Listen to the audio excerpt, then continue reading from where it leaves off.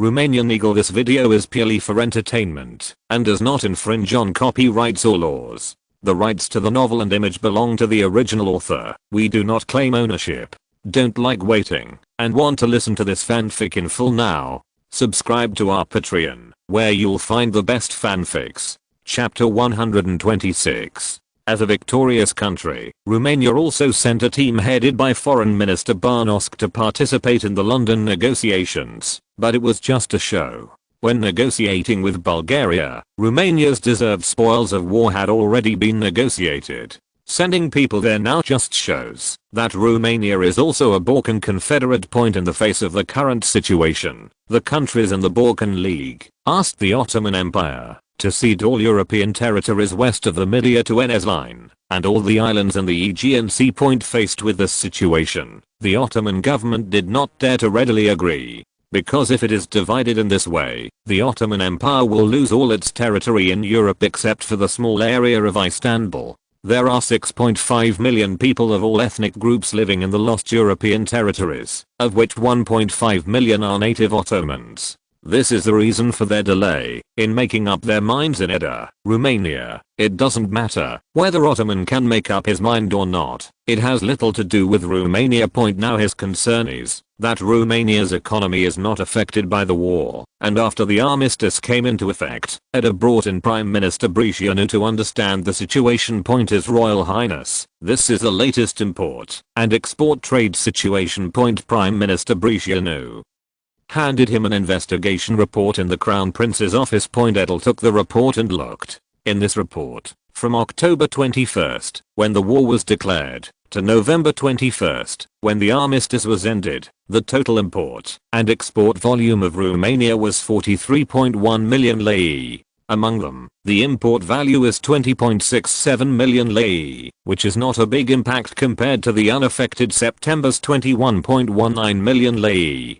This is because Germany, Romania's main importer of machinery, was previously transported by rail, and only a few parts that could not be transported by rail were shipped by sea. The resource importing country Russia is on the Black Sea. In addition, Romania has declared war, but it has not sent troops. Ottoman does not want to provoke Romania. The transportation in the Black Sea is not affected, so the decrease in imports is not obvious. The export value was 430,000 lei, which was a decrease of 6.28 million lei compared to the 29.71 million lei in September, which still has a considerable impact. The main factor is that Romanian exports are faced with wealthy regions such as Western and Southern Europe, and the cost of rail transportation is 5 to 7 times that of sea transportation. This has increased the prices of Romania's exports of cars, petrochemicals, and grain. Taking the UK as an example, Romanian Model Ts have generally risen in price by around £10 in Europe. In Romania, food has also risen from £8.06 to £9.01. This has made Romanian exports less competitive across Europe. At present, car manufacturers in European countries have market share. Taking advantage of this period of time, the price of T-type vehicles has increased by 2 percentage points, reaching a market share of 31%. And Romania's traditional grain exports have also been squeezed a lot by Russia. The same is true for petrochemicals. Oil companies such as Shell and Standard have seized a lot of the traditional Italian market in Romania, which also made Romain Smith a little troubled. After reading the investigation documents, Edel expressed his opinion to Prime Minister Betrayal. It seems that the economic impact is still not small. Prime Minister Betrayal agreed. Yes, Your Highness, we should be glad that this war was fought for a short period of time. Otherwise the economic impact is really not small. Prime Minister Betrayal went on to address other issues. And we were too optimistic about rail transport. When Edel heard that there was a problem with the railway transportation, he couldn't sit still. This is related to Romania's export in World War I. If there is any problem, it will have a great impact. He asked quickly. Anything wrong with rail transport? Seeing the anxious expression of the Crown Prince, Prime Minister Betrayal said it truthfully, even though he did not know the reason. We didn't take the personnel factor into account before. In the actual railway transportation, due to the lack of professional loading and unloading tools, a large number of goods were piled up in the freight yard of the railway station. Later, we increased the level of loading and unloading by adding stevedores. Although the efficiency has improved in a short period of time, the cost has increased a lot. And in the later time, the level of loading and unloading is still slowly declining. After hearing the Prime Minister's words, Edel knew that he had missed a link. It seems that I want to solve the problem of loading and unloading in the large-scale railway transportation as soon as possible. In fact, the loading and unloading problem is more serious than Edel thinks. With the largest port in Romania, Constanta, with a large number of gantry cranes, conveyor belts, trucks and other specialized loading and unloading tools, the problem of manual loading and unloading has been completely abandoned. It can load and unload 1,500 tons of goods and transport 800 tons of oil per hour. However, railway transportation only has a small number of specialized loading and unloading tools. Under normal conditions, it can handle 500 tons of cargo per hour and 300 tons of oil transportation. Romania had previously recruited an additional 4,000 stevedores to ensure the transportation of goods by rail. This makes the already high cost of rail transportation even worse, adding to their cost problem. After thinking for a while, Edel asked Prime Minister Bricianu, has the transportation department considered improving the loading and unloading of railways? Bricianu doesn't understand why the Crown Prince is so concerned about mass transportation by rail, but still answered truthfully, the transportation department has not considered it before, but I will ask them to come up with such a plan when I go back. I don't know what step your highness wants to improve railway transportation to. After secretly calculating in his heart, Edel told Prime Minister Bricianu, I want to be able to make the railway fully meet Romanian exports. The Prime Minister was stunned to hear the Crown Prince's request, which was to completely rebuild a port of Constanta, and it was still a land-based port. Prime Minister Bricianu didn't think much, and immediately retorted, His Royal Highness, now the Romanian railway can't meet the requirements you said. We can only do it in a short time in our previous situation. In the long run, the loss of the railway will be too great. Hearing Prime Minister Bricianu's words, Edel subconsciously asked, how about we upgrade the railway? Prime Minister Bricianu spread his hands and said, His Royal Highness, the financial situation does not allow it. We can only increase the loading and unloading speed on the existing railway transportation. Now it seems that 1,200 tons of shipments per hour is the maximum limit. Hearing the Prime Minister's words, Edel himself knew that he said something stupid. Now that Romania's finances have just improved, it is really only possible to expand the railway after World War I. After Edel eased the embarrassment and continued to chat with the Prime Minister, the Prime Minister also left with a wink. A few days later, the Prime Minister came to Edel with a plan for the expansion of the railways by the Transport Department. Edel frowned when he saw that the gantry cranes, pipelines and other equipment listed in the plan cost a total of 14 million lei.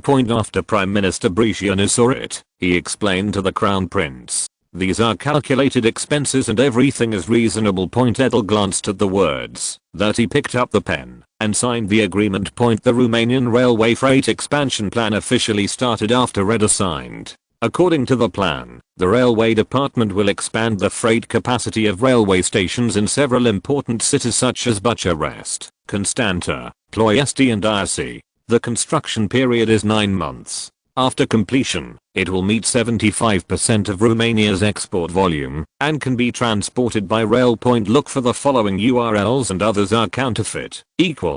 Chapter 127 The Ottoman Coup. London's peace talks were just beginning as Edel made improvements to rail transport. Now the British Empire has not gone through 2 major wars. Although it is not as prosperous as the Victorian era, it is still so majestic and inviolable in the eyes of the Balkan countries. Representatives of the Balkan countries have long been in London to wait for the representatives of the Ottoman Empire. They include Bulgarian Foreign Minister Tiraslach, Serbian Foreign Minister Milanovic, Greek Foreign Minister Constantin, Montenegro Foreign Minister Nednoyav, Romanian Foreign Minister Barnoescu. European powers have sent representatives to participate in the London negotiations. Ottoman's representative Foreign Minister Kakovic also arrived in London on December 11th. In the negotiations that started on the 12th, The Bulgarian Foreign Minister Dariusz took the lead in handing the conditions given by the Balkan countries to the Ottoman representative Foreign Minister Kakovic.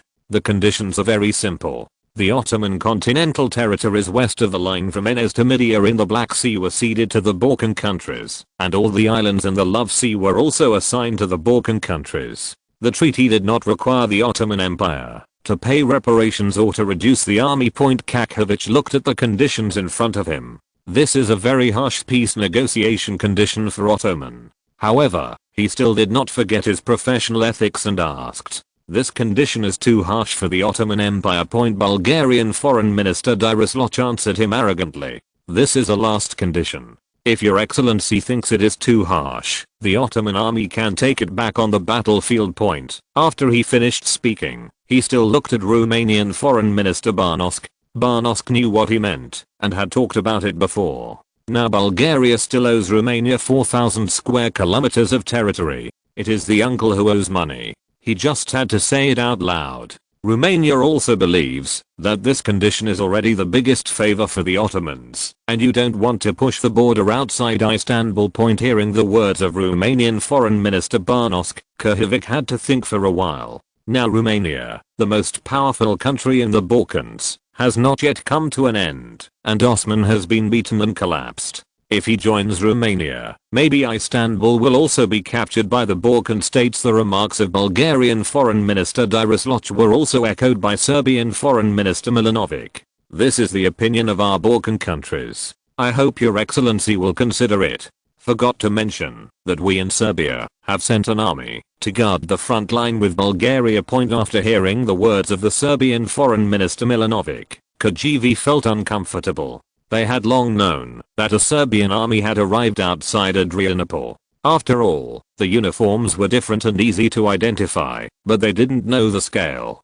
Hearing it face to face now makes him a little unsure how to answer. "I need to report the conditions you gave to the government for determination." "I'm sorry." Foreign Minister Kakovic hurried away with the Ottoman negotiator after a short sentence, leaving behind a whole bunch of others. After watching the embarrassed departure of the Ottoman representative Foreign Minister Kakovic, the representatives of the Balkan countries all burst into laughter. This is the best ridicule by the people of the Balkan countries to the Ottomans, who had oppressed them before. The conditions of the Balkan countries for the Ottoman Empire were passed back to the country by Minister Kakovic. The harsh conditions made the government shocked and angry, but they had no good way to face the 700,000 troops of the Balkan countries. They had looked for Austria-Hungary and Germany before, but how did they support the performance of the Ottoman army? So there was no good way to do this. But the government's woes have given the opposition Ottoman al-Shabaab an opportunity. Before the al-Shabaab also ceded Libya, their prestige in the Ottoman Empire was also shaken.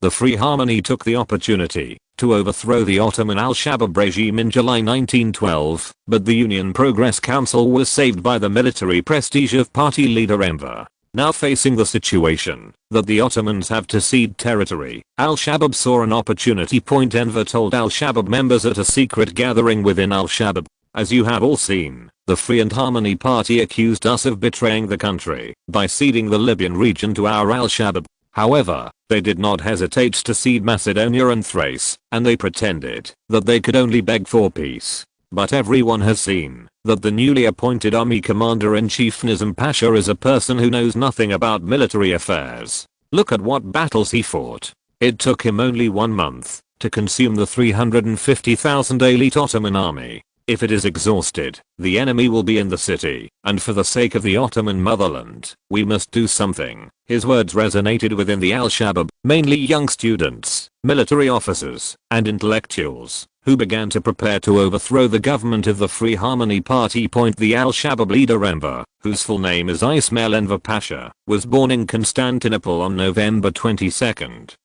1881, from an Albanian family. His father was a local bridge keeper and his mother was an Albanian farmer. In 1903 he graduated from the military academy in Istanbul. In 1906 he became a major and was sent to the Third Army, stationed in Thessaloniki. During this time he joined a local organization called the United Progressive Council. In 1908, Austria-Hungary, Tsarist Russia and Britain planned to split the weak Ottoman Empire. The Young Turks announced their opposition to the government and the levy agreement and demanded freedom, equality, and fraternity, and launched a revolution to overthrow Sudan. Enver joined the revolutionary army at this time and became the leader of the army. After successfully seizing power, he urged Germany to form a military alliance and asked Germany to help reform the Ottoman army. So the German government prefers Enver to their Ottoman executives, and they do it too. When Enver was preparing to change the current situation of Ottoman through a coup d'état, the German government increased its funding to him, raising his monthly payment from 200,000 marks to 500,000 marks. He was also aided and facilitated by his military advisors and ambassadors in the Ottomans. The current Ottoman government has no knowledge of this and is still discussing the negotiation, but in the face of the conditions that the Balkan countries will not give in at all, they are negotiating the conditions for preparing to accept this humiliation. At this time, the Al-Shabaab was ready for a reactionary coup. On January 23, 1913, marked by the shooting death of the army commander Nizam Pasha at the entrance of the army department, the Al-Shabaab launched a coup, and the government did not accept their coup at all. There is no defense. These Al-Shabaabs have bloodbathed high-ranking government officials, including the current Prime Minister Mahad K and other high-level officials who died in the coup. After Al-Shabaab came to power, they tore up the truce with the Balkan countries, and the war in the Balkans began again. Chapter 128. These Ottoman bastards. There was a roar in the Crown Prince's office, and the guards outside the door all looked at each other, wondering how the Ottoman Empire had provoked His Royal Highness, and made him so angry. Eldon gave reason to be angry, and in the office, he taped the latest Ottoman situation telegram on his desk. Seeing that Edel was so angry, Karist, the captain of the guard who brought in the telegram, comforted him. His Royal Highness, even if there is a coup d'état in the Ottomans, it will not have much effect. Their Russian troops are worse than those annihilated in Europe, and they will not be the opponents of the Balkan countries. Seeing that the captain of the guards would be wrong, Edel still said it calmly. I believe the strength of the Balkan countries will win, but who will pay for our economic losses in Romania? Now we can't ship by sea, and the cost will be much higher, and we still have 2 ships detained by the Ottomans. The 2 Romanian ships, it is said, were cargo ships belonging to 2 shipping companies, a bulk carrier called Crow, which was carrying about 6,000 tons of grain. A car carrier called Bayak has 5 floors of transportation space and transports 1,087 cars. Both ships have now been seized by the Ottomans while passing through the Bosphorus and Dardanelles. But fortunately, there may be concerns about Romania that were simply seized, and the 2 ships and cargo were not confiscated. If the goods and ships are confiscated, Romania will lose 6 or 7 million lei. If it was confiscated like this, Edel would have to consider whether to send some troops to teach the Ottomans. Karist did not think that His Royal Highness was concerned about Romania's economy and thought he was concerned with the situation of the Balkan War. However, this is also related to Romania's interests in this war. There are only so many interests, and it has no side with Ottoman. In addition, the benefits have been negotiated, so it is reasonable for the Crown Prince to not care about the situation. Anyway, the Ottoman army couldn't turn the tide either. The subsequent result was really as he expected.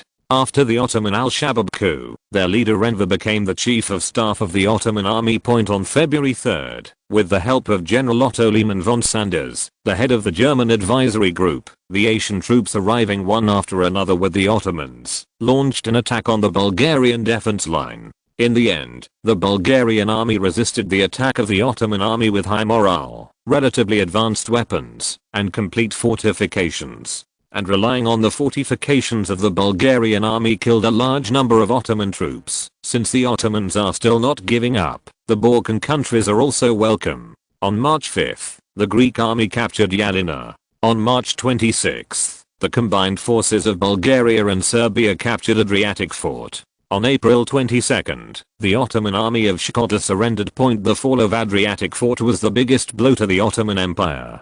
After the war broke out again, under the general command of General Nikolai Ivanov, the encircling Bulgarian Second Army and Serbian reinforcement launched an attack on Adriatic Fort. The final battle consisted of 2 night raids. Battle preparation includes tissue paper for all metal parts of the uniform and weapons, to remove any light or noise. Several armies participating in the siege were jointly commanded, creating a prototype of the front. Some light artillery, towed by horses, followed the advancing troops and acted as infantry support. Attempts to disrupt all Ottoman radio communications, to isolate and frustrate those under siege point beginning on March 24, 1913. The outer fortifications were breached one night and the fortress itself fell into Bulgarian hands the following night. In the early morning of March 26, 1913, the commander of the fortress, Mehmet Sukli Pasha, surrendered to the Serbian army, thus ending the siege of Adrianople Point. After the surrender, large parts of the city, especially the houses of the Nazis and Jews, were looted for 3 days. However, who actually carried out the looting is debatable. Some blamed the Bulgarian army for the looting, other sources blamed the local Greeks. Turkish prisoners of war were treated badly, and some of them lost their lives. According to reports after the fact, 2 main charges were brought against the Bulgarians, that they committed great cruelty and cruelty against the Ottoman prisoners of war, and that the Bulgarian authorities allowed the looting of the Turks' property in Adrianople within 3 days of the surrender of the city. The achievements of the Bulgarians at this point have been quite summed up by British war correspondents. A country with a population of less than 5 million and a military budget of less than £2 million was placed in the field within 14 days of mobilizing its troops in 4 over the course of a week. This army moved more than 160 miles across enemy territory, capturing one fort and attacking another, fighting and winning 2 major battles against the armed forces of a country of 20 million inhabitants. At the gates of the capital, the Bulgarians of all troops, except the Japanese and the Gurkhas, fought with the fixed intention of killing at least one enemy. There were numerous journalists covering the siege of Adrianople, whose reports provided rich details about the event. The victorious end of the siege was considered a great military success, as the city's fortifications were meticulously developed by Germany's leading siege experts and dubbed invincible. The Bulgarian army captured the Ottoman stronghold after a 5-month siege and 2 daring night raids during the siege. An aircraft used bombers early. The Bulgarians dropped specially made grenades from 1 or more aircraft to panic the Turkish soldiers. Many young Bulgarian officers and professionals who fought in the decisive battles of the First Balkan War later played important roles in Bulgarian politics, culture, business, and industry. The Ottoman Empire was still disastrously defeated in another war, and after the surrender of the Ottoman army at Skoda on April 23, they made a request for an armistice to the Balkan allies. The European powers also demanded a truce, of which Russia responded the most strongly. They don't want the Balkan League to win Constantinople, which is crucial to him. This is the long-cherished wish of the Russian Tsars for many years, and it is obvious that Nicholas II wants to accomplish it in his own hands. In the face of this situation, the Balkan countries have also tried the defensive strength in Istanbul, but obviously they could not get it, so they agreed to the request of the Ottoman Empire. After a lapse of 3 months, they met London again, but this time the Ottoman Empire had no confidence in rejecting the conditions of the Balkan alliance.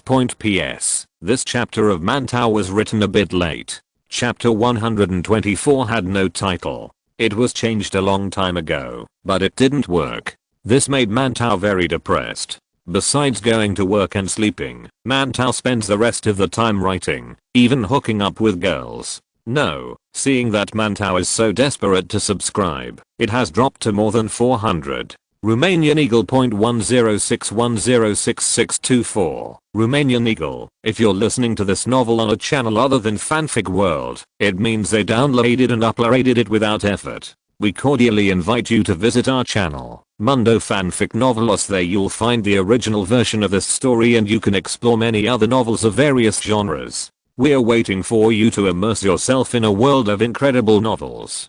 Chapter 129 The Albania Problem, 2 in 1 chapter. On May 2nd, the Ottoman diplomatic representative came to London again. Still led by Foreign Minister Kahovic, as a senior leader of the Freedom and Peace Party. It was incredible that he escaped the liquidation of the Al-Shabaab. In fact, it is completely feasible, if you think about it carefully. In this coup d'etat in the Ottoman Empire, he was able to escape the catastrophe entirely, because no one was willing to take over, and it was destined to humiliate and negotiate. In order to let this Kahovic continue to lead the team, he used it wastefully. Let him keep coming. And this time they have made the peace conditions promised to the Balkan Alliance. This time, the countries of the Balkan League did not improve conditions for the Ottoman Empire. It was not a conscious discovery, but the place where they could get it has been shown in the first peace talks. The Ottomans could not get it in Istanbul, the most elite in Europe.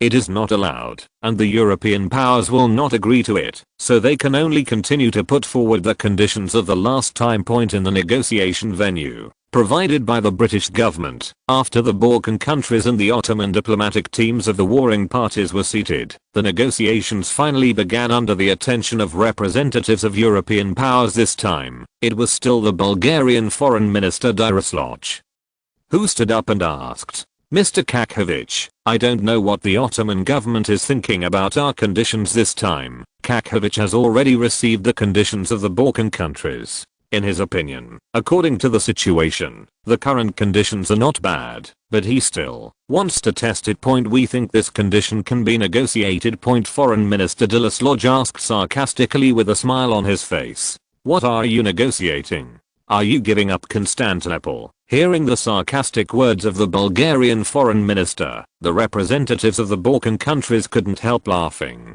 They have long known the awkward position of the Ottoman foreign minister in his government through intelligence. It is estimated that he will not know where he is after this diplomatic negotiation, so the Balkan countries are not polite at all. Facing the ridicule of the representatives of the Balkan countries, Kakhovich also felt that his old face was a little difficult to hang, but he still knew his responsibilities. In the face of the sarcastic question of the Bulgarian foreign minister, he still answered, "We have no chance of giving up the capital, which is something that 28 million Ottomans will not agree to."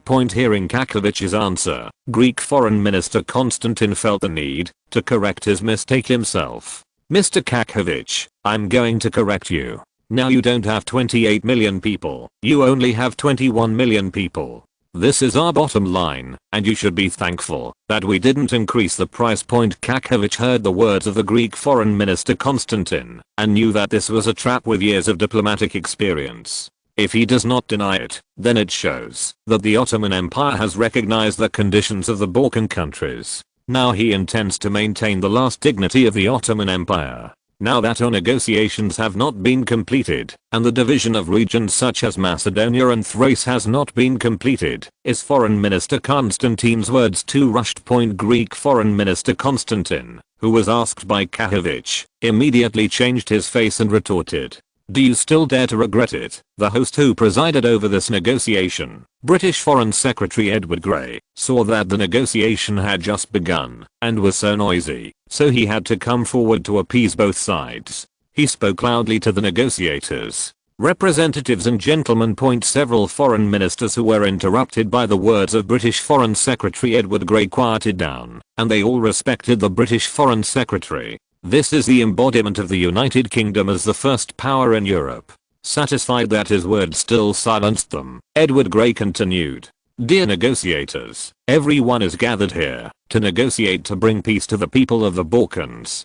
Governments of all countries are eagerly looking forward to the results you bring back. I hope you can come up with the results of the negotiations as soon as possible, so that peace can return to that area." Negotiations moved quickly after British Foreign Secretary Edward Grey finished speaking. Both sides understand the situation on the other side, and there is not much difference in the ceded territory.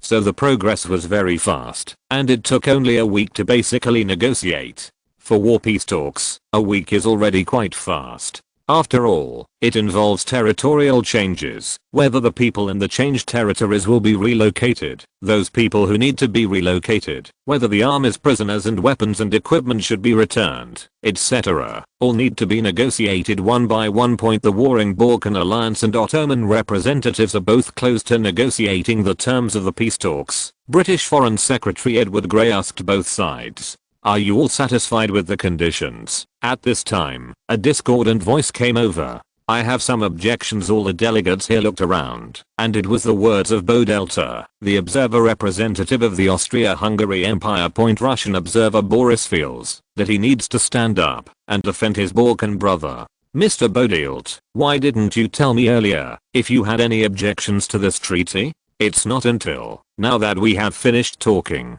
and this is a negotiation between the Balkan countries and the Ottomans. Your Austro-Hungarian Empire has too much control over it.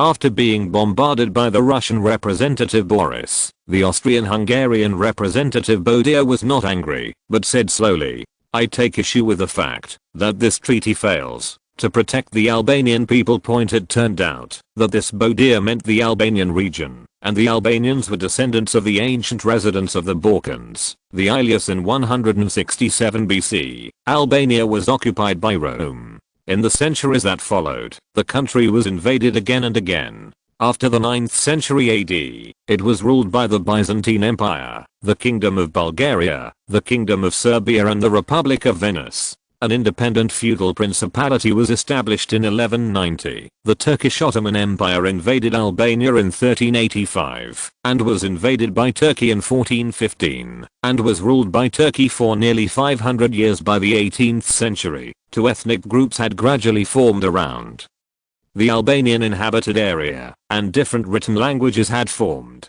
The Tuscans living in the southern part of the Schucan River were mainly engaged in agriculture. Culture is more developed.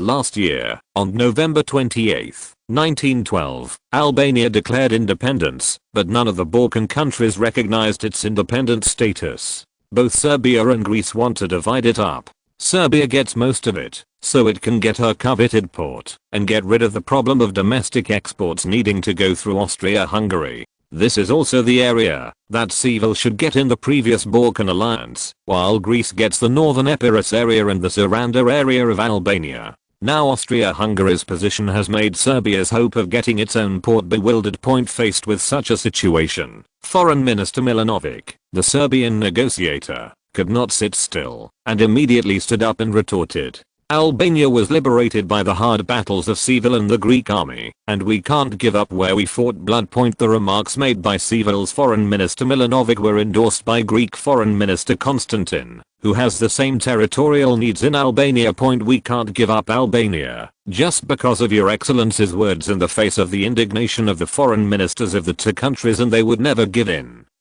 The representative of the Austria-Hungary Empire, Bodia, stared at the Russian representative Boris, and replied casually to them, "What is your slogan for waging war?" He continued to talk to himself. "I remember liberating the people of all ethnic groups oppressed by the Ottomans. Now that Albania is independent, and there is no Ottoman oppressing them, then why carve up the territory of an independent country?" Seeing the actions of the Austrian-Hungarian representatives, the Russian representative Boris knew that he had to support them at this time. He thought about it. Albania, which we call a country for the time being, has not been recognized by the international community. We cannot recognize it as a country just because a small group of people has declared independence here. Otherwise the society will be completely messed up. Hearing the Russian representative's support for his speech, Sevilla's Foreign Minister Milanovic also agreed. "Mr. Boris is right. We can't recognize him as a country just because a small group of ambitious people declares independence." Seeing the representatives of Austria-Hungary being questioned by Russia, Serbia, and Greece, the representative of another country stood up and said, "But both our country and Austria-Hungary recognize Albania's independent status." Everyone looked at it, and it turned out that the Italian representative Vittorio was supporting the speech of the Austrian-Hungarian representative. Seeing that the Italian representative supports the views of Austria-Hungary, the Russian representative Boris knows that the Balkan countries no longer have the right to speak on the Albania issue, and it depends on the attitude of the European powers. In Germany behind Austria-Hungary and Italy, it goes without saying what to choose. He now needs the support of his allies, so he sets his sights on Jane Buck, the French representative, who is overwhelmed by the look of the Russian representative for help. Before he came, he was instructed by French Prime Minister Joseph Ko that France should not be involved with Russia on the Balkan issue. This time, if there was too strong a dispute on the Balkan issue, France should not be too involved. It also has something to do with France's goals. They don't have much interest in the Balkans, and there is a hostile Germany next to France. The pressure on the border is enough, and they don't want to have too much entanglement in other areas. The French delegate asked Barker to make his own proposal after a little thought. I think the Albania issue needs a special discussion, and it's a bit out of place for Austria-Hungary to raise it now. Seeing the hesitation of the French representative, the Russian representative turned his attention to the host, British Foreign Secretary Edward Grey. In the face of Russia's appeal for help, Foreign Secretary Edward Grey said, "I agree with the French representative that the Albania issue does need to be discussed specifically." Seeing that both Britain and France suggested that the Albania issue be postponed, Boris, the Russian representative, knew that the situation was unfavorable, so he could only agree. "Let's postpone the discussion on this issue." The representatives of Austria-Hungary and Italy knew that their opponents were exempt from the war and agreed to postpone the talks. Anyway, they have seen that Britain and France did not give too much support to Russia in the Balkans, and obviously hoped that Russia would invest its experience in Poland, Germany, and Austria. Hungarian border. After that, the Balkan countries and the Ottomans had no intention of negotiating. The conditions were almost negotiated. Now the Balkan countries are more concerned with how Albania should deal with it. After all, it is a piece of land of nearly 40,000 square kilometers, which is obviously much stronger than the Ottomans. British Foreign Secretary Edward Grey, who was leading the negotiations, saw this and said, "Everyone is out of energy, why don't we continue to talk another day?" His words made the preoccupied delegates nod in agreement, and today's negotiation ended without a hitch. While going out, Serbian Foreign Minister Milanovic approached Greek Foreign Minister Konstantin and planned to go out together. And the Russian representative Boris found the French representative Jane Buck, and it seems that he plans to go out together. Seeing this, the other negotiators went out separately, ready to digest today's news. Seeing that everyone was almost gone, the representatives of Germany, Austria-Hungary and Italy also planned to go back to discuss outside the door. The Russian representative Boris got into the carriage of the French representative Jane Buck. After the coachman drove slowly on the road with a carriage, the Russian representative Boris began to inquire, "Mr. Buck, why can't our three countries form a joint force for the Albania issue? Now this situation makes us very passive." After hearing Boris's words, the French representative asked Buck to speak slowly. "Mr. Boris, you must know that we are allied with your Russia, but it is hoped that our three countries will work together against the Allies, not to allow your country to expand in the Balkans. Our loan is also for this purpose. If there are no prerequisites, then the alliance will be meaningless." After hearing that the French asked Bachmann to persuade and actually won, Boris knew that this was a manifestation of France's dissatisfaction with Russia's expansion in the Balkans. Now he knew that France would not have much support for the Russians this time around, and although there was little hope, he could only put his hope on the British. In the evening, Boris visited the British Foreign Secretary Edward Grey and wanted to get support from him. Although the British also supported Greece behind their backs, they obviously did not want to get involved in the Albania issue. Without the support of the two allies, Boris knew that this Albania issue could only be based on the opinions of Austria-Hungary and Italy. At most, he can only fight for a point of territory for them, and the port that Serbia is eager to see cannot help. Sure enough, in the subsequent negotiations, mainly Russia and Austria-Hungary and Italy, the two sides negotiated repeatedly on the Albania issue. In the end, according to the opinions of Austria-Hungary and Italy, Albania was independently taken out, and a prince was sent by Germany to serve as the king. Boris, the Russian representative, won for Seville the transfer of Kosovo from Albania to Serbia and Greece to the northern Epirus region. This makes both countries very dissatisfied, and a new crisis is brewing. The two in one chapter, the time is tight, can't be separated, everyone will read it. Chapter 130, the Balkan Alliance breaks down. The parties to the Balkan Wars signed the Treaty of London on May 30, 1913.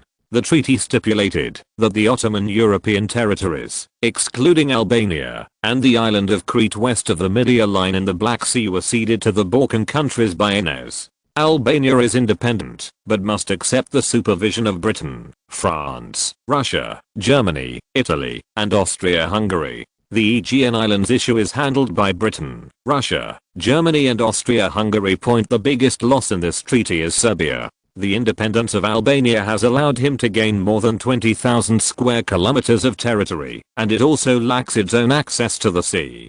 Greece is also not satisfied, and for the same reason as Serbia, he also lost about 5,000 square kilometers of territory. Bulgaria, on the other hand, lost nothing, making both countries secretly dissatisfied. It happens that the Bitola and Ohrid areas occupied by Serbian troops and the occupation of Thessaloniki by Greek troops are territories that should be assigned to them in the secret treaty between the two countries and Bulgaria. Now that their losses need to be recovered, the two countries can't help but fight the idea that they should be returned to Bulgarian territory. On the day that the London Treaty was signed, Bulgarian Foreign Minister Dirosnoki went to London to find Greek Foreign Minister Constantine. After the issue of Albania's independence could not be changed, Serbia chose other places to recover its losses. Bulgaria was obviously much easier to deal with than Austria-Hungary. Prime Minister Pratik sent a telegram asking him to ask Greece's opinion. Foreign Minister Constantine, let's go together after the signing of the treaty. Bulgarian Foreign Minister Dirosnoch walked quickly to the Greek Foreign Minister Constantine and said. It happened that the Greek Foreign Minister Constantine also had something to say to him, so he agreed.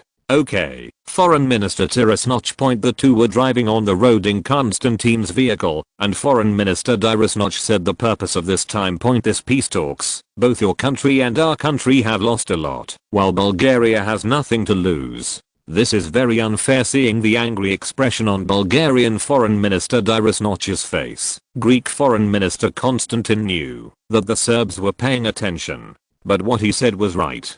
Greece did not get the share that it should have received in the secret treaties of the Balkan countries this time, so it was logical to find a place to get compensation. Foreign Minister Dirosnoki is right. We all lost a lot in this war, but we didn't get our fair share. This is unacceptable. Someone must make concessions. Obviously, Greece is not satisfied with the territory it has acquired. It hopes to occupy more land in Macedonia and Thrace, and firmly opposes Bulgaria's territorial claims to the port city of Thessaloniki and its surrounding areas. After discussing for a while, the foreign ministers of the two countries felt the sincerity of each other, and it seemed that they both hoped to recover their losses from Bulgaria. After the two negotiated, they both expressed each other's attitude to the domestic report. Subsequently, both CE and Bulgaria sent telegrams to Bulgaria, hoping to revise the division of territory in the previously signed secret treaty. The Bitola and Ohrid areas now occupied by Serbia and the Greek army occupying Thessaloniki can be placed under their respective possessions to compensate for the loss of the two countries' failure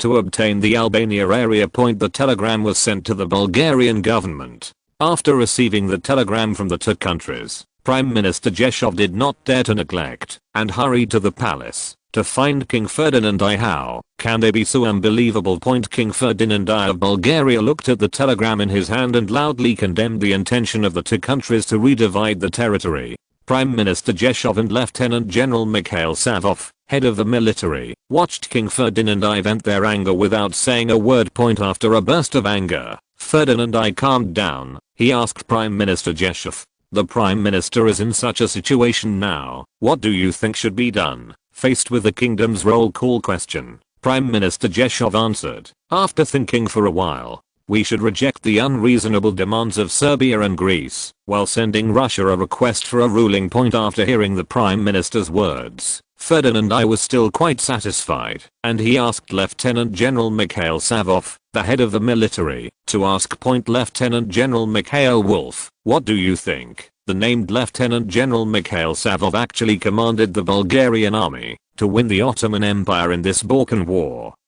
So he won the trust of Ferdinand I. Now the king needs to listen to the opinion of the military, Lieutenant General Mikhail Savov said from the military side, after sorting out his thoughts. "I have no opinion on the Prime Minister's approach to resolving disputes through diplomacy. I can only make some supplements from the military. I think we should stop the mobilization of troops for the present, and first ensure the advantages of our military, and prevent unexpected situations." As for what Lieutenant General Mikhail Savov said about the accident, both Ferdinand I and Prime Minister Jeshov knew very well. Well, just do as the two of you said. The Prime Minister will ask for Russia's support when he returns. Lieutenant General will also suspend the discharge of the army when you go back. Ferdinand I added after finishing speaking. Hopefully the last case is not used. Point. After receiving the order of King Ferdinand I, the Prime Minister returned to the government and summoned the Russian ambassador to Bulgaria, Nerayudov, to inform him of the whole story and hoped for Russia's support. Ambassador Nerayudov did not dare to take a stand on this and could only infer that he needed to report to St. Petersburg. Point. In St. Petersburg, Tsar Nicholas II received telegrams from the Russian ambassador to Bulgaria, Nerayudov, and the ambassador to Serbia, Hartwig, both seeking Russian support. Point. This caused Tsar Nicholas II to be in a dilemma. For this reason, he summoned the Prime Minister Kakhovtsov, the Foreign Minister Sassanov, and the military representative of his uncle, Duke Nicholas Jr., to discuss the reasons for civil and Bulgaria territorial disputes among them. Kakhovtsov was the former Prime Minister Stepinli who was assassinated. He did not have Stepinli's political skills and excellent ability to deal with problems. He was able to sit as Chancellor entirely by showing loyalty to the Tsar. With a headache on his face, the Tsar asked his ministers, "What do you think of the territorial dispute between Civil and Bulgaria?" Foreign Minister Satsunov was the first to speak. "Your Majesty, I think it depends on what we need to face now." Hearing the words of Foreign Minister Satsunov, Nicholas II spoke with a little interest. "Go on." Sassanov, who received a response from the Tsar, continued. "Our two allies in the Balkans, Serbia and Bulgaria, deal with Austria-Hungary and Ottoman respectively, and now we need to choose a support according to our needs." It is clear that Foreign Minister Sassunov meant to give up Bulgaria in support of Serbia. Nicholas II understood the words of Foreign Minister Satsunov, but he was still a little unwilling to ask, "Can you only choose one?" "We have to choose one. If we don't choose, then our influence in the Balkans will be greatly reduced." Satsunov affirmed his judgment. Prime Minister and uncle, what's your opinion? In the face of Nicholas II's inquiry, Prime Minister Kakhovtsov answered, "Sasunov's opinion is our best bet." Little Duke Nicholas nodded in agreement. Seeing that the ministers believed that Serbia should be supported, Tsar Nicholas II could only say to the foreign minister, "You send a telegram to Serbia when you go back and say that we support Serbia's demands and that it is reasonable for them to ask for compensation. Telegram to Bulgaria, hoping they can understand Serbia's actions, and tell them to stop mentioning Bitola and Oha territorial claims in the Red area." With the two telegrams from Russia, Serbia was delighted to have Russia's support, while Bulgaria was furious at Russia's move. Chapter 131 Bulgaria supported by Oda. A roar came from inside the Bulgarian royal palace. "What do these Russians think of us in Bulgaria?" Gashov, the Bulgarian prime minister who received a telegram from Russia, knew at first sight that it was not good and hurriedly took the telegram to find King Ferdinand I. The Bulgarian king was thoroughly incensed by Russia's actions, which led to the roar of Ferdinand I. Seeing the anger of his own king, Gashov comforted him. "Your Majesty, our top priority now is to find support from other countries." After hearing Xiang's words, Ferdinand I slowly calmed down. Now anger cannot solve the problem. The Bitola, Ohrid region of Macedonia, and the Thracian region of Thessaloniki, which are now occupied by Serbia and Greece, cannot be solved by anger. Now it needs the support of other powers to get Bulgaria back the territory it deserves. Then there are very few options to compete with Russia.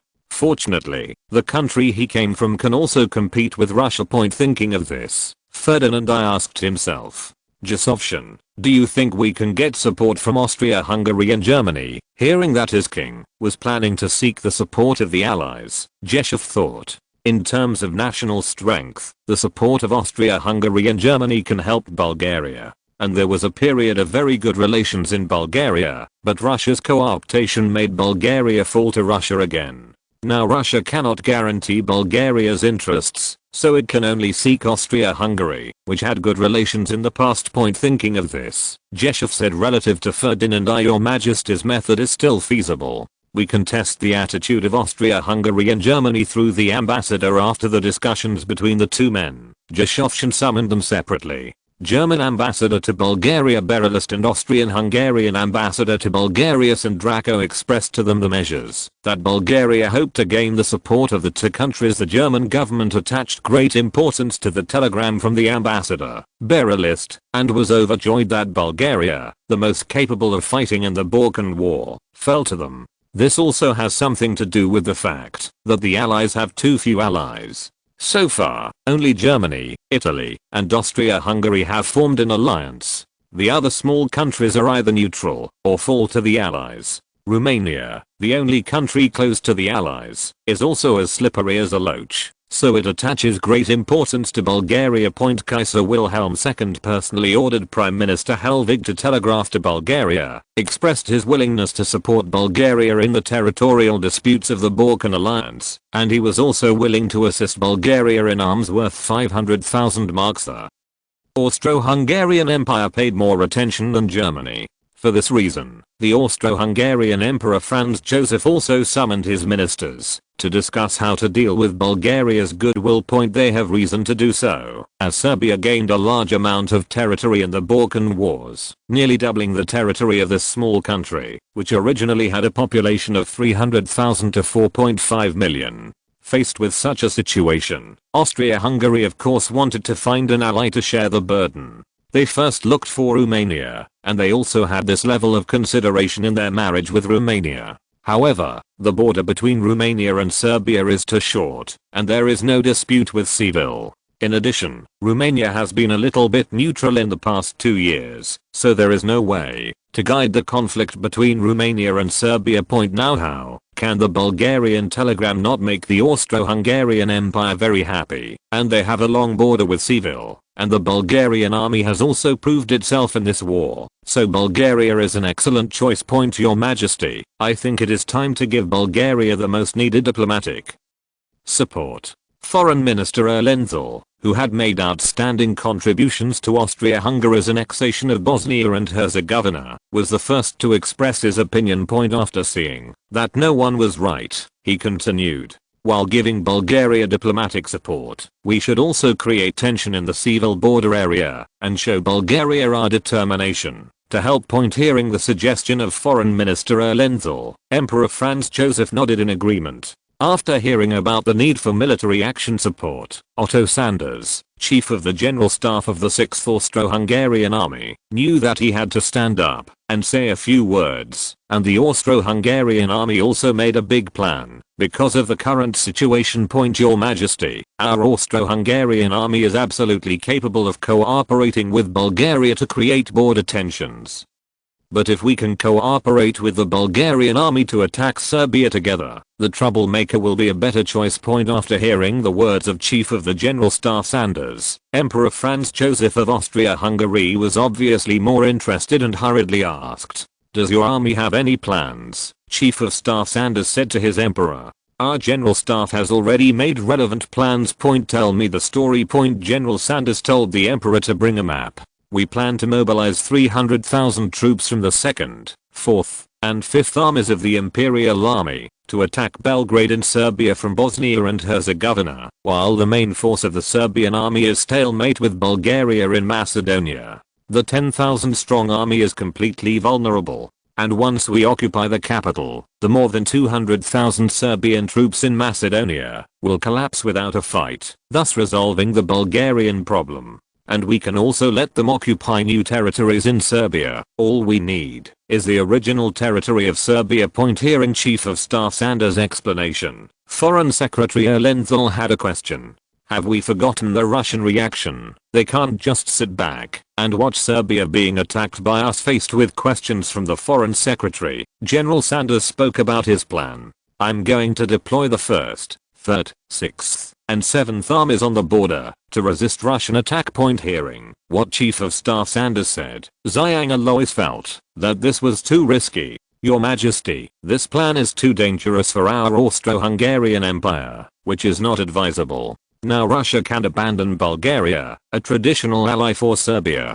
If we make a move to attack Serbia, I believe that Russia will definitely declaring war on us for the first time. The price is too high. We can't afford it. Point in the face of strong opposition from Alois. Emperor Franz Joseph backed down a little from Chief of Staff Sanders' plans. Let's put aside the discussion on this matter first and bring our support to Bulgaria first. It is still okay to create tension at the border in the face of the emperor's instructions. The Austro-Hungarian ministers could only act in this way.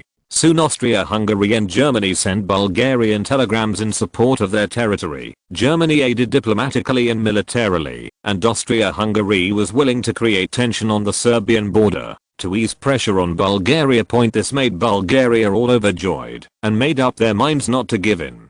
For a time, the original Balkan Alliance quickly split. Please remember this book's first domain name. Mobile version reading website, Chapter 132 Bulgarian Preparations. Bulgaria, after being supported by Germany and Austria, categorically rejected the demands of Serbia and Greece. This made Serbia and Greece very dissatisfied with Bulgaria's actions, and the number of secret conversations between the two countries became more frequent. Bulgaria is not ignorant of the close contacts between the two countries, and he also has his own ideas, but among the people, the media in the three countries are more excited than the government. From the very beginning, Serbian newspapers have published that Bulgaria, which has benefited the most from this Balkan war, should give some territory to compensate for the losses of Serbia and Greece in Albania. This caused an uproar in societies where nationalism prevailed in the Balkan countries. Bulgarian newspapers also politely refuted that this is what Bulgaria should get paid, and Bulgaria sent the most troops and suffered the most casualties. Such accusations are not desirable. Moreover, Serbia also occupied the Bitola and Ohrid areas that should belong to Bulgaria, and Greece also occupied the Thessaloniki area, which should be returned to Bulgaria. The Greek media also followed suit and accused Bulgaria of caring only about itself and not having the slightest scruples about its allies. For a while, the three non-governmental countries continued to scold each other, but those who are careful will find that the Serbian and Greek media are mainly pointing to Bulgaria, and there are very few accusations between the two countries, and the governments of the three countries did not ask about this, so that all countries felt that the Balkan alliance had collapsed, and now they began to pinch each other for their own interests soon. The scolding in the newspapers had turned sour as Serbia and Greece began to expel Bulgarian teachers, priests, and residents from their occupied Macedonia. The Bulgarians retaliated just as well, with armed clashes in some places inside the Bulgarian palace. Ferdinand I asks about the conflict. How is this going? The Minister of War, Lieutenant General Mikhail Savov, faced the king's inquiry and told what happened. It turned out to be a small village called Has in the middle of the line of actual control of Serbia and Bulgaria. A Bulgarian soldier saw the Serbs driving the Bulgarian nationals out of the village and stepped forward to stop it, which resulted in a fight between the two sides. Then both the Serbian and Bulgarian troops arrived. The Bulgarian army, of course, did not like to see their soldiers being beaten and stepped forward to help. The Serbian army rushed forward when they saw that their people were beaten by Bulgarian soldiers. During the tussle, it was unknown who fired the shots, and the soldiers on both sides also raised their guns to shoot at each other. The final result is Bulgaria killed 14 and injured 34. Serbia lost 16 and injured 41. Both sides pointed to each other as the fault of the other side, which prevented both the governments of Cyprus and Bulgaria from stepping down. Now both countries are full of grievances, and both blame the fault of the other side.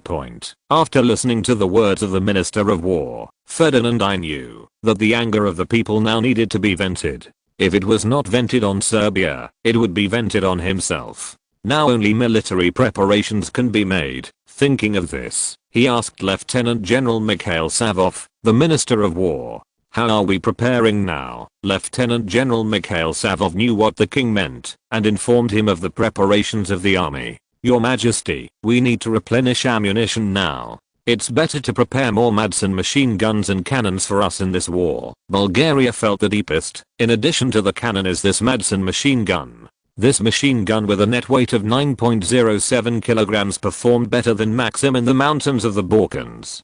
This is due to the fact that most of the Bulgarian army is attacking, and the Maxim heavy machine gun cannot charge together with the soldiers, while this Madsen machine gun can follow the charge of the infantry, and can support the infantry at any time. Now the army is very fond of this machine gun aided by Romania, and now Lieutenant General Mikhail Savov hopes to add another batch to the army to improve their attack capabilities. When Ferdinand I heard the request of the Minister of War, he said to him, "I'll find a way to do your request." King Ferdinand asked Lieutenant General Mikhail Savov, the Minister of War, to wait here for a while, and he called for a bodyguard. Call the Prime Minister. The guards left after receiving the order. Now that Bulgaria is preparing for the next war, it is urgent to strengthen the strength of the army. After all, the armies of the two countries are not comparable to the Ottomans. He still knows this. After a while, Prime Minister Jeshov, led by his guards, came to the palace in a turbulent manner and met Ferdinand. I have seen your majesty. Prime Minister Jeshov continued to ask, after saluting the king. I don't know if your majesty is looking for me for something. Lieutenant General Mikhail Savov, the Minister of War, came to me and wanted to add some machine guns and artillery to the army. I don't know how much budget is available in the government's finances. Ferdinand I pointed at the Minister of War and stated his purpose straight to the point. Lieutenant General Mikhail Savov smiled at the Prime Minister to show his goodwill. Hearing the king's request for the army, Prime Minister Jeshov was very clear about the finances. Now that Bulgaria's finances are running out of money, the needs of the army still need to be met. Prime Minister Jeshov said, after pondering which funds to use, "Your Majesty, we still have 1.2 million leva of military aid available in Romania, 2 million lei military aid from Romania, and 5 million marks, about 6.25 million leva, in German military aid. The government can still squeeze with 3.5 million levas for the purchase. This is the last fund our government has come up with." After hearing the Prime Minister's report, Ferdinand calculated in his heart that there are almost 11 million levas, which should be able to meet the basic needs of the army. After learning about the financial income, King Ferdinand asked Lieutenant General Mikhail Savov next to him, "Speak up what your military needs to buy, so the Prime Minister can be prepared." Lieutenant General Mikhail Savov said it after a little thought, based on the amount stated by the Prime Minister. For the amount of German military aid, we can purchase 36 75 field guns and 24 75 mountain guns, and we buy the remaining share of artillery shells. Romania also has the remaining share of military aid plus our own financial funds to buy 300 Madsen machine guns, buy another 50 Maxim machine guns. Then I estimate that we need to buy 3 million rounds for the Madsen machine guns. We need to buy 1.5 million rounds for the Maxim machine guns. It's better to let them send them after we place the order. Lieutenant General Mikhail Savov is also calculated based on the consumption on the battlefield. In the Balkan War, the Madsen machine gun was used more, and the ammunition consumption was relatively large, and now there is no inventory of ammunition. The Maxim machine guns are less used, so there are still a lot of them in stock.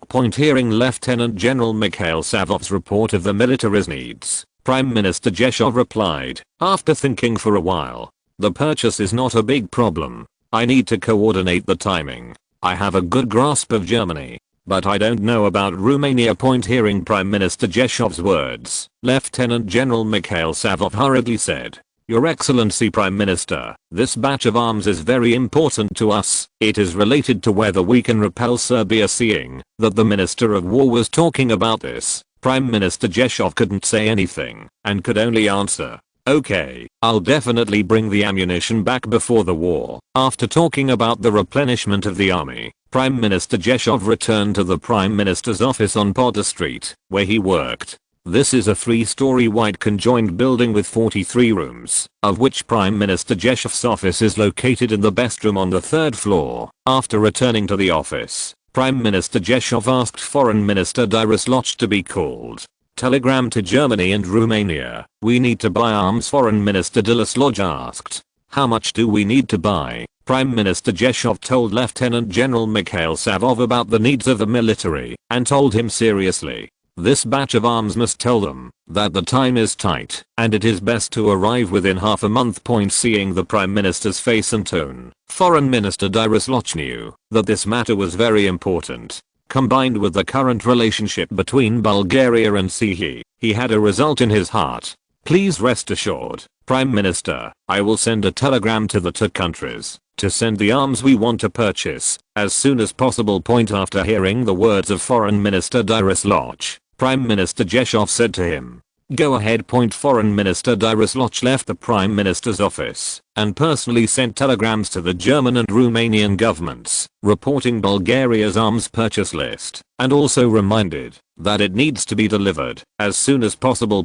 The answer given by Germany was very fast. They replied that they could send it to Bulgaria in half a month. And Romania has no news yet. The PS subscription is so bad, the big guys come back. Steamed bread is a good word. Please remember this book's first domain name. Mobile version reading website. Chapter 133 The Romanian Plan. Edel held a telegram from Bulgarian Foreign Minister Dariusz in his hand and said, Foreign Minister Barnosk, these Bulgarians are doing a great job. Foreign Minister Barnosk carefully asked the Crown Prince's opinion. His Royal Highness, you see how we should answer Bulgaria's request. Seeing Foreign Minister Barnosk's cautious expression, Edel ignored him and said directly, promise them and tell them that we will send this batch of arms in 10 days. After hearing the Crown Prince's answer, Foreign Minister Barnosk went out and sent a telegram to Bulgaria, intending to inform Bulgaria of the Crown Prince's intentions. It is estimated that Bulgarian Foreign Minister Dariusz is also anxious. After seeing Foreign Minister Barnosk go out, Edel called a guard and said to him,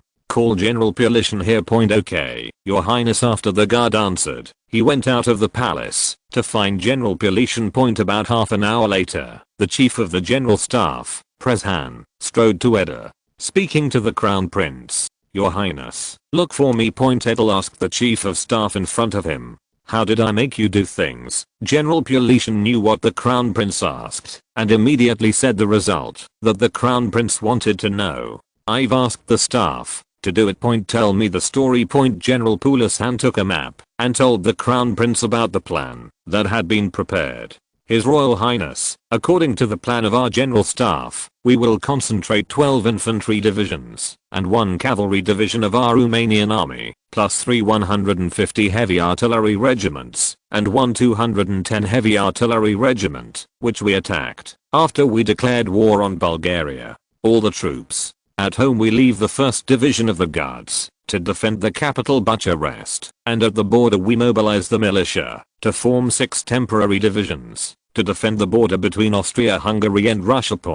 After talking about domestic preparations, Prezhan went on to talk about plans for an army attack. I intend to form the 3rd, 2nd, 10th, and 10th Cavalry Divisions into the 1st Army as the arrow of our army. The 7th, 5th, 10th, and 2nd Guard Division form the 2nd Army as the right wing of the 1st Army. The 1st, 4th, 8th, and 14th Divisions form the 3rd Army, which is the left flank of the 1st Army. The 17th Division serves as a reserve to guard the transportation line. The first task of the 1st Army is to capture Targovi, and the 2nd Army the initial task is to capture Palski, and the 3rd Army's task is to capture Varna. After completing their respective goals, the 3 armies capture Tarnovo together.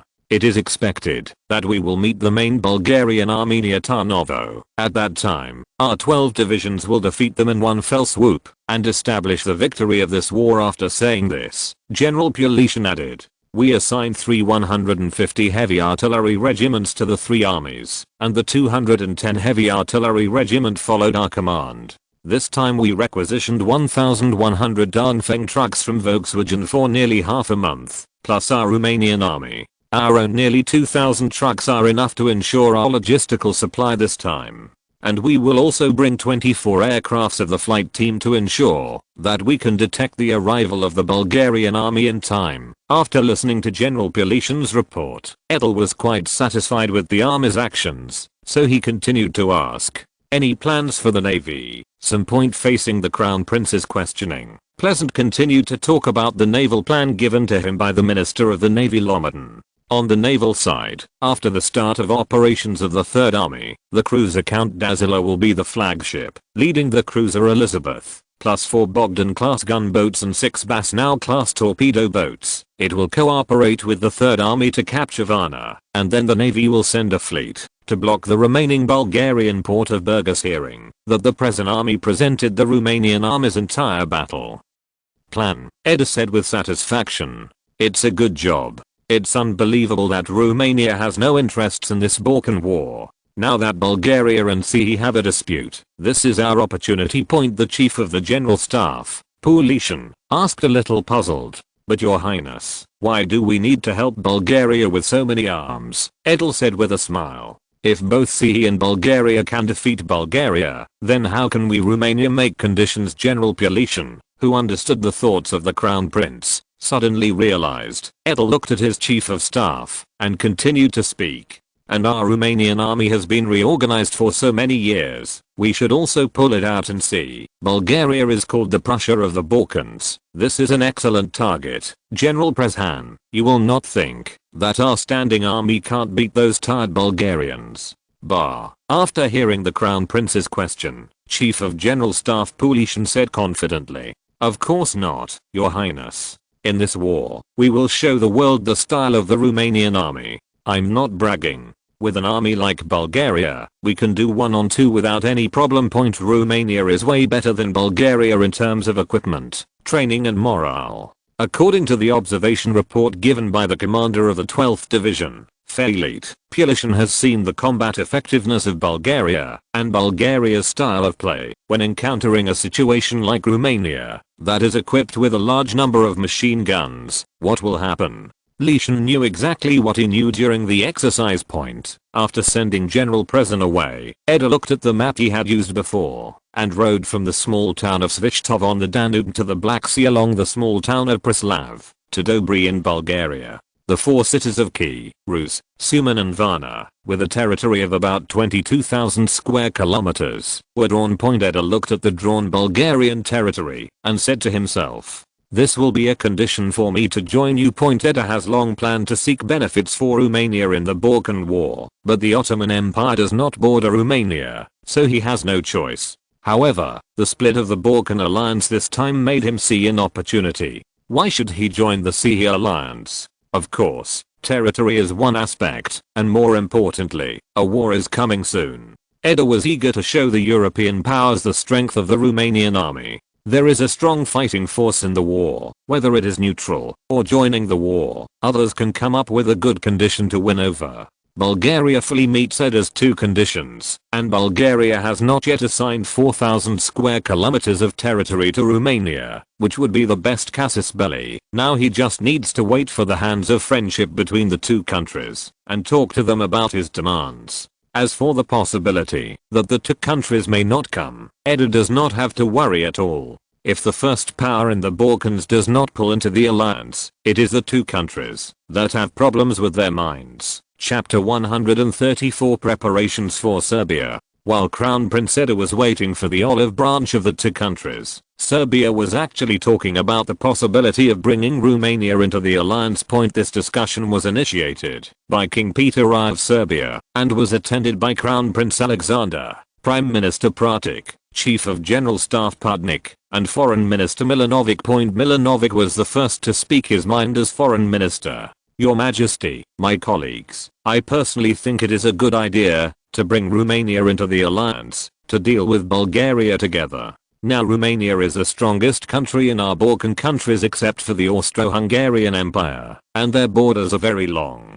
Part of it is the border with Bulgaria. If he joins the alliance we can encircle Bulgaria on 3 sides and leave them alone. Hearing the words of Foreign Minister Milanovic, King Peter I of Serbia and Prime Minister Pratik nodded secretly. Chief of General Staff Pudnik felt that he needed to add something and said it. Your Majesty, Prime Minister, I think there is a situation to consider, seeing that in this Balkan war, Admiral Pudnik, the hero of Serbia, had something to say. The king motioned him to continue.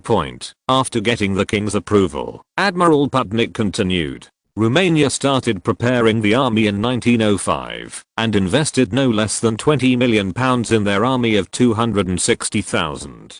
It is very terrible. Hearing Admiral Putnick's words, everyone from the king to the foreign minister was very surprised. You must know that a state-of-the-art super dreadnought battleship now costs less than £400, while Romania's army investment can reach 5. A super dreadnought. On the same scale, Romania is the top 3 in Europe in terms of investment in the army. Prime Minister asked. So according to the meaning of the Chief of Staff, hearing Prime Minister Pratik's inquiry, Admiral Putnick said decisively, "We don't win over Romania. If we are drawn over by Bulgaria, we and Greece will definitely not be able to beat Paul's coalition." Hearing such affirmative words from the Chief of General Staff, Crown Prince Alexander asked the Prime Minister, "Your Excellency Pratik, why have we not invited Romania?" In the face of the Crown Prince's question, Prime Minister Pratik said with a wry smile, "His Royal Highness, Bulgaria gave 4,000 square kilometers of territory in order to pull Romania into the alliance, and Romania has not sent troops.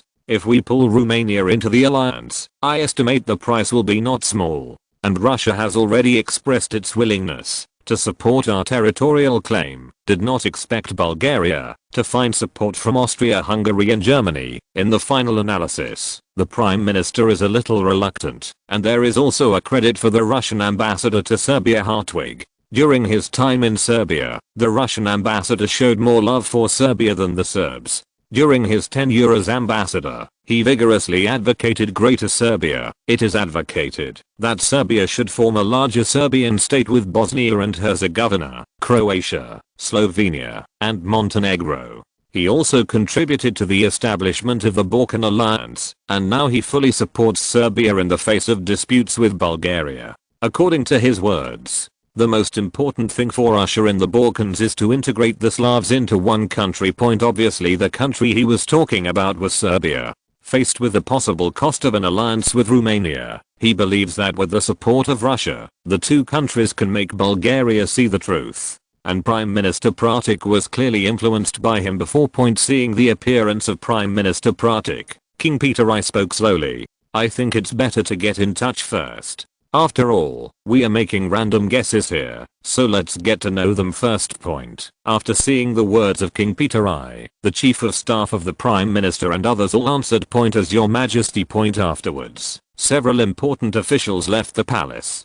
Peter I couldn't help coughing again. After seeing everyone left, Crown Prince Alexander stepped forward and patted his father's back lightly. Peter I said to his Crown Prince, "Okay Alexander, it's all old. I don't have any other problems, but father, I can't help worrying about you now." Crown Prince Alexander said with concern. King Peter I looked at his son and said, "Alexander, I intend to hand Serbia to you next year." Crown Prince Alexander said in shock, "Father, can I do it, and you can still work normally? Isn't it good now?" Seeing his son's expression, Peter I encouraged him. "You have to believe in yourself. Don't you see the Romanian Crown Prince next door is just as good, and he is a few years younger than you. You have to have confidence in yourself." Hearing his father compare himself to Edel in Romania, Alexander is really Alexander. Edel's achievements in Romania in the past few years are obvious to all. Whether he can do it in the future is still a question. Soon Serbia sent a telegram requesting the alliance through the ambassador to Romania. Now this telegram is in Edel's hands. Looking at the Crown Prince holding the telegram in deep thought, Foreign Minister Barnosk asked, "Your Highness, what do you think of this telegram?" Hearing Foreign Minister Barnosk's question, Edel put down the telegram in his hand and said, "Send a telegram to Serbia and ask them to take a significant person if they want to talk. There is no way to negotiate in the telegram." Okay, Your Highness. Romanian Foreign Minister Barnosk sent Edel's message to Serbia. Serbian Prime Minister Pratik received a telegram from Romania and began to think. It seems that Romania does not resist the alliance. It seems that there is still talk. Thinking of this, he took the telegram and rushed to the palace and told the news to King Peter I. Peter I asked, "Prime Minister, who do you mean to shoot?" Prime Minister Pratik named a surprising candidate. "Your Majesty, I plan to go to Romania to talk to them in person." Hearing the Prime Minister's surprising decision, Peter I asked in surprise, "Do you really have to go?" "Yes, Your Majesty."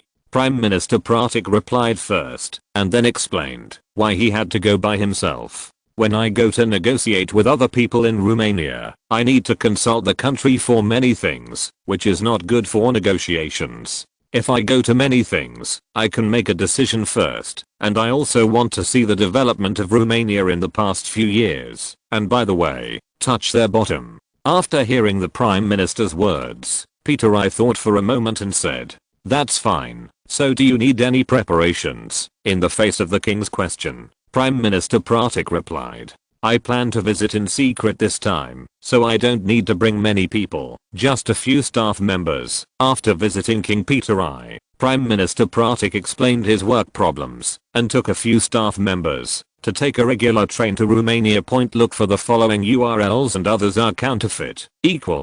Chapter 135 Sero negotiations. At the Bucharest railway station, a train from Serbia slowly stopped at the platform, and there was a hustle and bustle for a while. The pedestrians on the train got off the train one after another and ran to their respective destinations. There were several passengers in a private room who did not get off the bus. One of the young passengers approached the window gently and whispered to an elderly passenger who was still looking at the scenery, "Your Excellency Prime Minister, we are here." The one who was shocked was Serbian Prime Minister Pratik. He stood up and glanced at the staff he brought and said to them, "Then let's go down." After getting on the bus in Belgrade, they entered Romania all the way through Târgu and Petroșani. In Romania, Pratik looked enviously at Romania's busy scene. Now is the time for wheat pulping. There are a large number of farmers fertilizing and irrigating the fields, and he can see a lot of machinery and equipment being used in the fields, and he found that there are a lot of freight trains running on the railway. He calculated that 5 freight trains pass by in 1 hour, 3 of which are going abroad, and 2 are going to Romania. From this, we can see the economic growth of Romania bustling. And when driving into Bucharest, there are obviously more factories than Belgrade. I heard that Constanta, the largest industrial city in Romania, is even more prosperous. Let Prime Minister Pratik feel worried that Romania's price is too high. After they got off the train, several people in suits on the platform came over after waiting for the staff to see their faces clearly. One of the leaders walked quickly to Prime Minister Pratik and asked those who followed the Prime Minister to stop him. The other party saw the behavior of the Prime Minister's side and stretched out his hands to show no malice. Prime Minister Pratik stopped the behavior of his subordinates and let the leader come over. The leader walked up to Prime Minister Pratik and said in a low voice, "Prime Minister Pratik, I'm Barnosk, Romanian Foreign Minister. Welcome you to Romania. We did not arrange a welcome ceremony due to confidentiality. I hope you can understand." After hearing the introduction of the Romanian Foreign Minister, Prime Minister Pratik also said politely, "Thanks to the Foreign Minister for coming to meet him in person. Now the situation between my country and Bulgaria is relatively tense, and I hope to start negotiations as soon as possible." Good Prime Minister, this is also our Romania's expectation, so you can take a rest today and start tomorrow. Foreign Minister Barnosk also understood Prime Minister Pratik very well, and by the way, he also told him the negotiation time. After hearing the words of Foreign Minister Barnosk, Prime Minister Pratik also said politely, "This is the best. I hope our 2 countries can reach a consensus in the subsequent negotiations." Then Foreign Minister Barnosk took the Serbian group to the Kingdom Hotel in Romania and arranged for Prime Minister Pratik and his group to live in a separate 3-story building. Looking at the Romanian Foreign Minister who was leaving in his room, Prime Minister Pratik turned to his staff and said, "You will go out to rest and prepare to negotiate tomorrow." Then we are going out. Prime Minister, you should rest early. A staff member who was obviously the leader told the Prime Minister. Prime Minister Pratik waved. Go. After all the people left, Prime Minister Pratik also lay down and rested. The train ride for a few days also exhausted him. The next day, Prime Minister Bricianu and Foreign Minister Barnosk were waiting for Serbian Prime Minister Pratik in the hotel's previous meeting room for negotiations with Bulgaria. While they were waiting, they chatted for nothing. Your Excellency Prime Minister, you said that if Pratik knew that Prime Minister Jeshov of Bulgaria was also negotiating with us in this conference room about the conditions for joining the alliance, I don't know what he would think. Foreign Minister Barnosk, you are too boring. If he really knows, he will probably ask for a change. Prime Minister Bricianu criticized the boring topic of Foreign Minister Barnosk first, and then said draw your own conclusions facing the Prime Minister's conclusion. Foreign Minister Barnosk really thought about it before answering. It's quite possible the two can still joke when they are about to negotiate. It seems that there is no requirement. In fact, the conditions for Romania's entry into the EU are very simple. That is, Serbia needs to support itself in demarcating the 4 cities of Dobrich, Rus, Suman, and Varna in Bulgaria, with a territory of about 22,000 square kilometers, and belonging to Romania. But there is another condition, that is, the endorsement of the Russian government is required. Just as the two were chatting, a staff member came in to announce the end of the chat time. Prime Minister, Foreign Minister, Prime Minister of Serbia has arrived. The two sorted out their clothes and said to the staff member, please. When the staff welcomed Serbian Prime Minister Pratikin, Prime Minister Bricianu and Foreign Minister Barnosk had professional smiles on their faces after seeing Pratik entering the door with an attendant. Prime Minister Bricianu and Foreign Minister Barnosk walked quickly to his side. Among them Prime Minister Bricianu held his hand and said happily, welcome His Excellency Pratik to Romania. Pratik is also a veteran of the political arena, no worse than Prime Minister Bricianu, and also said with a smile like a friend for many years. Thanks to my Romanian friends, it makes me feel like home. After greeting each other, the negotiation officially began.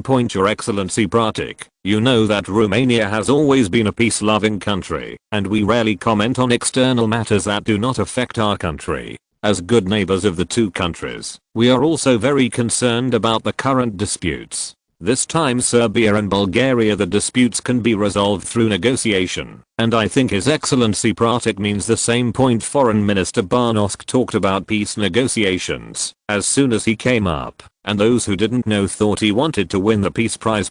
However, Pratik knew that this was just to be gentle when talking about benefits, showing that I did not join for the sake of interests, but was a last resort in order to maintain regional peace. Prime Minister Pratik took the words of Foreign Minister Barnosk. In fact, Serbia is also a peace-loving country, but Bulgaria has a prejudice against us. We also hope to resolve the current disputes through peaceful negotiation, but Bulgaria still maintains an army of more than 300,000 people who refuse to disband. You must know that, before they only less than 100,000 people. This is a dangerous move. It seems that Bulgaria does not intend to negotiate peacefully. It seems that he has his own ideas. This is a move that is not friendly to the Balkan countries. I don't know how Romania sees them as dangerous way of doing. Prime Minister Pratik described Bulgaria as a source of danger as soon as he came up, as if catastrophe would happen if countries did not stop it. The potential meaning is that Romania will offer this to join the league. At this time, Prime Minister Bricianu took over and spoke. Actually, we have noticed that Bulgaria is not friendly to its neighbors, and we have had the idea to stop them. If we take Bulgaria's dangerous measures to stop it, it will generate a large number of refugees. We are humanitarian. If we can help people from refugees from the town of Svitshov on the Danube along the town of Preslav all the way to the Black Sea are the best. Prime Minister Bricianu was afraid that Pratik would not understand, so he took out a region and handed it to him.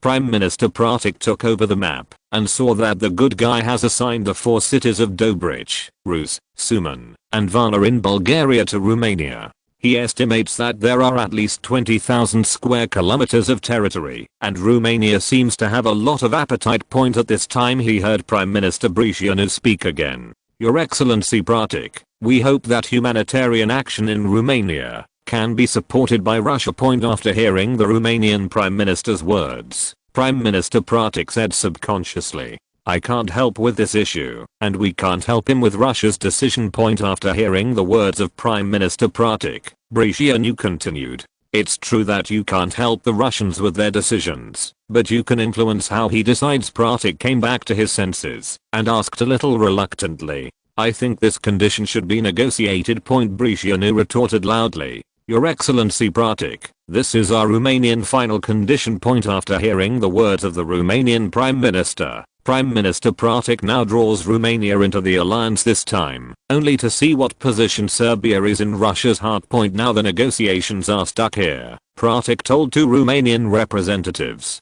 "I suggest a 3-day break. Give us Serbia a little time, and then we can talk again." Prime Minister Bricianu replied, "Fair enough. Then see you next time. See you next time." Prime Minister Bricianu and Foreign Minister Barnosk watched Serbian Prime Minister Pratik leave. After seeing people walking away, Foreign Minister Barnosk asked, "Do you think this negotiation will be successful?" Prime Minister Bricianu replied, after thinking for a while, "I don't know about this. It depends on how important Serbia is to the Russians." Prime Minister Pratik, who left the conference room, whispered to the entourage beside him, "We are going to the Russian embassy." The attendant answered with understanding, "Okay, Your Excellency." After Prime Minister Pratik came out, he completely figured it out. Romania wanted Bulgarian territory, no matter what the Serbian Prime Minister did.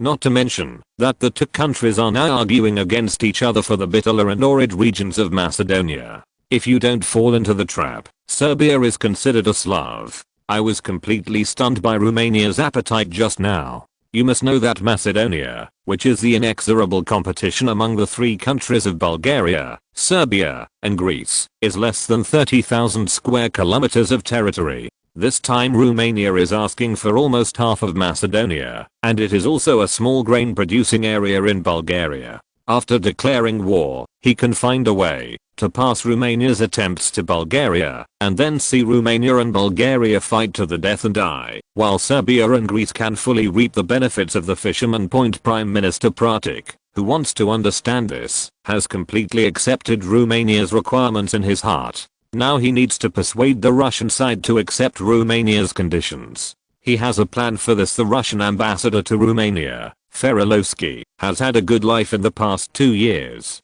Since Romania has gradually become neutral in the past 2 years, he has also received domestic awards in recognition of his diplomatic efforts, which has made the life of this lucky ambassador in Romania quite nourishing. Now he is drinking coffee leisurely in the office. A knock on the door disturbed his interest, and Ferilovski put down the coffee in his hand and said to the door, "Come in." After a diplomat pushed in the door, he whispered in his ear, "Is this true?" Ambassador Ferilovski asked the diplomat beside him in surprise. The diplomat said, "Yes, I won't admit my mistake. It is indeed that he wants to discuss something with you. Bring them in quickly." Ambassador Ferilovski still trusts the basic skills of his own diplomats. For every diplomat, it is a basic skill to know the kings and heads of governments of various countries under the leadership of the diplomat. Two people with hats covering their faces walked in. After they came in, they took off the hats covering their heads. They were Serbian Prime Minister Pratik and his entourage, who had just ended the negotiations. Ambassador Ferilovski, who could clearly see the appearance of the two, stepped forward and said to Prime Minister Pratik enthusiastically, "Prime Minister Pratik, nice to meet you. We didn't even know you were in Romania. I only arrived yesterday too." Prime Minister Pratik knew what the ambassador was thinking, but had no interest in going any further. "So this time Prime Minister Pratik is coming to our embassy. What do you need?" Seeing that the Serbian Prime Minister had little interest, Ambassador Ferilovski was curious about his purpose. Prime Minister Pratik said straight to the point, "I need the ambassador to send a message back to St. Petersburg." Seeing the Prime Minister's tone, what should be the most important thing? Ambassador Ferilovski asked cautiously. What message needs to be sent back to St. Petersburg?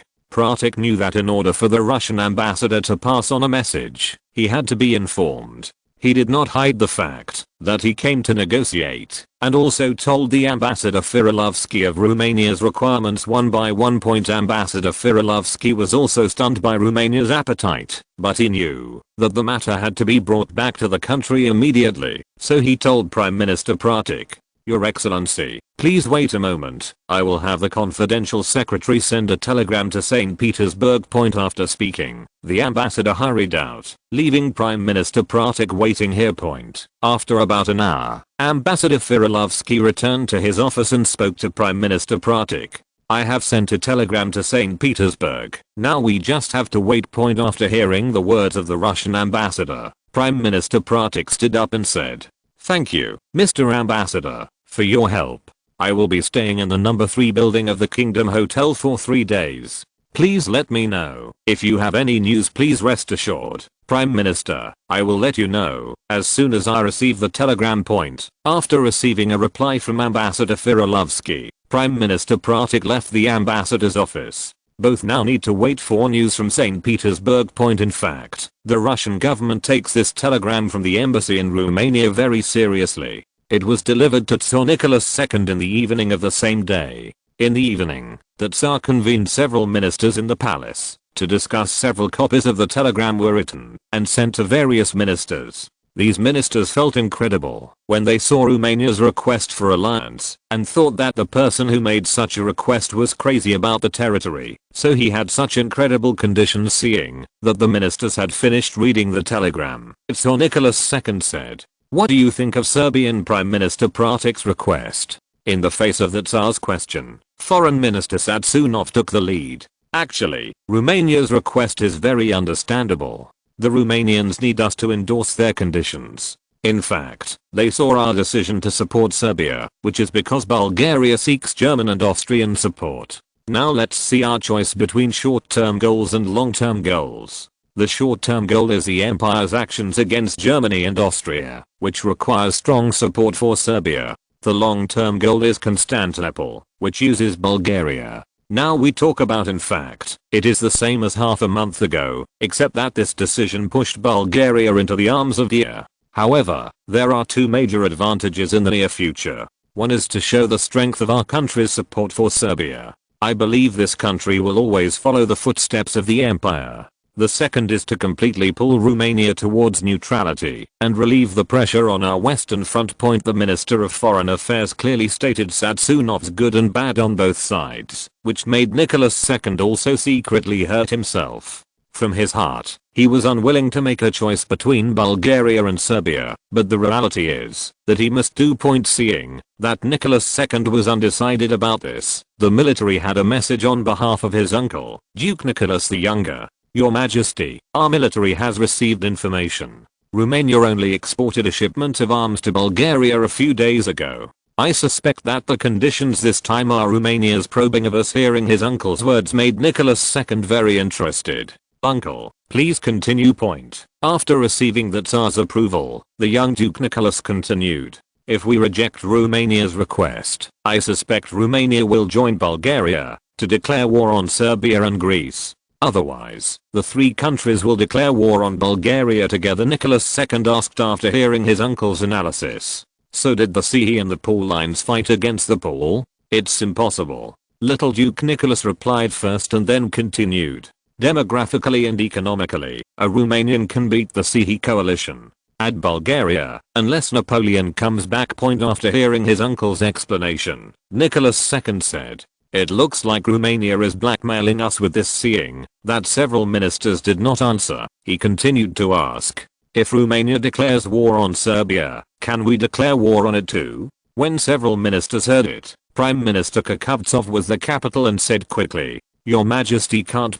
Seeing that even his uncle, the younger Duke Nicholas, persuaded him, he asked strangely, "Why not?" Prime Minister Kakhovtsov said, "Your Majesty, this would trigger a war in Europe, and it's not worth it at all. Our best outcome is to agree to Romania's demands." Seeing that the important ministers were against this proposal, Nicholas II had no choice but to say it. "Then do as you say." The next afternoon, the Russian ambassador to Romania, Firilovsky, received a telegram from St. Petersburg, fully agreeing to Pratik's request. In the secret rivalry between Romania and Russia, Edel relied on the memory of his previous life to win a game. P.S. In fact, I should write more. It's too late. Everyone will read it. The 5500 word chapter. Subscribe to Walk and Live to 99.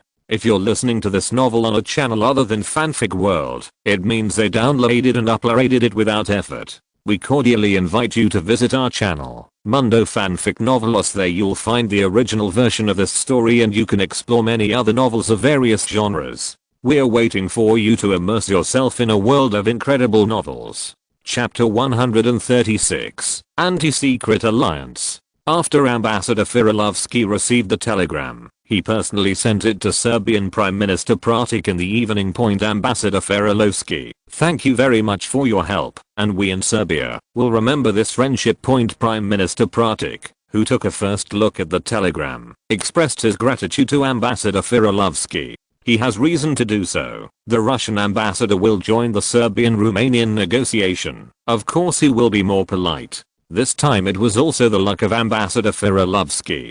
Serbia was in a hurry to negotiate, and the country had no choice but to take him on the post, so the lucky apple fell on his head. Ambassador Ferilovski also said to Prime Minister Pratic with a smile on his face, "Then Prime Minister, I will endorse the outcome of this negotiation on behalf of the Russian government in the next negotiations." Thank you, Ambassador. After the two talked for a while, Ambassador Ferilovski was about to leave, and before he left he asked for the negotiation time. So when will the negotiations begin? The morning after tomorrow, in this hotel conference room. Prime Minister Pratic finally calmed down after sending off Ambassador Ferilovski. In the past 2 days, he did not stay in the hotel all the time, but walked around Bucharest, the capital of Romania, to learn about the local price level, wages, living pressure, etc. Generally speaking, Romanians are enjoying the economy, the benefits of development. Although there are also shortcomings, such as there are many alcoholics on the street. These people are so drunk that they fall asleep in a corner. Road facilities are relatively narrow, and vehicles are sometimes congested together, which also reflects the increasing number of wealthy people in Romania. Not to mention that Romania's population of 8 million, counting migrants at the end of 1912, is twice as many as Serbia's 3.34 million, more than the two countries combined. In the heart of Prime Minister Pratic, he is very envious. It is worthy of being a plain area, and it can support the domestic population, and be the second largest grain exporter in Europe. So after these 2 days of observation, the city of Bucharest is much more prosperous than Belgrade. And Romania is not only a prosperous capital, but the coastal port city of Constanta has heard that it is developing like this Romanian capital. But Prime Minister Pratic has no time to go and see it now. On the day when the negotiations resumed, Prime Minister Bricianu and Foreign Minister Băsescu were already waiting in the conference room. Yesterday, Prime Minister Pratic sent someone to inform them that the Russian side would send someone to participate in the negotiations, which made both of them extremely excited. You must know that after Crown Prince Edel stated Romania's conditions, they did not think that Russia would agree. After all, everyone can see the friendship between Bulgaria and Russia. Although there is a little conflict now, they will not just give up Bulgaria. Now they are impressed by the extraordinary vision of the Crown Prince.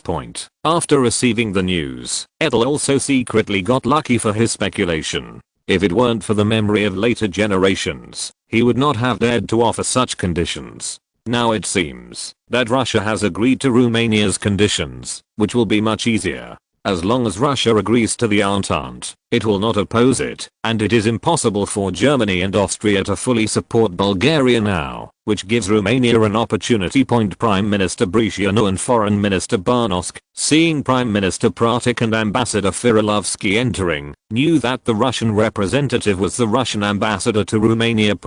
As soon as the negotiations began, Foreign Minister Băsescu asked with a smile, "Your Excellency Prime Minister Pratic, I wonder how the Serbian side has considered our conditions this time. I'm here now, and it can explain the problem." Prime Minister Pratic said with a relaxed mood. Anyway, he doesn't want Serbia to pay his own interests. He only needs to take out Bulgarian territory to allow Romania to join the alliance. Of course, he will be very relaxed. After hearing the joking words of the Serbian Prime Minister, Prime Minister Bricianu did not speak so gently this time. "Then I'm confirming that the Serbian government confirms our ownership of Bulgaria's territory from the small town of Svitov on the Danube, along the town of Preslav, all the way to the Black Sea." Hearing the undisguised and naked words of the Romanian Prime Minister, Prime Minister Pratic said very seriously, "We agree with Romania's sovereignty over these areas, and will confirm this in future peace talks with Bulgaria." After listening to the words of Prime Minister Pratic, Bricianu turned his eyes to the Russian ambassador Ferilovski. The ambassador knew that he needed to speak on behalf of the Russian government at this time, and agreed. Our Russian government will also agree with this condition of your country and will support your request in future peace negotiations after hearing that they both agreed to Romania's terms of entry. Prime Minister Bricianu spoke to them. Then the two representatives, Russia and Serbia, agree to our terms. Then we can start negotiations on sending troops. When Prime Minister Pratik heard that he could start negotiating the issue of sending troops, he immediately stated Serbia's conditions. Your Excellency, I hope Romania will declare war on Bulgaria as soon as the war begins and send an army of no less than 400,000 troops to attack Bulgaria. After hearing Prime Minister Pratik say Savivia's conditions, Prime Minister Bricianu reduced him one by one. Prime Minister Pratik, you don't know the Romanian army. We can now fulfill our commitment to send more than 200,000 troops. Regarding the time of Romania's participation in the war, we promise that it will not be later than your commitment 5 days after the declaration of war. Prime Minister Pratik, of course, would not be satisfied after hearing Prime Minister Bricianu speak about Romania's conditions, and he continued. Prime Minister Bricianu, it is difficult for you to satisfy everyone with the conditions of Romania. You must know that even our Serbian army can mobilize 300,000 troops. And as an alliance, declaring war as soon as possible is what we should do. After hearing that Prime Minister Pratik was dissatisfied, Prime Minister Bricianu continued to explain, we can only do 4 days for the declaration of war. After all, we also need to prepare. As for the issue of sending troops, please rest assured, Your Excellency, we can guarantee that this time Romania's 200,000 troops will be enough to bring Bulgaria to its knees. The two prime ministers then began to negotiate back and forth over the time to declare war and the sending of troops to Romania, which was negotiated towards the end of the day. Romania's obligation in this Serum Pact is that when Serbia goes to war with Bulgaria, Romania needs to declare a state of war against Bulgaria within 4 days. And Romania will send no less than 10,000 troops to attack Bulgaria within 3 days after the declaration of war. As a condition for Romania to send troops, Serbia will support its sovereignty over Bulgaria, which extends from the small town of Svitov on the Danube to the town of Preslav to the Black Sea, about 22,000 square kilometers of territory. The Russian government will endorse this and will use its influence to get Britain and France to agree to Romania's demands. The alliance treaty also stipulated that no country could negotiate with Bulgaria alone. After the negotiation was completed, Pratik returned to Serbia by train in the first night. Because of the news from the country, the Bulgarian army showed signs of being ready to move. On the third day, Greece and Montenegro also joined the alliance. This time, Serbia took the lead in the middle. Of course, the two countries were very satisfied with Romania's joining, and they didn't need to pay anything by themselves.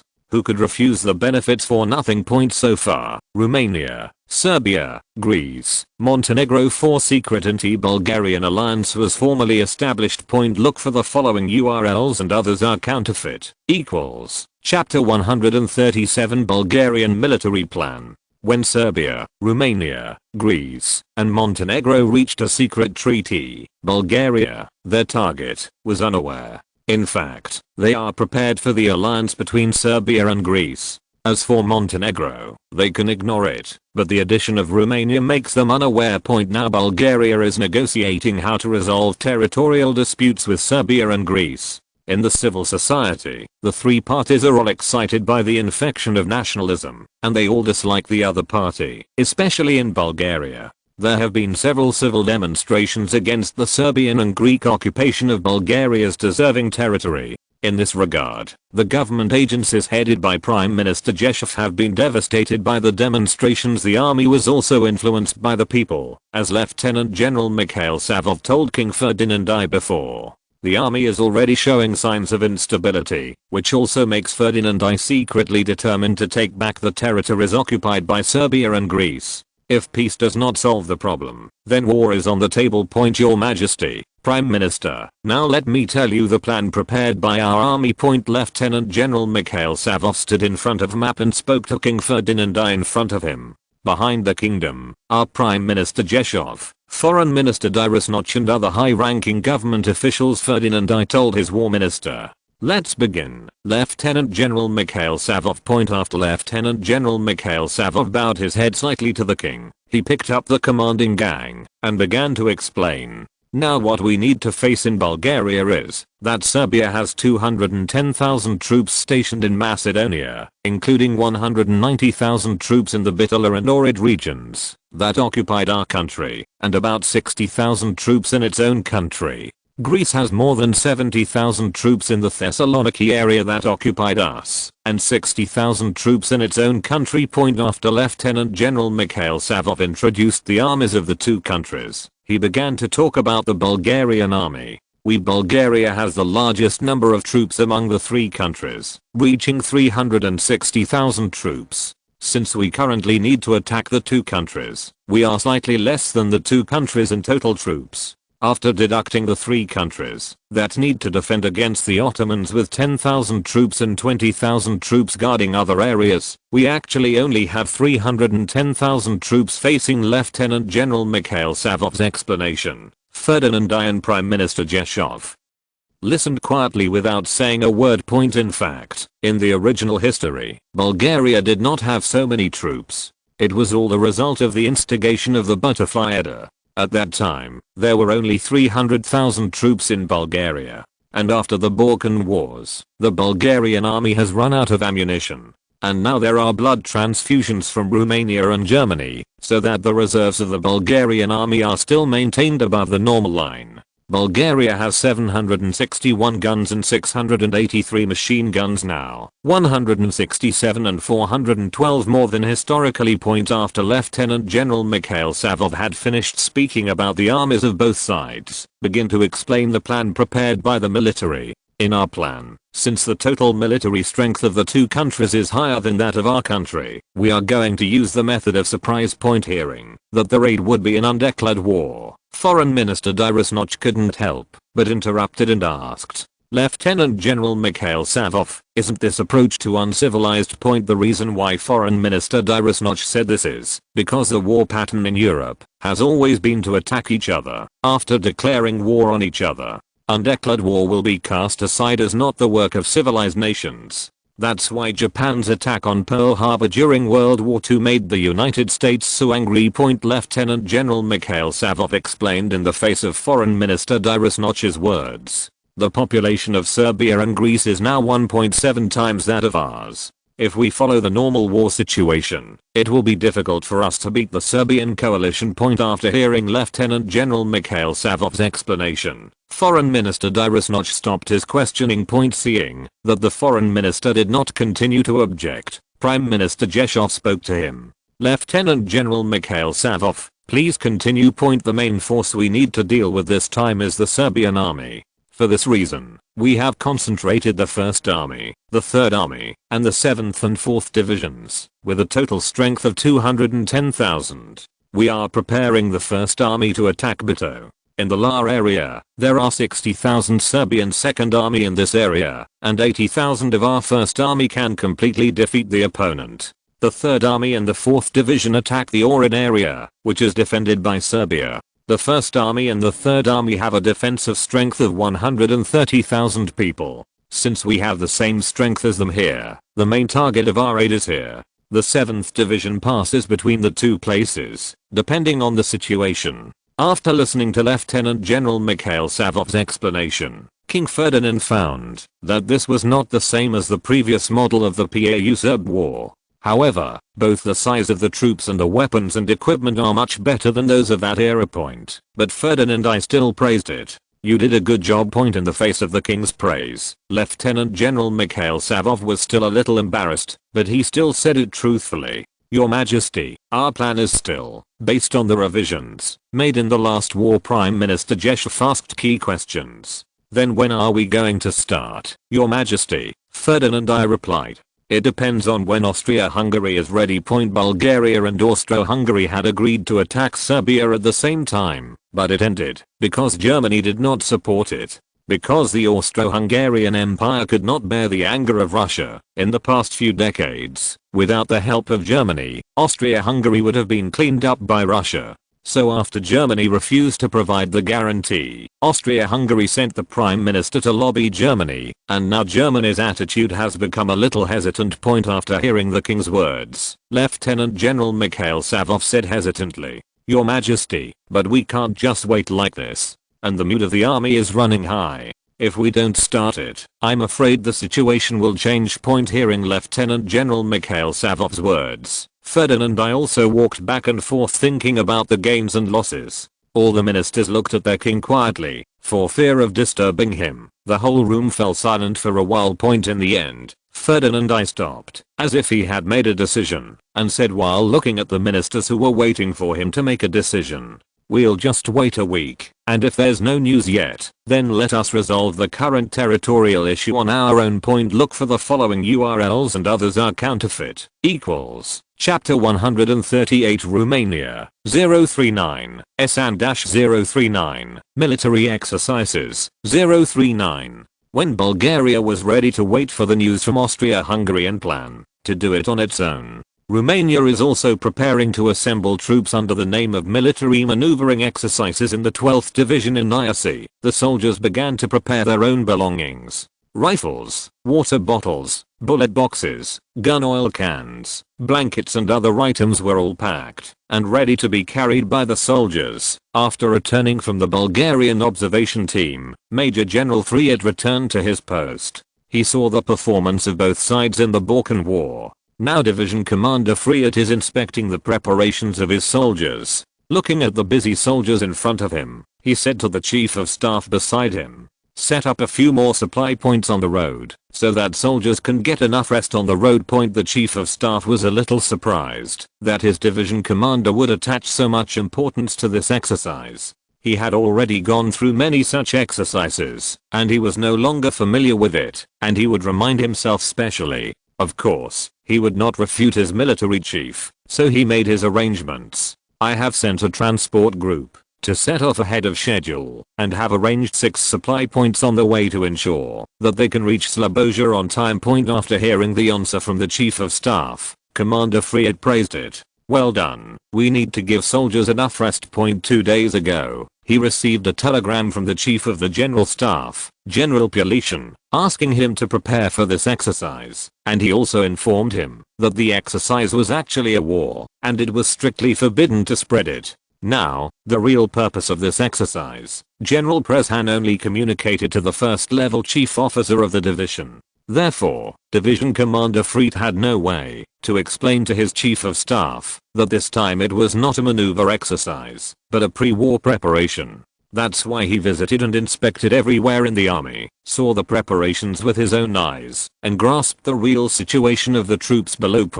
After listening to the report of the Chief of Staff, Fried walked into the barracks to check the equipment that the soldiers had prepared. Commander Fried opened a backpack that the soldiers had arranged. It looked like the bayonet, water bottle, gun oiler, leather bullet box with 100 rounds of bullets, and the blankets he needed for rest were all neatly placed together. In addition to a Mauser 98 rifle, this is the equipment that a soldier carries with him. These add up to a weight of almost 15 kilograms. This weight fully takes into account the physical fitness of the soldiers, so that they have the physical strength to go further. After checking the preparations of the soldiers, Fried went to the most important artillery regiment of the 12th Division. Just happened to see them preparing the 105 howitzer, the largest support weapon at the transport division level. Fall back a little further. A lieutenant was sweating profusely standing next to a German-style 105 howitzer produced by a Romanian arsenal, and loudly commanded a Dongfeng truck in front of him. There were more than 20 artillerymen standing next to the 105 cannon. They were no better than the lieutenant. They were all sweating profusely. Some people were even topless, apparently preparing to hang the cannon on a truck and transport it away. If anyone in future generations sees this 105 howitzer, it will not feel like a cannon from before World War I. The main feature is that this 105 howitzer has a pair of 30 cm wide rubber hollow tires instead of the steel wheels of World War I. This is also to adapt to the increasing number of trucks in the Romanian army. Because in the army's maneuvering exercise, the steel rim wheels of the cannon could not be well adapted to the transportation of the truck. So the Volkswagen factory specially designed this 30 cm wide rubber hollow tire for the army cannon. After using this tire, the military is very satisfied with the cannon with new tires.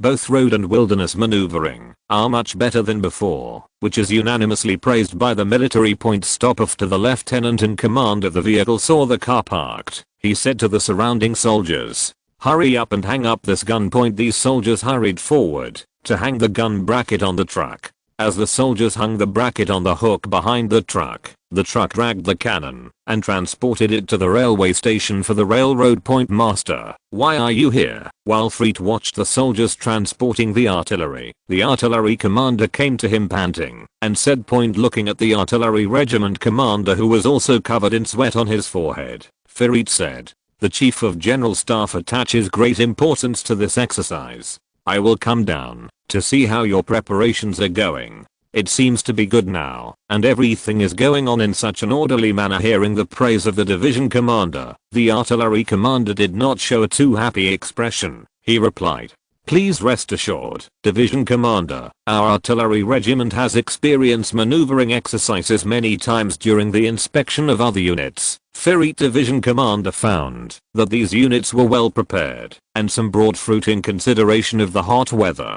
After seeing that his subordinates were very thoughtful, he returned to the division headquarters with peace of mind. The situation of the 12th Division is not unique to him. All divisions in Romania are similar to him. It's just that the 12th Division is far away, and there are more preparations. When the divisions were preparing to move to the front line of Bulgaria, the chief of the general staff of Ploiesti in the palace was really reporting to Crown Prince Edel where the divisions were going to arrive this time. His Royal Highness, this is our preparation plan before this war. General Prezhan handed over a prepared exercise plan, also called preparations before the war, to the Crown Prince. Edel picked up the long prepared exercise plan by Chief of Staff Prezhan and looked at it. In this plan, the 7th, 5th, 10th, and the 2nd Guard Division, which formed the Romanian 2nd Army, were moved to the north of Giurgiu and the south of the capital Bucharest, Camana, Ploiesti, and Grigard etc. The 2nd, 3rd,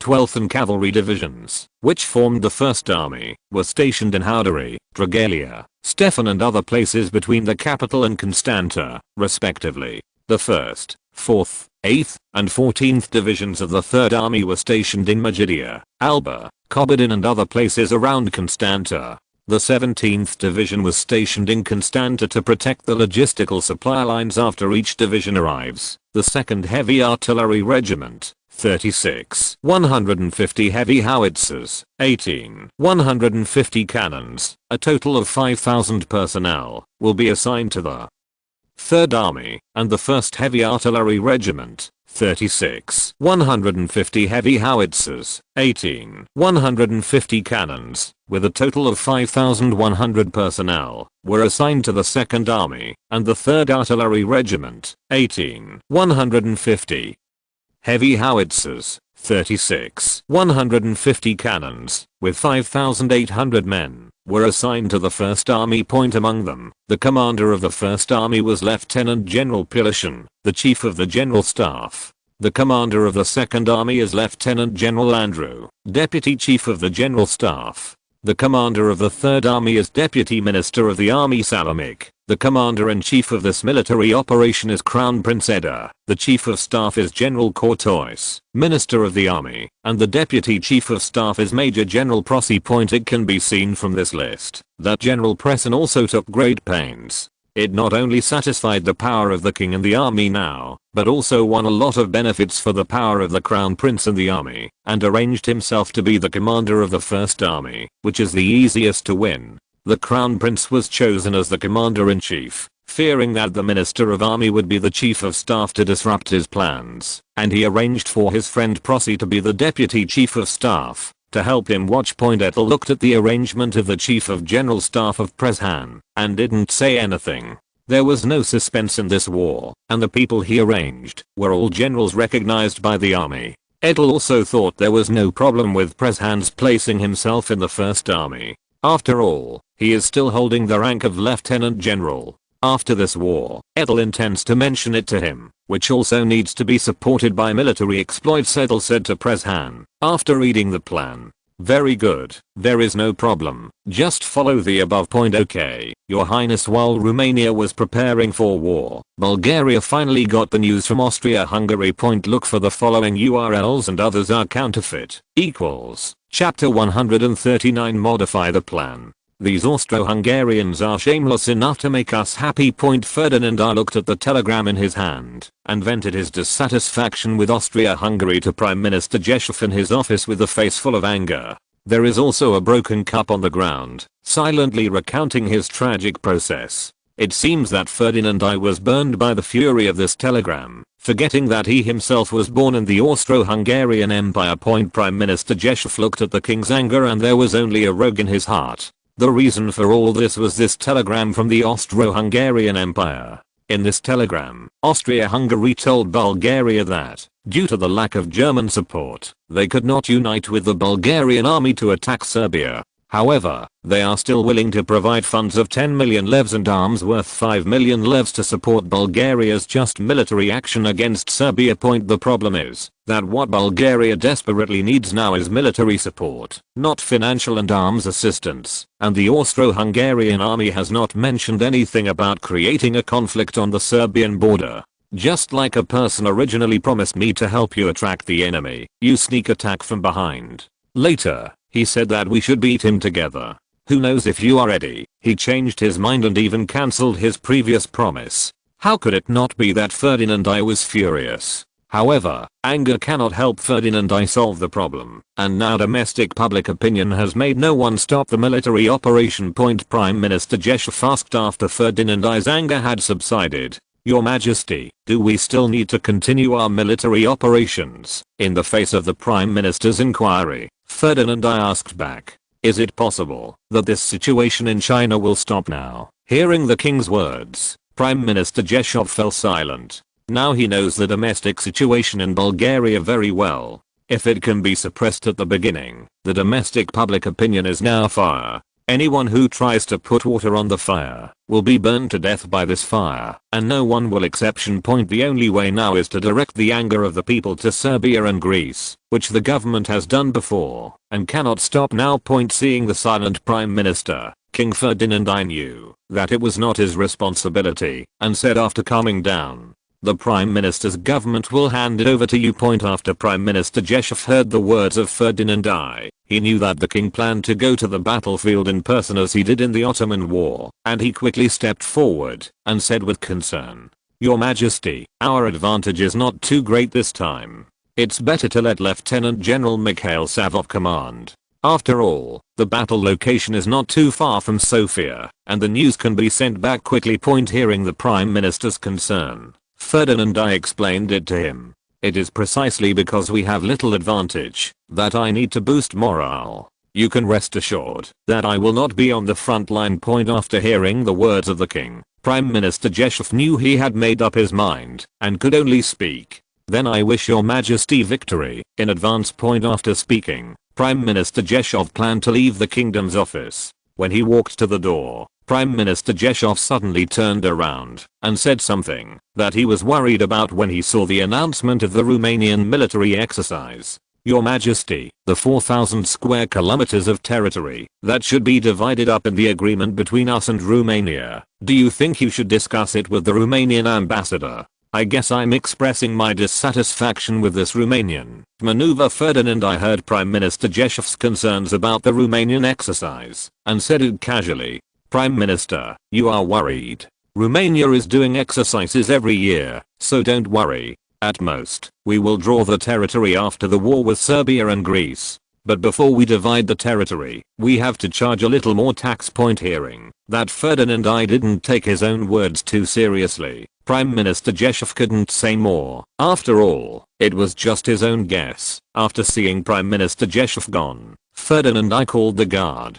Make arrangements. We are going to Miloka tomorrow as your Majesty. Prime Minister Rzeszów began to get busy. After returning to the Prime Minister's office, After all, the king had to go to the front, so most of the things had to be on him point. And King Ferdinand saw off his wife Queen Mary Louise, his two sons Prince Boris and Prince Kirill, and his youngest daughter Zegiri at the gate of the palace the next morning after a night of rest. Father, I also want to go to the front. The eldest son, Crown Prince Boris, who is 19 years old, watched his father speak his mind. After hearing his brother's words, 18-year-old Prince Kirill followed suit. Father, I also want to go to war against Serbs and Greeks who don't keep their word. After hearing the words of his two sons, Ferdinand I scolded with a straight face. Nonsense, war is killing people, and thousands of people will die. If you really go to the battlefield, maybe a bullet will kill you. After hearing the words of their father Ferdinand, the two princes spoke. We are not afraid of death. The son's words made Ferdinand I's face change, and he yelled at them. You are not afraid of death. He turned to his wife Mary. Take care of the two of them, and don't allow them to leave the palace until I come back. Queen Mary knew that her husband was really angry, and she didn't want her son to go to the battlefield. She glanced at the two worried sons and said, okay, I will tell the guards not to let them go out. Ferdinand I, who received the queen's reply, boarded the car and was escorted by guards to Miloka, the headquarters of the war against Serbia. The town of Miloka is located 60 kilometers west of Sofia, the capital of Bulgaria, between Bitola and Ohrid, which are occupied by Serbia. The traffic is quite convenient. There are about 2,000 people living here, and there is a road from Sofia to Macedonia. Now it is filled with a large number of soldiers in preparation for the Serbian battle. Senior Bulgarian officers such as Army Minister Lieutenant General Mikhail Savov, 1st Army Commander Lieutenant General Vasil Kudinchev, 3rd Army Commander General Nikolai Ivanov and others were all in town today. The mouth is ready to welcome the visit of King Ferdinand I. Coming when a group of senior officers in their 50s and 60s were dazed by the June sun, a general with good eyesight shouted. The group of senior officers who were already drowsy lifted their spirits. As the generals were getting ready, the convoy of Ferdinand I appeared before them.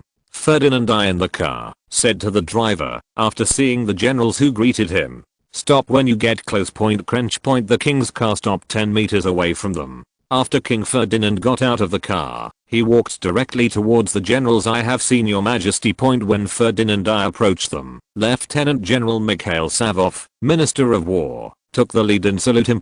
Excuse me, gentlemen. King Ferdinand hurriedly stepped forward to support his war minister and spoke to the commanders of the various troops behind him. After hearing the king's words, the generals straightened up.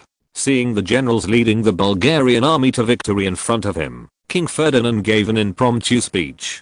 Defenders of Bulgaria, you have worked hard in the battle against the Ottomans. The battle you commanded has secured our victory. It is immoral for Serbia and Greece to refuse to return the fruits of victory we deserve, and we will let them know the consequences of stealing our stuff. After hearing the king's speech, the generals present applauded enthusiastically, expressing their agreement with the king's speech. After a speech, Ferdinand I, led by Lieutenant General Mikhail Savov, Minister of War, came down to the general command. Ferdinand I, accompanied by a group of generals, asked how his morale was and whether there were any problems that needed to be solved, and all received satisfactory answers. He then kept Lieutenant General Mikhail Savov on the grounds that he needed a rest point in a room of the headquarters. Ferdinand I questioned Lieutenant General Mikhail Savov. How is the preparation of the army now? The war minister answered the king's question.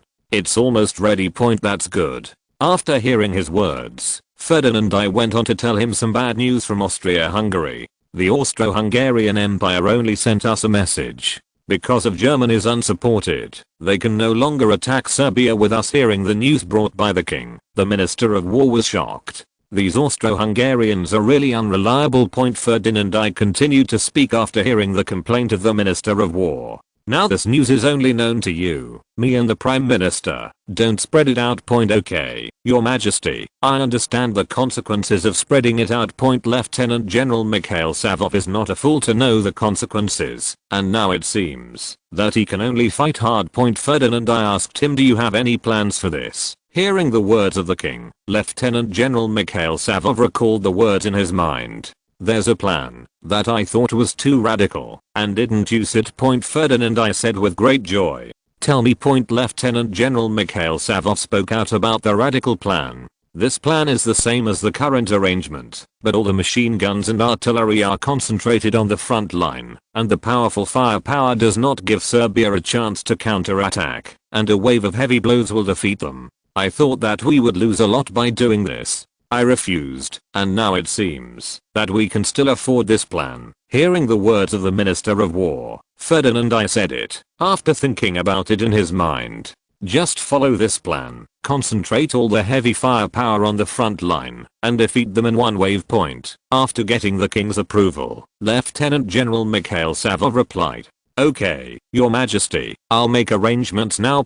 Subsequently, various Bulgarian units received a telegram from Lieutenant General Mikhail Savov, the Minister of War, and concentrated their artillery and machine guns to the front assault division, so that a unit equipped with more than 400 artillery pieces and more than 400 machine guns, a super division, appeared. It is not known whether Serbian troops can withstand the firepower far beyond an era. Look for the following URLs and others are counterfeit. Chapter 140 Bulgarian Raid. At 2 p.m. on June 29th, the headquarters in Miluka town was full of stars, and Lieutenant General Mikhail Savov, Minister of War, was standing in front of military map, where the enemy and allies were deployed. Give them a final explanation. When the 4th Division breaks through the frontline positions, the 3rd Army must keep up with the expansion of the breakthrough, and the 4th Division will continue to advance in depth, regardless of the sides, and hand over to the 3rd Army to deal with it. Speaking of which, Lieutenant General Mikhail Savov pointed to the name of General Ivanov, the commander of the 3rd Army. General Ivanov, your 3rd group, you need to send at least half of your troops to follow the 4th Division to provide follow-up support.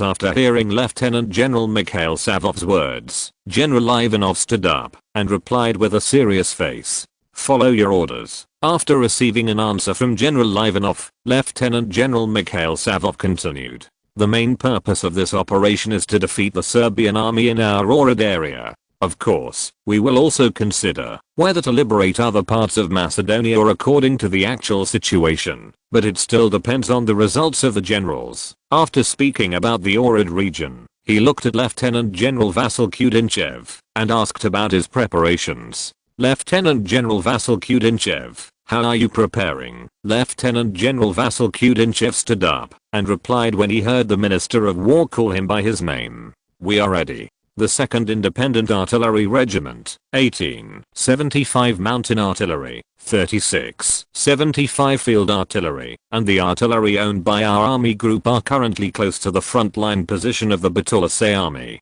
We plan to wait until night. The attack is coming. The 1st Division of the Striker, which we have prepared for the assault, is resting near the position where the attack was launched." Lieutenant General Mikhail Savov answered with satisfaction after hearing Lieutenant General Vasil Kudinchev's explanation. "Very good, well done." He then asked the generals below, "Anyone who doesn't understand the plan now?" Seeing that no one answered, Lieutenant General Mikhail Savov spoke to the generals sitting below. "Return to their own troops to make final preparations, and disband them all. General Vidic will stay."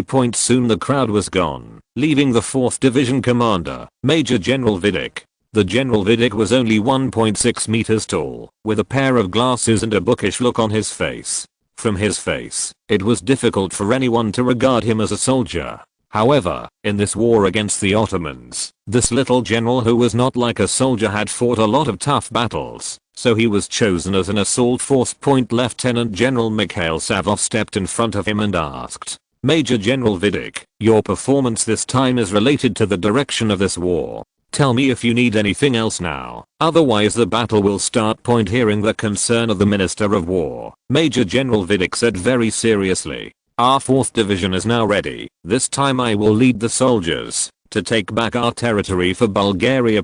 Hearing that Major General Vidic refused to mention the needed supplies, Lieutenant General Mikhail Savov knew that the 4th Division was fully prepared, so he let him go. After doing this, Lieutenant General Mikhail Savov walked into an adjacent room. Ferdinand I is sitting here, and he can obviously hear the content of the previous meeting. Lieutenant General Mikhail Savov said, after saluting the king. Your Majesty, now the army is ready. Let's see the result tonight. Ferdinand looked at a Jesus statue in the room, and asked without looking back. My Minister of War, do you think we can succeed this time? Hearing the questioning tone of the king, Lieutenant General Mikhail Savov said firmly. Your Majesty. Major General Vidic left his headquarters in Maluka town and drove to the front, and now his 4th Division soldiers are replenishing their strength before the battle. They didn't wake up until the sun was about to set at 6 o'clock. The food was already prepared by the cooks in the back. There were bread, potato roast beef, peachy soup, sausage and other food, which was not bad. The officers and soldiers of the 4th Division ate their prepared dinners in 2s and 3s, chatting about topics they were interested in. While eating. After dinner, some of the soldiers looked at photos of their family members, some smoked their pipes, and some continued to fall asleep again, as if they were fine. This state remained until 8 o'clock. At 8 o'clock, everyone in the 4th Division got up. They took their weapons in units of companies, and started to walk to the launching position 3 kilometers away. No one spoke, they were all silent like a group of ghosts, just making footsteps. The sound of point. Major General Vidic looked at his subordinates on the move, and said to the Chief of Staff beside him with satisfaction. It seems that there is still great hope for our aid. I don't think the problem is too big. The Chief of Staff also expressed his judgment. When they arrived at the launching position, they found that the situation was too optimistic. Major General Vidic said with an ugly face.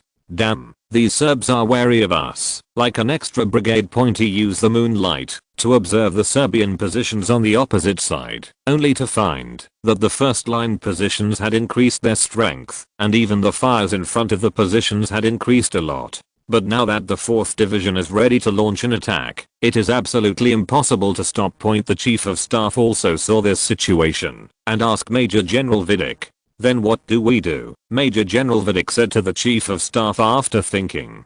Give an order to the troops below, or secretly approach the Serbian position for 400 meters. If there is gunfire and an immediate raid is launched, the artillery will intercept their follow-up support troops. After hearing Major General Vidic's arrangement, the Chief of Staff immediately replied. Okay, I'll give the order now. In this way, after layers of communication, Major General Vidic's order was known to every soldier who was about to attack.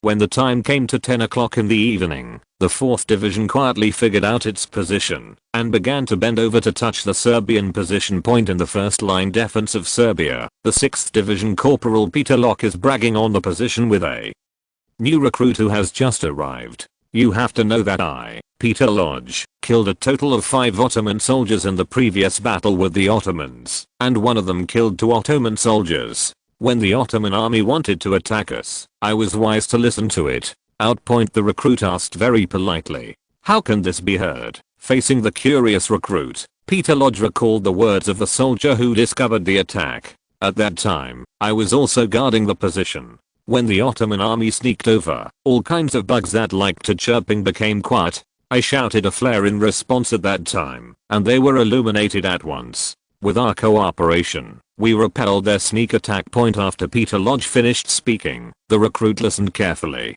It seems that the insects have really stopped. Hearing the new recruit's words, Peter Lodge's expression changed, and upon closer inspection, there were no insects, and he shouted behind him. Hit flares. A flare hit the sky and illuminated everything in front of the position. Peter Lodge looked at the group of Bulgarian soldiers 300 or 400 meters away from the position, and he shouted, someone attacked. Then the first shot of the war was fired. P.S. I recommend The Bulgarian Empire written by a book friend. This is a rhythm of fighting with me. Interested book friends can go and see it. It is still a seedling. Look for the following URLs and others are counterfeit. Chapter 141 The Battle of Ohrid. When Petroc fired the first shot of the war, a steady stream of awakened Serbian troops rushed into the trenches, preparing to resist the Bulgarian invasion. The Bulgarian 4th Division saw that its raid had been discovered and rushed to the Serbian front line. When a large number of Serbian troops arrived, they were already within 50 meters of the position. After suffering a wave of casualties, the 4th Division rushed into the trenches and fought with the 6th Serbian Division. The Bulgarian artillery group of up to 453 artillery pieces also began to block artillery at this time.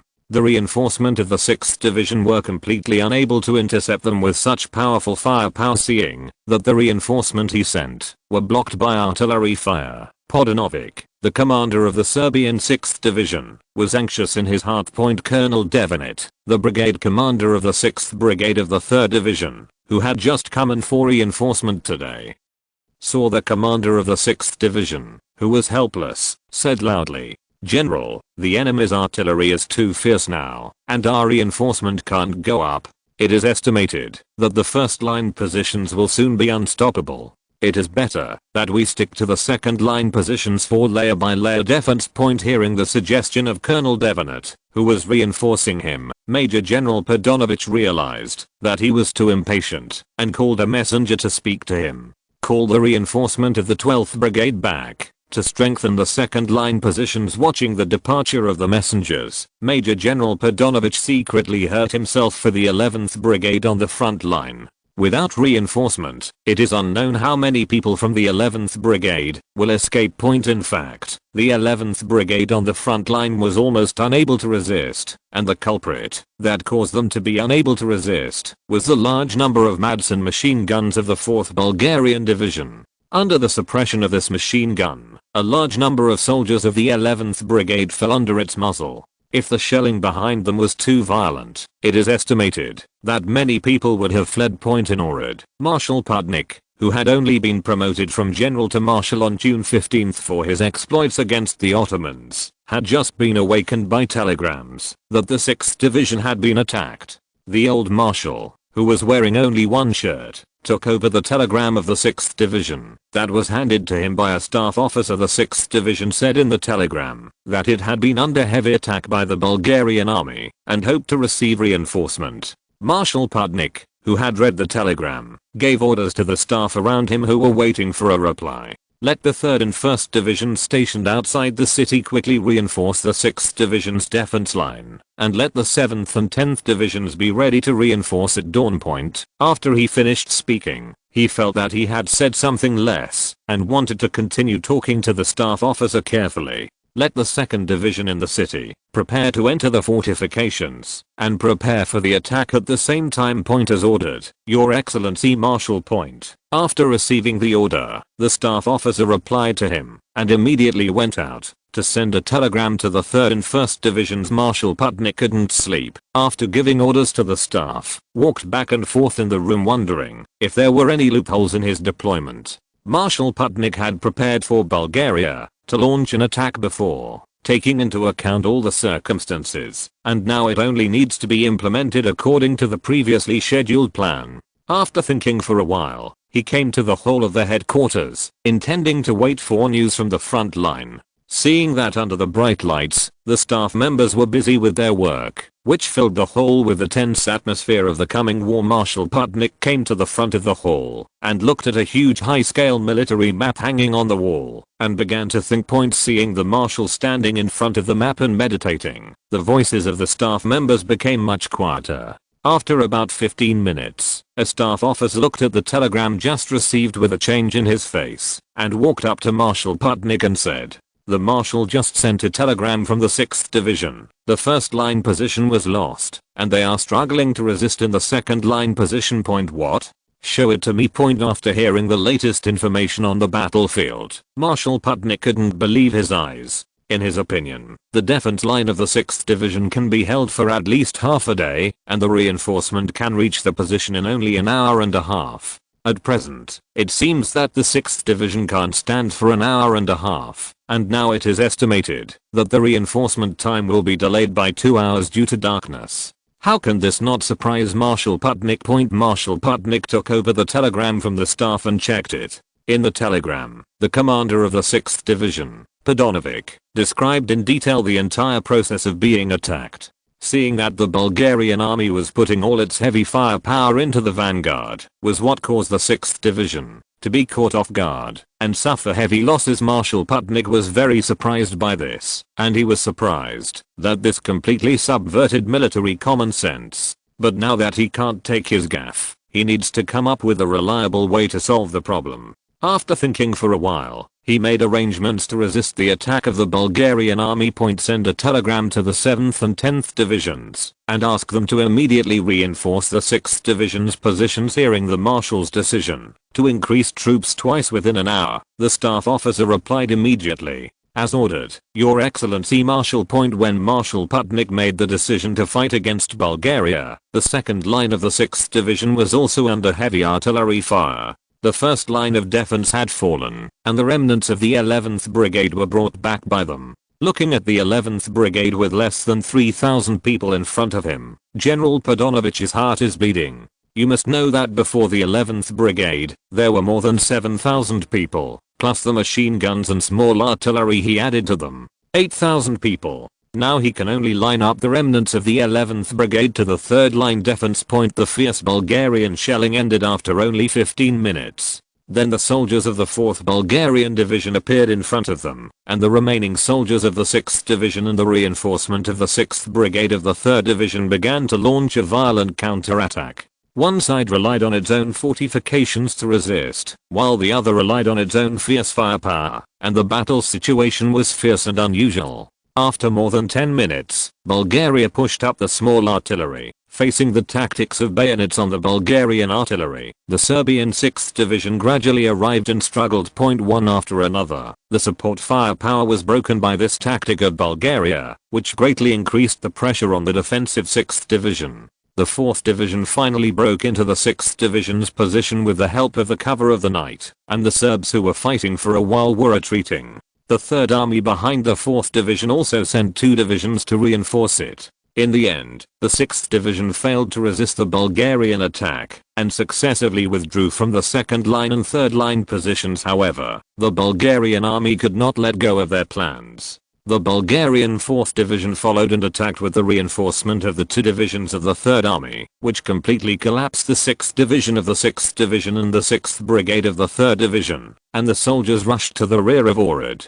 The reinforcement of the 3rd and 1st Divisions were caught off guard, and were routed by 3 divisions of Bulgarian troops one after another while on the march. This also affected the 2nd reinforcement, and the 7th and 10th Divisions were also routed by 3 divisions of Bulgarian troops. It was not until the next morning that the divisions responded, which made Marshal Putnik completely unexpected. In order to avoid being surrounded by the Bulgarian army, Marshal Putnik could only lead his troops to retreat to Miak, 30 kilometers away, and plan to regroup and continue to fight. The Serbian army lost about 30,000 people in this battle. Among them, 6,158 people were killed, 4,315 people were wounded, and 18,417 people were captured, most of whom were captured after being lost on the battlefield.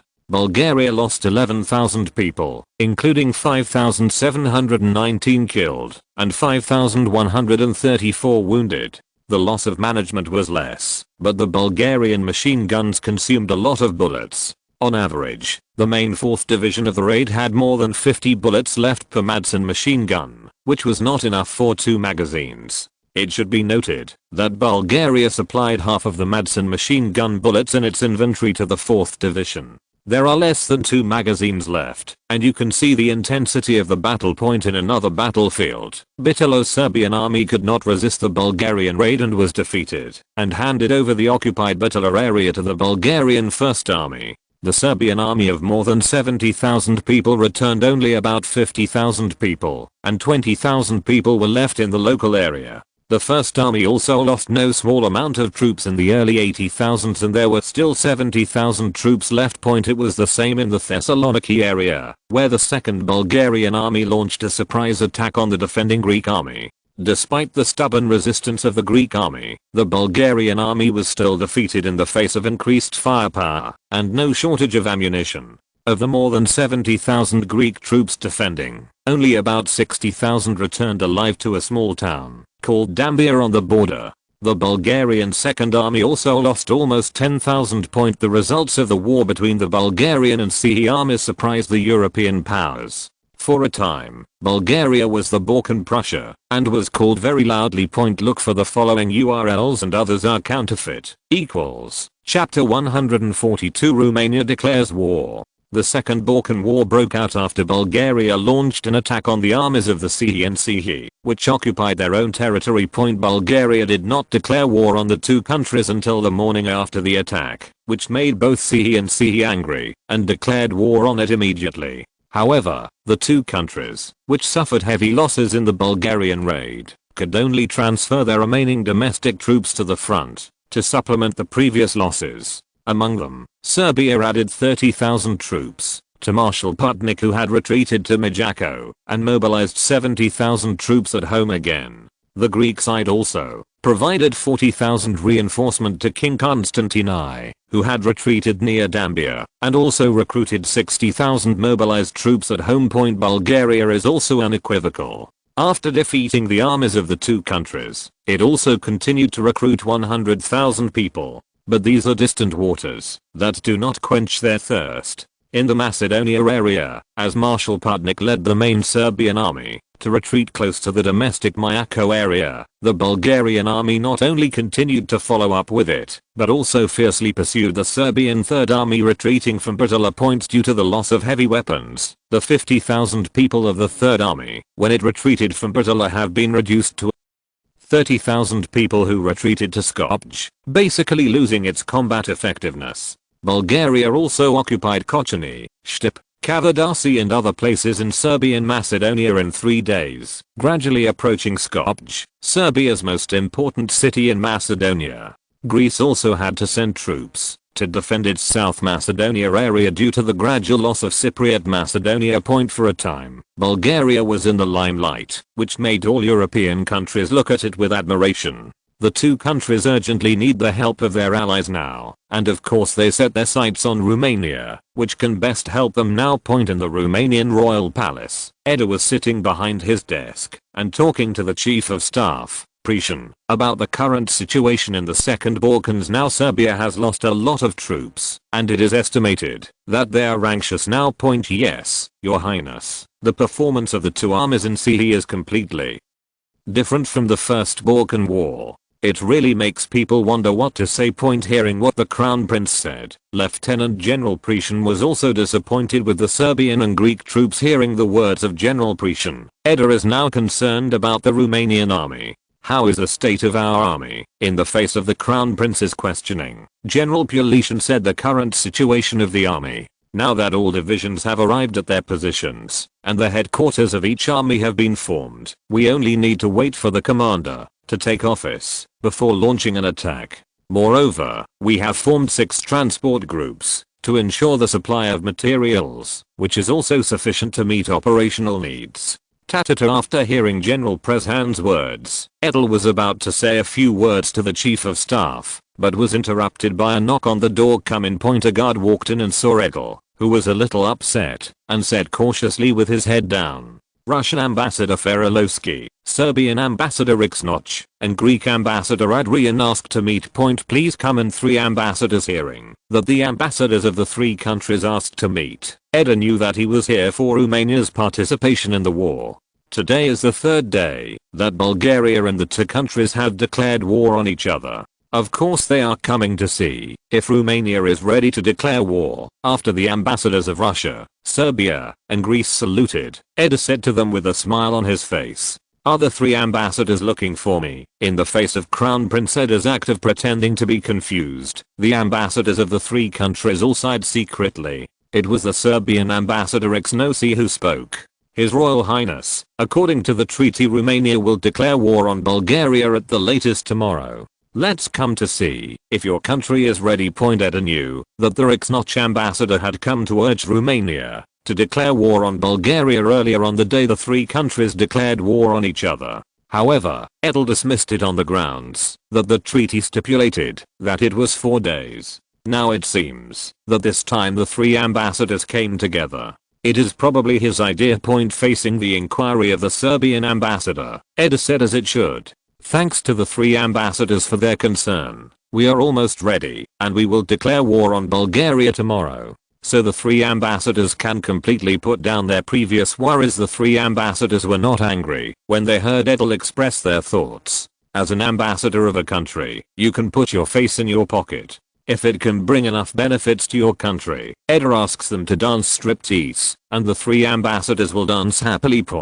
After receiving the timetable for Romania's declaration of war, the Serbian ambassador complimented him. Thanks to His Royal Highness the Crown Prince, Bulgaria, a country that doesn't follow the rules, needs to be sanctioned by a powerful country. For the compliment from the Serbian ambassador, Edel did not say a word, but instead asked the Russian ambassador Ferilovsky. Ambassador Ferilovsky, I wonder what Russia thinks about Bulgaria's actions now, facing the inquiry of Crown Prince Edel. Ambassador Ferilovsky said righteously, Bulgaria's actions against a civilized country are unforgivable. I also strongly support Romania's measures to punish its actions. The Russian ambassador understood the meaning of the Crown Prince and once again reiterated Russia's request to support Romania. Edel was satisfied with the words of the Russian ambassador Ferilovsky, and then the 3 ambassadors got the results they wanted and left after chatting for a while. The next morning, Angel, the Romanian ambassador to Bulgaria, was sorting his clothes when an embassy counselor came over. Mr.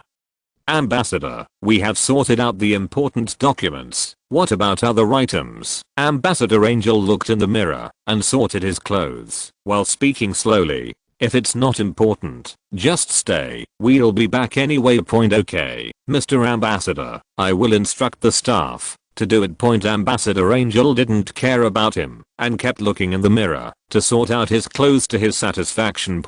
After finishing his clothes, Angel picked up the briefcase in front of him, which contained the declaration of war that he needed to meet with the Bulgarian Prime Minister today. That's right, Ambassador Angel only has one job today, which is to submit a declaration of war to the Bulgarian government, and then he can withdraw to the country. He walked to the door of the embassy, where the Romanian diplomatic car was already waiting. Since the Romanian auto industry became a big hit in Europe, various institutions in Romania have replaced horse-drawn carriages with cars, and the embassy is no exception.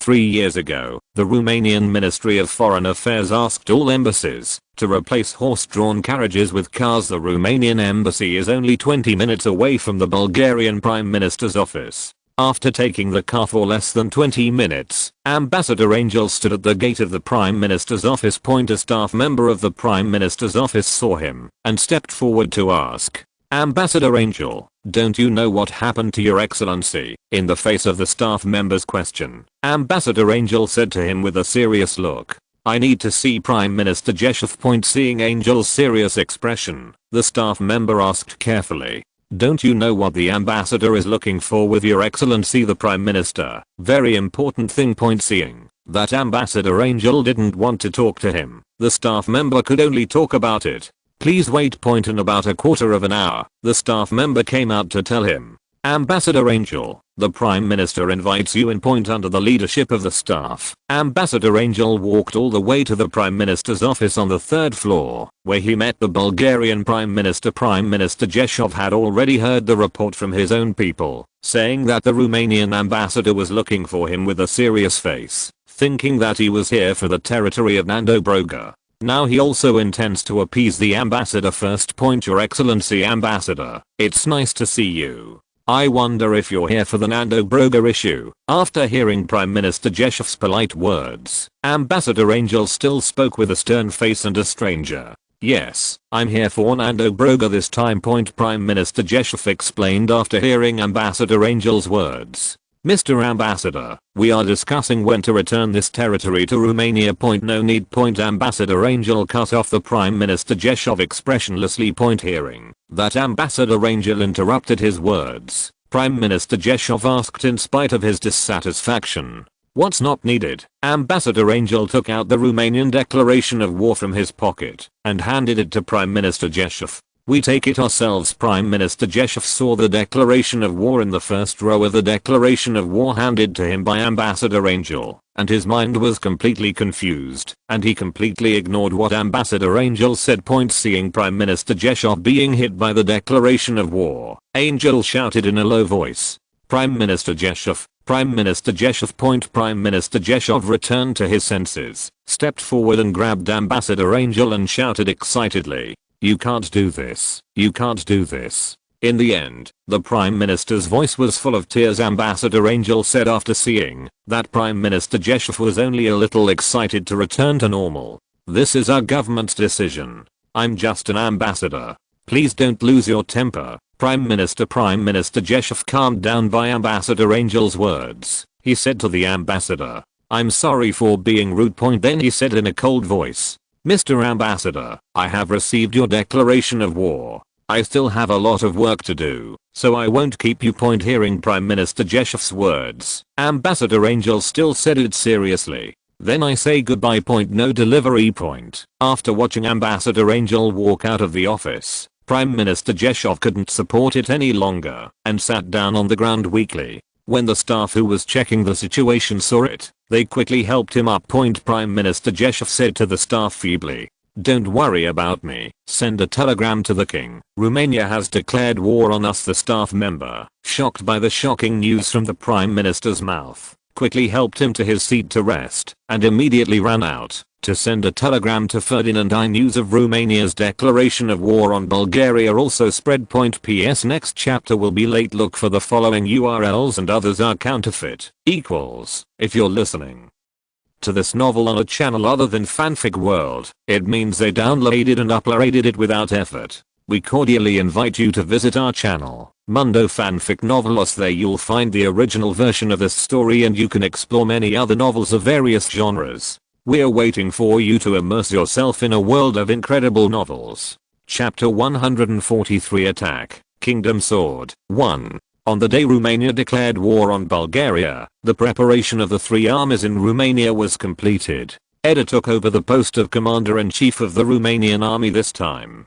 The Chief of Staff, General Courtois, and the Deputy Chief of Staff, Major General Prozi, are already in place. Admiral Courtois is a general with very rich combat experience. He participated in the Romanian War of Independence and fought the 10th Russo-Turkish War with the old King Carolai. However, as he grew older in recent years, he gradually faced the impact of Ploiesti and others in the army, but he still controlled the Ministry of War with the trust of the king. Admiral Courtois is also a smart person. Seeing that Carolai gradually delegated power to Crown Prince Edel, he rarely asked about the affairs of the army and handed over the work to the Crown Prince headed by Prezhan. A series of officers gradually lived a semi-reclusive life. Now facing the war against Bulgaria, the chief of the general staff, Prezhan, invited him out again. In the palace, the old general was meeting the commander-in-chief of the army, Crown Prince Edel. "Your Highness, Courtois is here to report." Edel looked at the old general who he had known since childhood and said to himself seriously.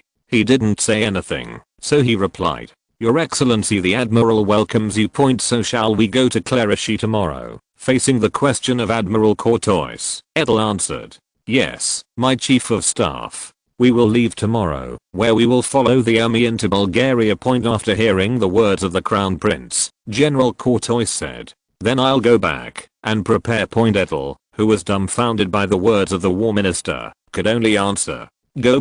After receiving the approval of the Crown Prince, General Courtois gave military salute and left, ending this brief meeting. The Crown Prince, who was confused by the general, also put down his mind and called General Prozi to study this military operation. In fact, Edel has self-awareness of this military operation and knows that he can only let them do it. If he interferes randomly, then Cation logistics is his example. Major General Prozi came to the Crown Prince and asked, "Your Highness, look for me." Yes, Headmaster Prozi, Your Excellency. Major General Edel bluntly called his Deputy Chief of Staff the principal, but he ignored the rogue on Major General Prozi's face and continued to talk. "What does our command need to do now?" Major General Prozi knew that this was the first time the Crown Prince faced the war he planned, so he should be a little excited. According to the Crown Prince's ability, His Royal Highness, we need to provide logistical support and coordinate the command of the various armies. Of course, Edel also notes that this is Prozi's own statement, which means that the Crown Prince is responsible for providing logistical support.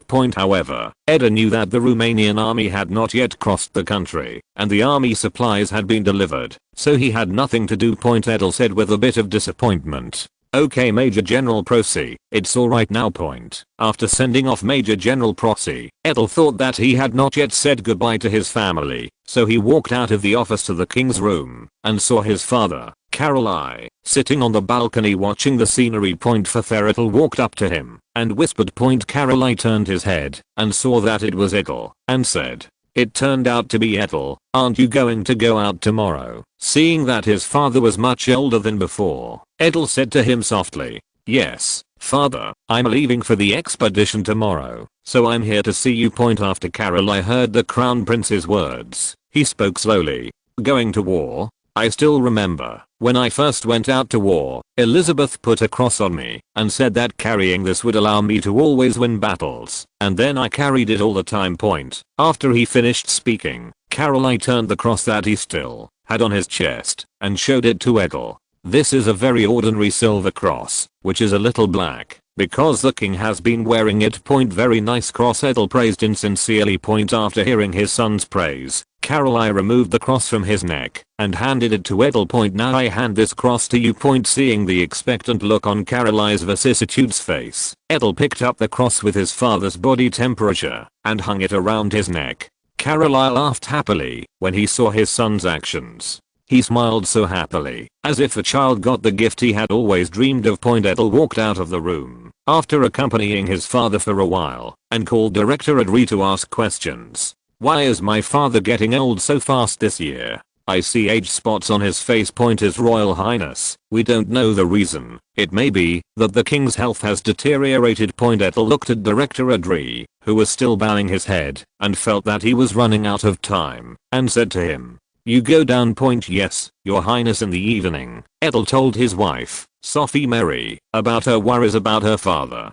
Sophie Mary persuaded him. Edel, "Everyone will be recruited by God into his world. Don't worry so much." Edel did not agree with his wife's words. Although he has lived in this world for more than 20 years, he still has a Chinese style in his bones. For this reason, he thought of letting his father see the birth of a new life with his own eyes. For this reason, he pulled his wife and whispered in her ear. After Sophie Mary heard Edel's words, she spoke with a blushing shyness. "Come on then." After speaking, he felt that he was too explicit and covered his head with a quilt. Edel saw his wife's actions, which also greatly increased his sexual interest, so a fierce battle began. The next morning, Edel took the Chief of Staff, General Courtois, and the Deputy Chief of Staff, Major General Procy, to the current headquarters in Cluj. Just as they were on their way, the first Romanian troops had crossed the Danube and appeared on Bulgarian soil. The Romanian cavalry divisions, as the vanguard, had added pontons near Silistra, and in turn appeared on Bulgarian soil through the Danube. The division commander, Ploiesti, was on the high ground next to him, watching his soldiers advance across the pontoon to the rear of Bulgaria. He asked the Chief of Staff beside him. "Major San Pretazar striker, where is it now?" The Chief of Staff replied, before he sent someone to say that some militiamen were found in the village 10 kilometers ahead, and he was planning to go and defeat this group of militiamen. After hearing this, Master Wedesky said with a bit of dissatisfaction, "The forward needs to find out the way to ensure that our main force arrives."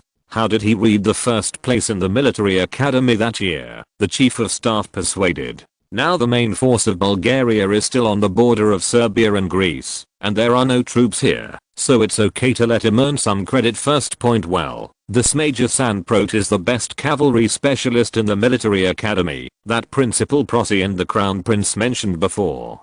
Now, after 7 or 8 years of hard work, he has become a major, and his promotion speed is quite fast. PS forced out of chapter. Look for the following URLs and others are counterfeit. Equals. Chapter 144 Attack, the Kingdom Sword. 2. Major Shanprut, who they were talking about, was hiding behind a pile of bushes on a hill. He held a telescope and looked at an open space about 500 meters away. There were about 300 farmers in various clothes gathered here. They were really arguing about an officer wearing a Bulgarian uniform, but after a while they were stopped by the officer, and they ended the quarrel, and began to organize the team. What should we do? Battalion commander, a subordinate company commander of Major Sandprot asked quietly beside him. Major Sandprot put down the telescope in his hand, wiped the sweat from his forehead, and told him, "Tell our men to prepare to ambush them ahead." The company commander asked in a low voice, a little puzzled. "Batch commander, they are just militias, and we can defeat them as long as we charge once." Opposite the question of the company commander under his command, Major Sandprot scolded him in a low voice, "Rush once. Who are the casualties of your soldiers?" After being taught a lesson by Major Sandprot, the company commander retreated in despair and planned to let the cavalry go around the front of these militiamen and deal with them ruthlessly. Major Sandprot observed for a while and confirmed that the militiamen were going to rush to Silistra and retreated, took the reins handed by the adjutant, and walked forward with his horse, making sure not to disturb the Bulgarian militiamen. Afterwards, he rode his favorite horse to his cavalry battalion. 3 kilometers away, Major Sandprot's cavalry battalion was ready, waiting for his battalion commander to come. The company commander who came back first saw Major Sandprot come back and asked, "How is the battalion commander? These militiamen are going to Silistra, and we will intercept them in front." After speaking to the company commander, Major Sandprot shouted to the entire battalion, "Set off." The cavalry battalion followed its battalion commander and began to move. They bypassed the militias on the flank and rushed 5 kilometers ahead. A wood, where the road ran right through the middle, was a perfect ambush location. Here, the soldiers of the cavalry battalion set up their only heavy weapons, 2 Maxims and 4 Madsen machine guns, on both sides of the road. The soldiers also dismounted and waited for the Bulgarians to come up. After half an hour, the Bulgarian militias appeared in front of them in 2 lines. The soldiers who saw the Bulgarian militiamen approaching the cavalry battalion also lowered their heads to avoid being discovered by them. These militiamen really lacked military quality.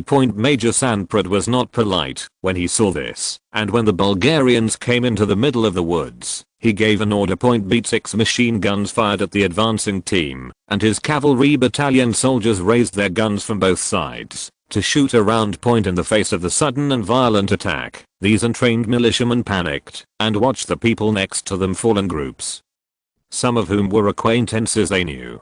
Everything was lost, and they were all running around like flies without heads. Some people wanted to fight back because their friends were killed. Some people wanted to hide in the woods because they were afraid, and some people lost their rifles and fell on the ground in fright. The battle also ended very quickly. This time, the only leading officer in the military uniform of the militia team was firing bullets like a beacon, and at the first moment, Major Sandprot saw that more than 10 shots were killed in his body and could no longer die. And these militiamen who lack command are elite standing army opponents. After more than 10 minutes of the battle, there is no one who can resist. Major Sandprot shouted to his soldiers, "Ceasefire." Then the gunfire gradually subsided, and the soldiers of the cavalry battalion began to check the results of the battle with their lances, and called the militiamen who were lying on their stomachs, and captured them. A company commander who counted the results of the battle stepped forward, and said to Major Sandprot, "The battalion commander eliminated 287 enemy troops this time, of which 218 were killed and 69 captured. We only had 2 minor injuries." The company commander did not mention that the seriously wounded prisoners, generally those who could not stand up by themselves, were dealt with on the spot. This is also the practice on the battlefield now. No one will waste medicine for the seriously wounded of the enemy, unless it is a big man. And this group of militiamen obviously can't have big figures, and they look like they are recruited by farmers on the spot. After hearing his company commander's report, Major Sandprot said, "Let the soldiers clean up the battlefield. We will leave in 2 hours, otherwise Commander Wydrichy will get angry." Follow the battalion commander. After the company commander responded, he walked over and arranged for soldiers to bury the dead Bulgarian militiamen. 2 hours later, Major Sandprot had a platoon lead the prisoners to the rear, and he himself continued to advance toward the Bulgarian rear with the cavalry battalion. They left a new mound in the woods, in front of which was inserted the rifle, as if to tell the world about the battle that took place here. In Silistra, where the dead militiamen were going, there were already Romanian troops everywhere. Half an hour ago, the 3rd Division had just broken through the defensive militia regiment. Now they plan to reorganize and continue to set off. The residents of this small town looked at the Romanian invaders who had broken through their homes with complex expressions. Because this will be the new territory of Romania in the future, Edel strictly ordered the army not to do excessive behavior, so the residents here saw an army that was fierce to their relatives on the battlefield, but did nothing to them after the war. Major General Midlaw, the commander of the 3rd Division, was checking the results of the battle. After reading it, he said to Lieutenant Colonel Kalman, the commander of the 2nd Regiment, who was standing in front of him, at the cost of 187 casualties, the defending 3,200 enemies were defeated, and they only let them escape more than 800 people. The fight was very good. In the face of the teacher's praise, Lieutenant Colonel Kalman felt the need to explain. Commander, we were able to achieve such a victory this time, mainly because our army has a lot of heavy firepower, and the militia regiments defending here are poorly equipped, even the Kanka rifles from 40 years ago.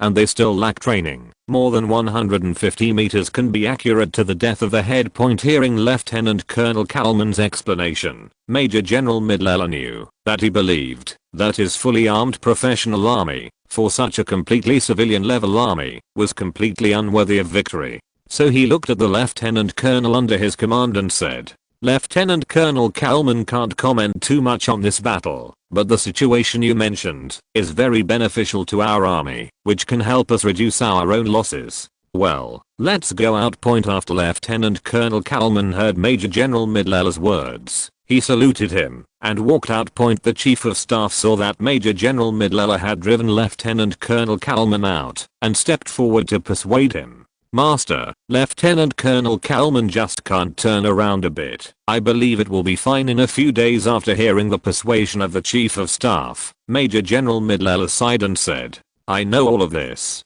In the previous training, I asked them all. In the face of the German, French and Russian troops, he would say this when he suddenly hit an almost civilian weapon, but now I hope he will change his mind soon. Shortly after the 3rd Division captured Silistra, the 2nd Army also captured Rus, which is across the river from Giulgiu, and the 3rd Army also captured Dobry in the evening. The militia was not an opponent at all. They were beaten and routed by the Romanian army and could not stop them. The only thing that can delay them now is the 2nd Independent Brigade in Varna and the newly recruited 14th Division in Suman. Look for the following URLs and others are counterfeit. Chapter 145 Attack, Kingdom Sword, 3. In the headquarters of the 1st Army, the commander, General Prezhan, was speaking to the Chief of Staff, Major General Zamfi. The Cavalry Division and the 3rd Division have already crossed the river, and the 2nd Division is also crossing the river. Let the 12th Division hurry up.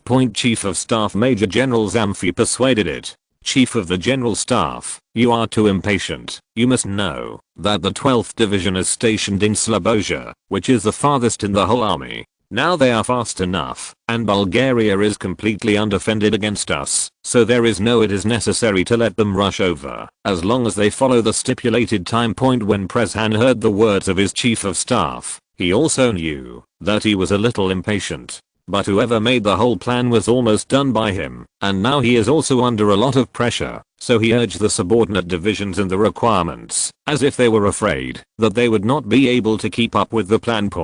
After seeing that Lieutenant General Prezhan listened to his words, the Chief of Staff Major General Zamfa continued to speak. And if we move too fast, it will cause our 1st Army to form a rash advance, and I'm afraid it will provide opportunities for the Bulgarian army. Prezhan heard what the Chief of Staff said, and explained to him. I have already considered this aspect. The 2nd Army will block the Bulgarian reinforcement that may arrive early when we and the 3rd Army capture Suman and Varna respectively. I believe that in front of the 2nd Army, the Bulgarian army of 120,000 will also can't break their defenses. Major General Zamfi knew that this was still the mouth of the Chief of Staff Pleshan.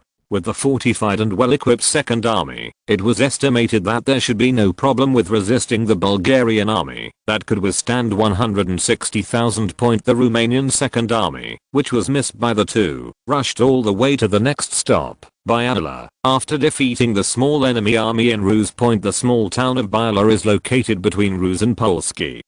And there is a road to Pleven, which is a strategic point. However, due to the strength of the troops, there is only one regiment guarded here, and more than half of them are local militiamen. Therefore, Lieutenant General Landru arranged for the 2nd Division of the Guards to be responsible for capturing this place. But now the 2nd Division of the Guards is still 30 kilometers away from Biala Point. Hurry up. A company commander wearing the rank of captain, sweating profusely against the sun, urged his soldiers to hurry. These soldiers were even worse than the company commander. Their uniforms were as if they had been picked up from the water, and they were panting and striding exhausted. The division commander Admir, who was observing all this, saw that his soldiers were too tired, and said to a messenger beside him, "Let the soldiers rest for half an hour before walking." After he finished speaking, he looked at the hot sun in the sky, wiped the sweat from his face, and cursed.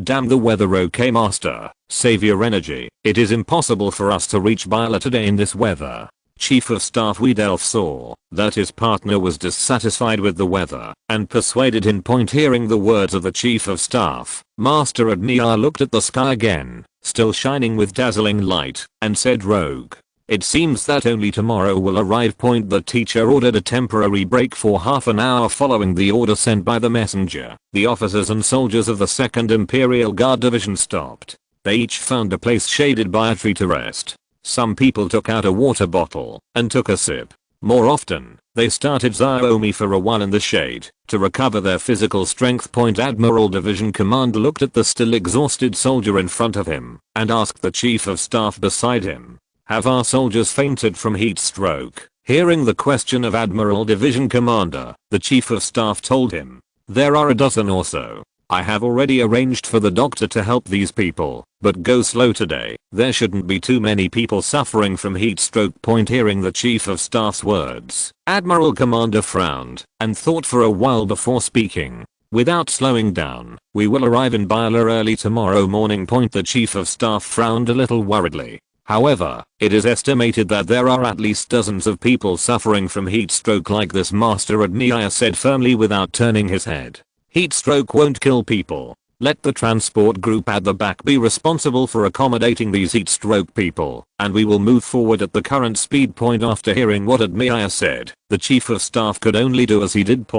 After resting for half an hour, the 2nd Imperial Guard Division began to head towards its destination, Biala. The next morning, the 2nd Division of the Imperial Guard finally arrived at Biala. A Bulgarian regiment has been deployed here to block the footsteps of the 2nd Guard Division. Admiral Division Commander took the Chief of Staff to the heights and began to observe the fortifications of these Bulgarians. Due to the hurry of time, they only dug trenches outside the town and built sandbags in the town. Most of the soldiers stationed there are elderly people over 50 years old, as well as children who are only 15 or 6 years old. Looking at such simple fortifications and such troops, Major General Ademir felt that if he let them defend for a long time, he would be dereliction of duty. Thinking of this, Master Admir instructed the Chief of Staff beside him in a deep voice, "Let the artillery fire. The 2nd Regiment is ready to attack. We will have lunch in the town at noon." Chief of Staff instructed a waiting messenger, and the messenger quickly ran down to deliver the order following the order of Admiral Division Commander. The 1875 Mountain Artillery of the Mountain Artillery Battalion, which could keep up with the footsteps of the 2nd Imperial Guard Division, began to launch shelling on the Bulgarian soldiers stationed on the position. Boom boom boom. Although the artillery fire was not violent, the garrisoned regiment, which was mostly militiamen, still showed some signs of instability. The officers and soldiers of the 2nd Imperial Guard Division heard faintly, and there seemed to be crying from the defensive positions over there. These militiamen, who have only picked up guns for a few days, have the ability to train them to withstand artillery fire, keep the queue well, and know how to shoot, even if the commander is well trained. Before the shelling was over, the 2nd Regiment launched an attack. When these Bulgarian troops saw the attack of the 2nd Guard Division, many people shot them under the fire. However, the quasi head is worrying, and for a long time, I did not see a soldier from the 2nd Regiment. Fall Point Commander Ademir couldn't help but feel happy when he saw such a scene through the telescope. If he could hit someone at a distance of 400 or 500 meters, it would take God's blessing to do it. He saw that the defenders here were very weak. However, he was right in retrospect. Bulgaria has mobilized nearly 500,000 troops with a population of 4 million. It would be hell if there were still enough troops. The soldiers of the 2nd Regiment rushed towards their positions with a cat on their waist. After approaching 300 meters, the artillerymen stopped shelling for fear of hurting their own people. At this time, the firepower of the Bulgarian defense also increased greatly. Soldiers were knocked down from time to time, but it did not affect the morale of the 2nd Regiment in the slightest. As the distance approached, the gunshots of the 2nd Regiment's counterattack came as expected. Compared with these quasi-heads who have been in the army for a few days, they are much more powerful. In the trenches, people are constantly being hit in the head and falling to the ground. Moreover, various machine guns of the 2nd Regiment also joined it, making these defending soldiers unable to lift their heads. Seeing that people around them were shot from time to time, these Bulgarian recruits finally couldn't bear it anymore, and from time to time some people dropped their guns and fled back. Seeing that the morale of the defending team was down, the 2nd Regiment launched a general attack, completely disregarding the bullets fired from the opposite side. Seeing such a scene, the defending Bulgarian soldiers ran more. When the 2nd Regiment rushed into the trenches, almost half of them were running to the rear. 1 battalion chase after me. The commander of the 2nd Regiment shouted to the 1st Battalion, so the soldiers of the 2nd Regiment split up and continued to pursue, and the remaining soldiers began to fight hand to hand with the Bulgarian soldiers who were still holding their positions. Obviously, these soldiers who were not even able to shoot accurately.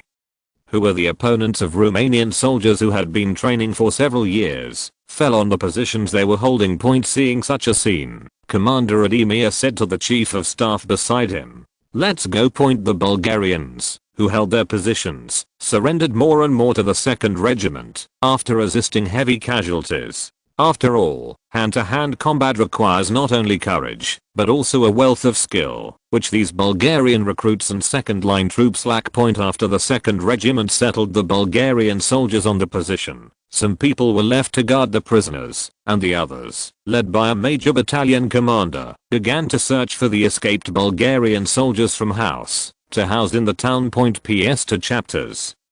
Code for 8 hours. I'm also drunk. Look for the following URLs and others are counterfeit. Equals. Chapter 146 Attack Kingdom Sword. 4. Nor did the Bulgarian army sit idly by as they conquered Bulgarian towns and encroached on its territory along the Romanian route. Under the coordination of Lieutenant General Mikhail Savov, Minister of War, they are gradually drawing back troops from the sea front in Macedonia and Thrace. The Serbs and the Greeks would not let Bulgaria transfer troops smoothly, because according to the agreement, the two countries would hold back the Bulgarian troops and create opportunities for Romania to attack Sofia. Among them, the Serbian army, under the command of Marshal Pudnik, launched a 2-hour attack on the Bulgarian army. After suffering a heavy price of 800 casualties, they stopped the attack. The Greeks were more valiant. They attacked the Bulgarian Second Army under the leadership of King Constantine I and were defeated after suffering 200 casualties.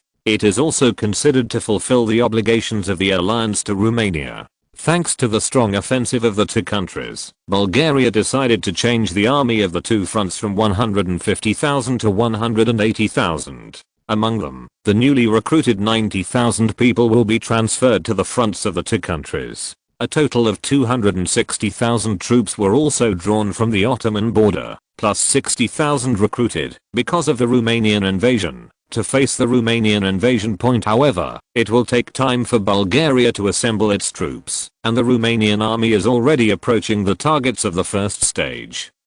Suman and Varna. Among them, the Romanian Third Army is ready to launch an attack on Varna, the largest port city in Bulgaria. As early as the 6th century BC, the Greeks settled here and named it Odessus. In the second half of the 6th century AD, the Slavs poured in from the north and renamed it Varna. In 1878, after the 10th Russo-Turkish War, the city was given to the new Bulgaria by the Russian army who liberated Bulgaria, and it has been the largest trading port city in Bulgaria ever, since point in the headquarters of the 3rd Army. Lieutenant General Salamik, commander of the corps, was explaining the essentials of the attack to Major General Delaguka, commander of the 1st Division, and Major General Gerasim, the commander of the 8th Division. You are attacking from the west and the north, respectively, and I will let the 2nd Artillery Regiment support you.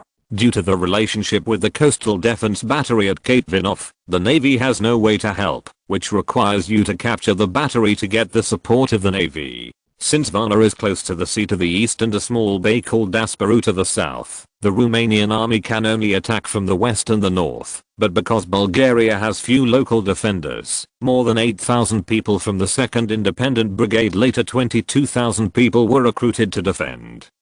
But the lack of training and combat effectiveness is worrying, so the 3rd Army all believed that this battle would be resolved within 3 days. After talking about the full-body offensive, Lieutenant General Salamik named Major General Gerasim of the 8th Division. Major General Gerasim, your 8th Division, when you need to launch an offensive to the north, send a regiment to capture Cape Vinoff and take the Coastal Defense Battery there. According to information, there are 2,000 coastal defense troops there. Major General Gerasim, who was named, replied readily, "Please rest assured, Your Excellency, our 8th Division has no problem." Lieutenant General Salamik saw that both were confident and spoke to them. "Then you go back and prepare. We will start the attack at 10 o'clock." After Lieutenant General Salamik finished speaking, the two major generals returned to their units to prepare for the upcoming attack. In the 2nd Heavy Artillery Regiment, a 150 cannon has been deployed.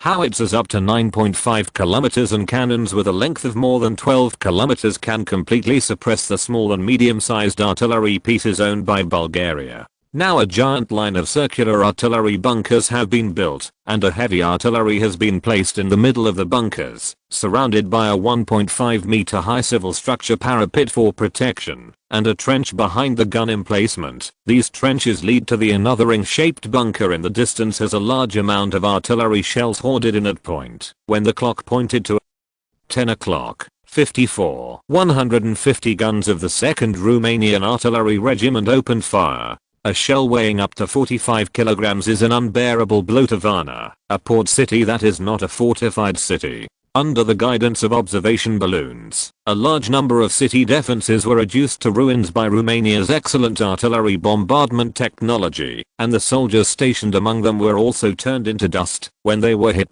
After the 2nd Heavy Artillery Regiment opened fire, the 3rd Army concentrated 50 105 howitzers owned by the entire army and launched artillery fire on the Bulgarian soldiers stationed in the trenches outside the city. For a time, the defenders of Varna suffered huge casualties and pressure.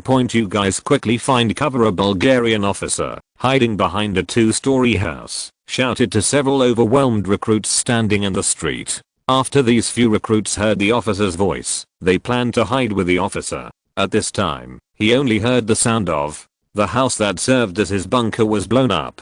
The air wave pushed his military cap in front of several recruits. Seeing such a shocking scene, several recruits turned into birds and beasts. Scenes like Varna are no longer rare. Many soldiers and civilians were crushed by houses destroyed by heavy artillery. For a time, a large number of panicked local people ran out of the street, seeing their soldiers and civilians suffered heavy casualties. As Guards Major General Shakhnasov, the commander of the army, was furious. I want to say here that he was a major general who was brought up the day before yesterday. Previously, he was only a colonel of the 2nd Independent Brigade. After Romania declared war on Bulgaria, he was urgently promoted to Major General as the highest ranking officer in Varna, and was responsible for commanding the defense of the city of Varna. After he declared war in Romania, he urgently recruited 14,000 people in the city as his own defensive force, and also recruited 8,000 people from the surrounding areas to strengthen the defense of Varna.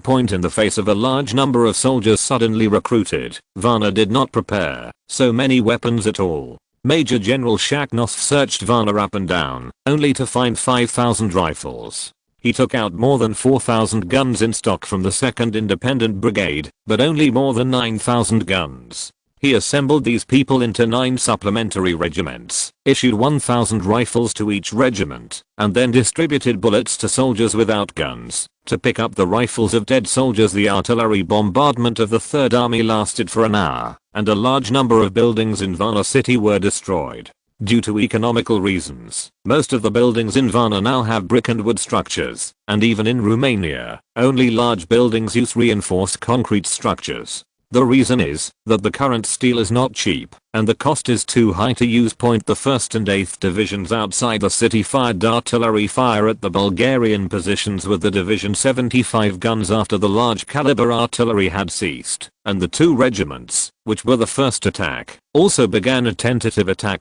Get ready, the Romanians are coming. A Bulgarian officer who was observing in the trenches shouted to the soldiers who were squatting in the trenches to avoid the shelling. Seeing that someone had not come forward, he stepped forward and kicked them down. Other officers are doing the same thing as him, and because of the presence of these officers in the position, the mood of the soldiers in the position is not bad. Seeing that the attacking Romanian soldiers were still 400 to 500 meters away from the position, the officers in these positions kept walking on the battlefield to encourage the soldiers and shouted, "Hold on, don't shoot." The officers only shouted after seeing the Romanian soldiers enter 300 meters shooting point. The Bulgarian soldiers, who had been waiting impatiently for a long time, hated the death of the invaders and comrades, and shot the attacking Third Army soldiers through their weapons, which immediately led to a more precise counterattack from the opponent. In a pair of shots, the soldiers of the Third Army, relying on better shooting techniques, could not lift their heads on the pressured position. Come with me.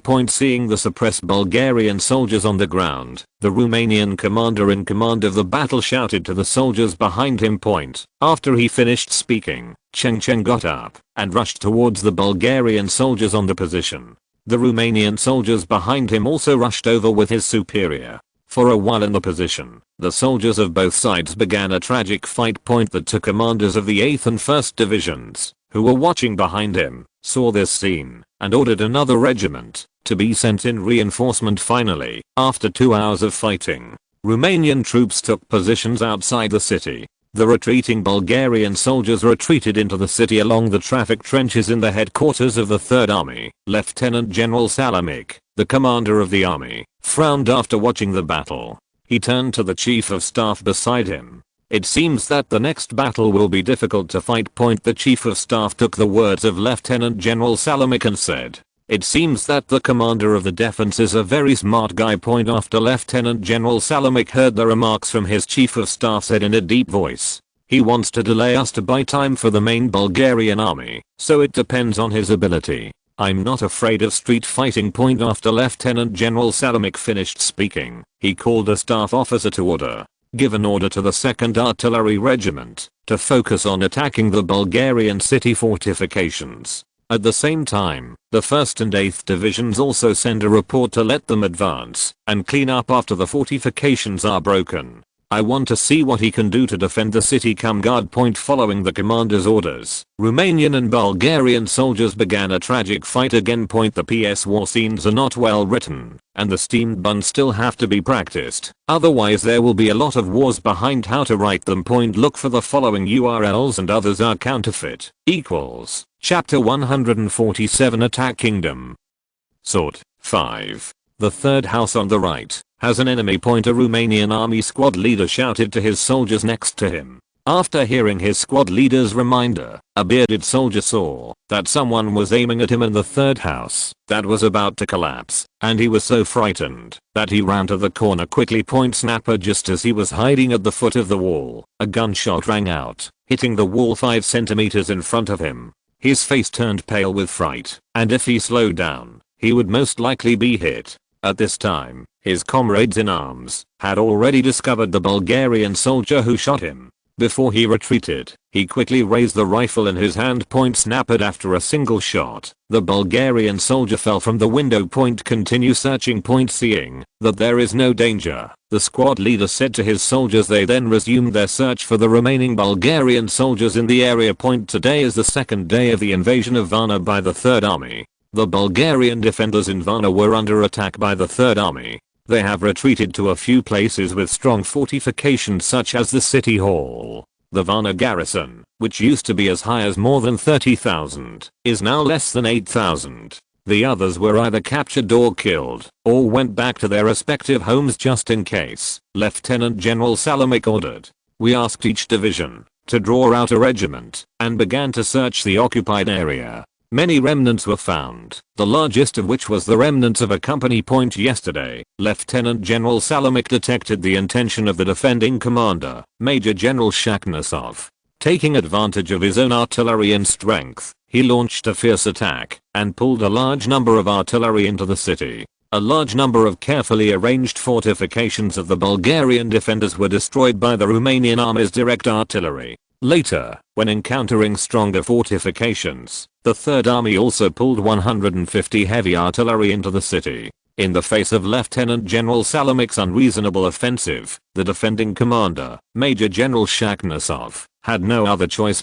In the face of Romania's powerful artillery, Varna has no other artillery, except a few old-fashioned heavy coastal defense artillery. The 2nd Independent Brigade owned more than 20 small-caliber artillery pieces. On the afternoon of the first day, due to the ferocious Romanian offensive and the situation was critical, Major General Shakhnasov ordered a counter-attack, which was destroyed by the Romanian army. Now facing this situation, Major General Shakhnasov is also prepared in his heart. After all, he brings a second-line army and a group of militiamen who have only been recruited for 2 days, and the number is not dominant, so he can't resist the approach. 70,000 Romanian well-equipped troops are understandable. In a messy room at City Hall, Major General Shakhnasov is meeting with an envoy of the Romanian army. It was a man who had come to represent peace talks, and it was clear that the Romanian army's intention was for them to surrender. Major General Shakhnasov, now that we have the winner and loser, there is no point in continuing the fight. This will only cause more casualties to the people of this city. This is not advisable, in order to prevent us from continuing to hurt both sides. In a humanitarian spirit, our commander, Lieutenant General Salamik, wants this fight to end. We guarantee the safety of your life and property, and will not have any other thoughts about you. After hearing the words of the peace negotiator, Major General Shakhnasov knew that he would not be able to resist for long, but as a Bulgarian officer he was now willing to sacrifice his life for his country. So he answered firmly. Thanks to the messenger's willingness to bring peace, I'm willing to shed the last drop of blood for the motherland. After hearing the Major General's words, the messenger of peace talks decided to do his part again. Your Excellency, I admire your respect for honor and your enthusiasm for the motherland.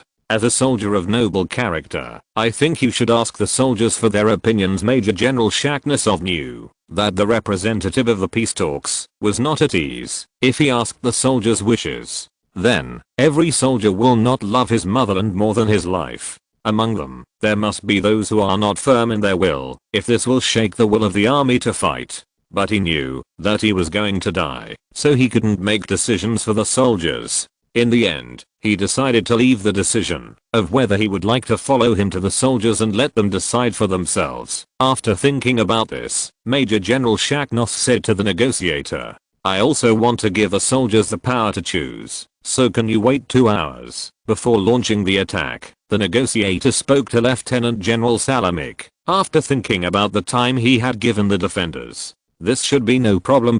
After hearing the representative's words, Major General Shakhnasov said it sincerely. Thank you for your generosity to our soldiers. Seeing that the Major General had made up his mind, the negotiator stood up and said, then we'll never see each other again. No more seeing each other. The messenger strode out of Major General Shakhnasov's room. After walking out of the city government building, he came all the way to his army's position and said to Major General Gerasim, the commander of the 8th Division, who was waiting for news. The division commander, Major General Shakhnasov, is unwilling to surrender and intends to maintain his reputation and loyalty. I gave him 2 hours, and he intends to let the soldiers decide whether to follow him to continue the fight. After hearing the words of the messenger who went to negotiate, Major General Gerasim said it indifferently. Then let him show his reputation and loyalty.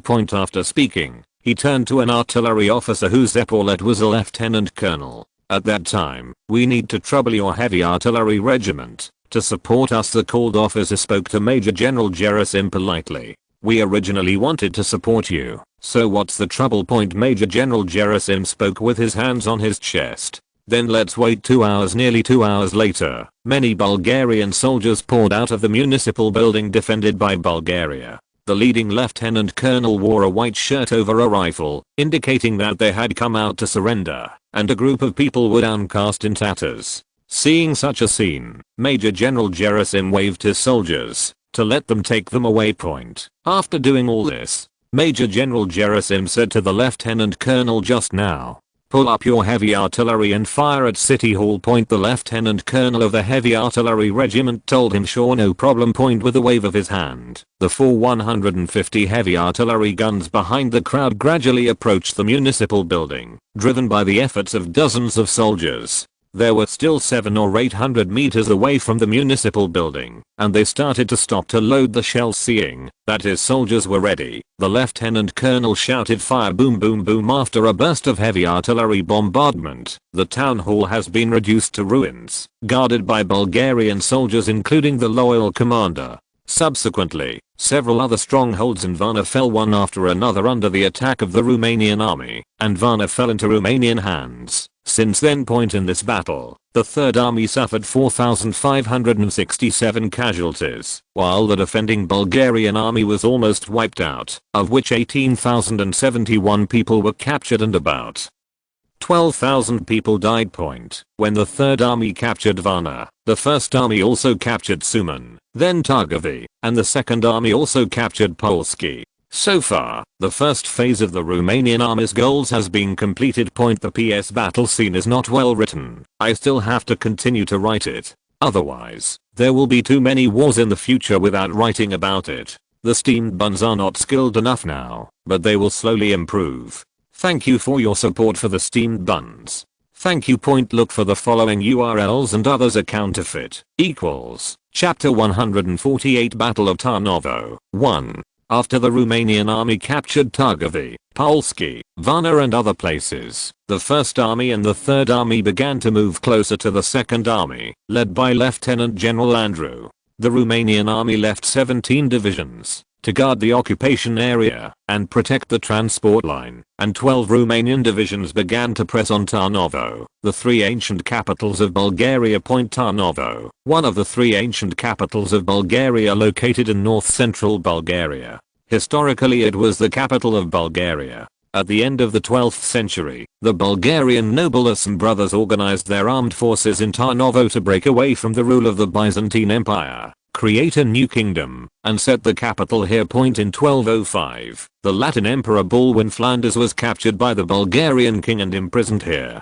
Tarnovo was the seat of the archbishop at that time, so it is also famous for its church buildings. There is the Ascension Church of the Archbishop and the Archbishop's Palace on the top of that Tsarevich mountain. And second to none is the Church of the Martyrs 40, built by the order of Tsar Ivan Asen II, 1218-1241, with a famous marble column inscribed on it commemorating the victory of the village of Lakotnica. After this battle, Bulgaria became the largest power in the Balkans. From the 12th to the 14th century, Tarnovo was the strongest defensive city in Bulgaria and the political, economic, and cultural center of Bulgaria. When the Ottoman Empire occupied the city on July 17, 1393, the exhibition in Tarnovo stopped. The city of Tarnovo has a dangerous terrain, and was the second largest city in the Balkans after Constantinople in the Middle Ages. 3 years later, the Turks conquered the entire Bulgarian Empire. A series of subsequent revolts by the Bulgarians remained concentrated in Tarnovo until the 17th century. On July 7, 1877, the Russian army liberated Tarnovo, ended the 48-year rule of the Ottoman Empire. After the 10th Russo-Turkish War, Russia returned it to Bulgaria. Now Tarnovo has 56,000 inhabitants, outside the city on the Yantra River, a tributary of the Danube, and the location of Tarnovo is also very important. He can connect to Sofia in the western Varna, the largest port in Bulgaria, which has been occupied by Romania, to the east. Crossing the Balkan Mountains in Bulgaria to the south can reach Plovdiv, and to the north is the border city of Rus on the border with Romania. Therefore, the Chief of General Staff of Prussia decided that Bulgaria would not easily allow the Romanian army to capture the city point. The Bulgarian side also gradually pulled its troops back from the sea front point. Get ready to fight the Romanian army in Tarnovo, with the big battle over the ancient Bulgarian capital imminent. Point now. Lieutenant General Mikhail Savov, Minister of the 6th Bulgarian Army, is in the city of Tarnovo. And Lieutenant General Vasil Kudinchev, the commander of the 1st Army, who has already arrived in advance, was originally established in the city. In the headquarters of the 14th Division, they talked about the key points of the layout of the battle point. After the 1st Army received Romania's declaration of war, it stopped chasing the retreating Serbian army, allowing the remnant army that had retreated from Bitola to Skopje to finally escape. Point Lieutenant General Kudinchev, as the main elites of the Bulgarian army, you need to go to the Zarevic Mountains to defend the coming army brought by the Crown Prince of Romania. Point then we need to increase the firepower. Lieutenant General Kudinchev stated his demands. He also has his own reasons for saying this. After the 1st Army first went through successive battles, the weapons and equipment were all depleted. Although some were added on the way, there were still deficiencies. Obviously, Lieutenant General Kudinchev hoped that he could add more in order to have a good state to defend the position. Point no problem. Point Lieutenant General Savov said without any consideration. Obviously the Minister of the 6th Army has already considered it for him. He picked up the table with the list of his signed names and handed it to Lieutenant General Kudinchev to continue. But I need you to defend Mount Zarovitz to buy time for the follow-up army. Point Lieutenant General Kudinchev took the list that Lieutenant General Savov handed him and did not answer immediately. He first checked the weapons and supplies he had replenished. On this list, Lieutenant Savov will supplement him with 5,000 rifles, 1.2 million rifle ammunition, 31 Maxim machine guns, and 540,000 machine gun ammunition. There are also 13 cannons, nearly 20,000 shells of various kinds, plus some iron rods, tents, sacks, medicines and other materials. Is this too little? Lieutenant General Kudinchev expressed his dissatisfaction. Then go on to explain. The Romanian army has strong firepower, and our 1st Army has no confidence to resist their attack by relying on these materials alone. Point hearing Lieutenant General Kudinchev expressing his dissatisfaction, Lieutenant General Savov, Minister of the 6th Army, also expressed his current difficulties. Lieutenant General Kudinchev, many of these materials were collected by me. Now I have given you half of the materials in my hand. What do you want me to do? Now the Bulgarian army has fought 2 wars in a row, and there is not much left of the military materials prepared before.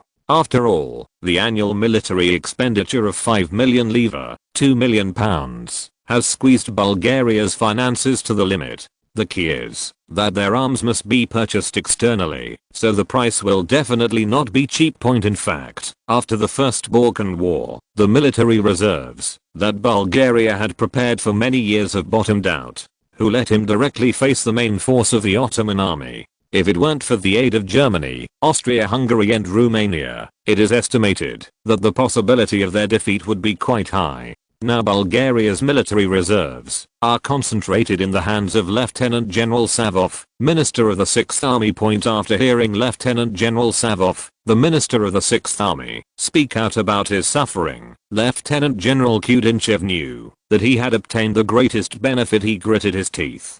I will do my best to hold the position on Mount Zarovitz. Hearing Lieutenant General Kudinchev's words, Lieutenant General Savov, Minister of the 6th Army, said with a wry smile, if it weren't for the shortage of our army's inventory, I wouldn't have arrived here early, just to prepare early, so I came here early. He also gave Lieutenant General Kudinchev a sweet date.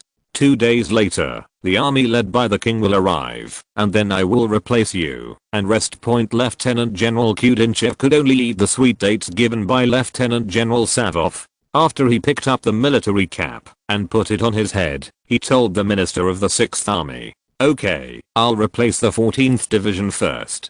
After all, the division they just established is still not enough to face the Romanians. Lieutenant General Savov watched Lieutenant General Kudinchev leave, picked up a report requesting military supplies in his hand, and read it again. Point after Lieutenant General Kudinchev left the command, He sent someone to take the list signed by Lieutenant General Savov to receive the weapons and equipment in the quarters warehouse.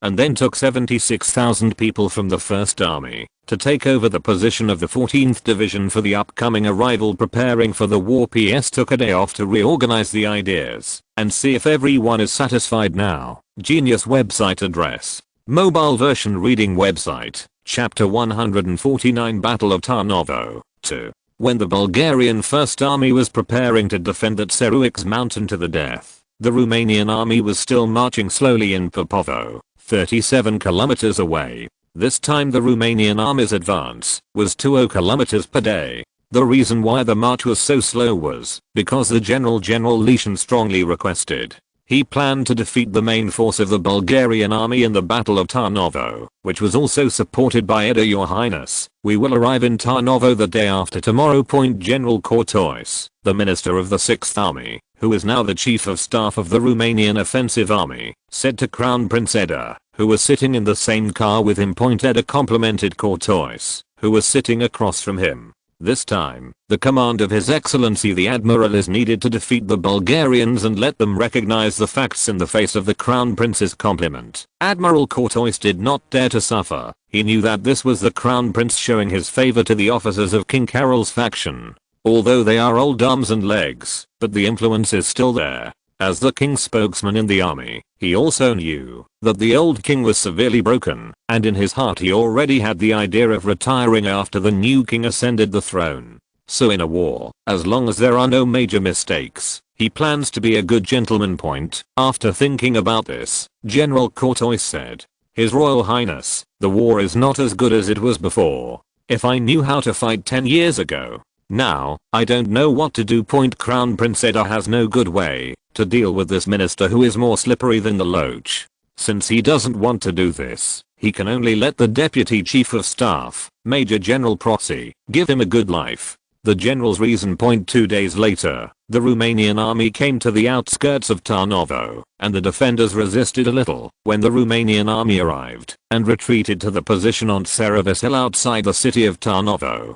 Seeing the dense fortifications on the mountain, at the suggestion of Major General Prosy, the Deputy Chief of Staff, Edel also ordered the Romanian army to rectify first, waiting for the 11th Heavy Artillery Regiment protected by the 12 divisions. This heavy artillery regiment is the Romanian Big Killer 36-21 Heavy Artillery. This big guy, weighing nearly 9 tons, was towed by 10 Dongfeng trucks in front, and a special engineer corps paved the way for it. Even with this guarantee, these big guys can only walk 17 or 18 kilometers a day. The Chief of General Staff of Preston took it into account when formulating the plan. These cannons have been on the march since the start of the war. Not a single shell was fired, and there was not a single complaint from the army, because they all know that such a big killer can only be used in a big battle. Its high 12 kg shell and 118 meters long range will make everyone who uses it think it's worth the money. After the Romanian army arrived on the outskirts of Tarnovo, the main force of the Bulgarian army led by King Ferdinand I of Bulgaria also arrived here. After arriving here, Lieutenant General Savov, the minister of the 6th Army, who had arrived here in advance, explained the defense plan this time. Now that the Romanian army has arrived outside the city of Tarnovo, I believe they will attack in 2 days at most. According to my plan, the focus of this operation is to protect that Seruvis mountain, the commanding heights outside the city of Tarnovo. Speaking of this, Lieutenant General Salvo tapped that Seruix mountain on the military map with a baton to show how much he liked it. The Bulgarian generals listened carefully to Lieutenant General Salvo's explanation in the war conference room, as did King Ferdinand I. Now they all know that Bulgaria is besieged from 3 sides, and they can survive on the front line of Serhi. But this is the mentality of Serbia, Greece and Montenegro, who want to let Bulgaria and Romania fight for a while, so they can go forward and get cheap. Here it needs to be said that after Montenegro declared war on Romania, it also declared war on Bulgaria. Then they sent 20,000 troops to help Serbia defend Skopje, the largest city in Macedonia. In addition, Romania has already conquered 1/3 of Bulgaria, and every general sitting here knows that Bulgaria has reached the most dangerous moment after independence. Now they still have the slightest possibility of slackening, and all of them are energized to face the crucial battle point. Lieutenant General Salvo saw the generals who listened carefully to his explanation, and continued to talk after sighing inwardly. Since that Serovitz mountain is not too big, it is enough to put 70,000 to 80,000 people to defend this key point. I plan to have the 7th Division defend the position opposite the Yantra River to the east, because our army has Serovitz. Shan, I believe that the pressure of the 7th Division will not be too great. The 4th Division defends the line from the Tseruix Mountains to the town of Liver in the north. The 11th Division defends Ibia in the west, to ensure our back road. The 3rd, the Independent Brigade, is defending the south, to prevent Romania from attacking us. The rest of the divisions are ready to reinforce the divisions. After listening to Lieutenant General Salvo's arrangement, careful people will realize that the 6th Army Minister's arrangement for this battle can only be quite satisfactory. That Tseruix Mountains, which will inevitably be attacked by the Romanian army, will be heavily defended. At the same time, a main division will be placed on each side, and a good division will be sent to protect their own back. To the south, near the line of defense that was least likely to be attacked in the Balkan Mountains, a newly formed independent brigade was placed, and the remaining divisions were placed in the city to prepare for support. And the wonderful raid on the CE2 countries before they are completely to extremes. After the explanation, Lieutenant General Salvo asked all the generals present whether they understood point. Based on Lieutenant General Salvo's previous record and the prestige of peacefully managing the army, everyone answered in unison. Understood point. Seeing that many generals were still a little confused about him this time, Lieutenant General Salvo didn't want to explain too much, so he told them, "Now that you understand, let's break up point." At this time, a group of generals, like elementary school students, left the combat conference room one by one. At this time, Lieutenant General Salvo shouted to Lieutenant General Kudinchev, commander of the 1st Army, "Lieutenant General Kudinchev,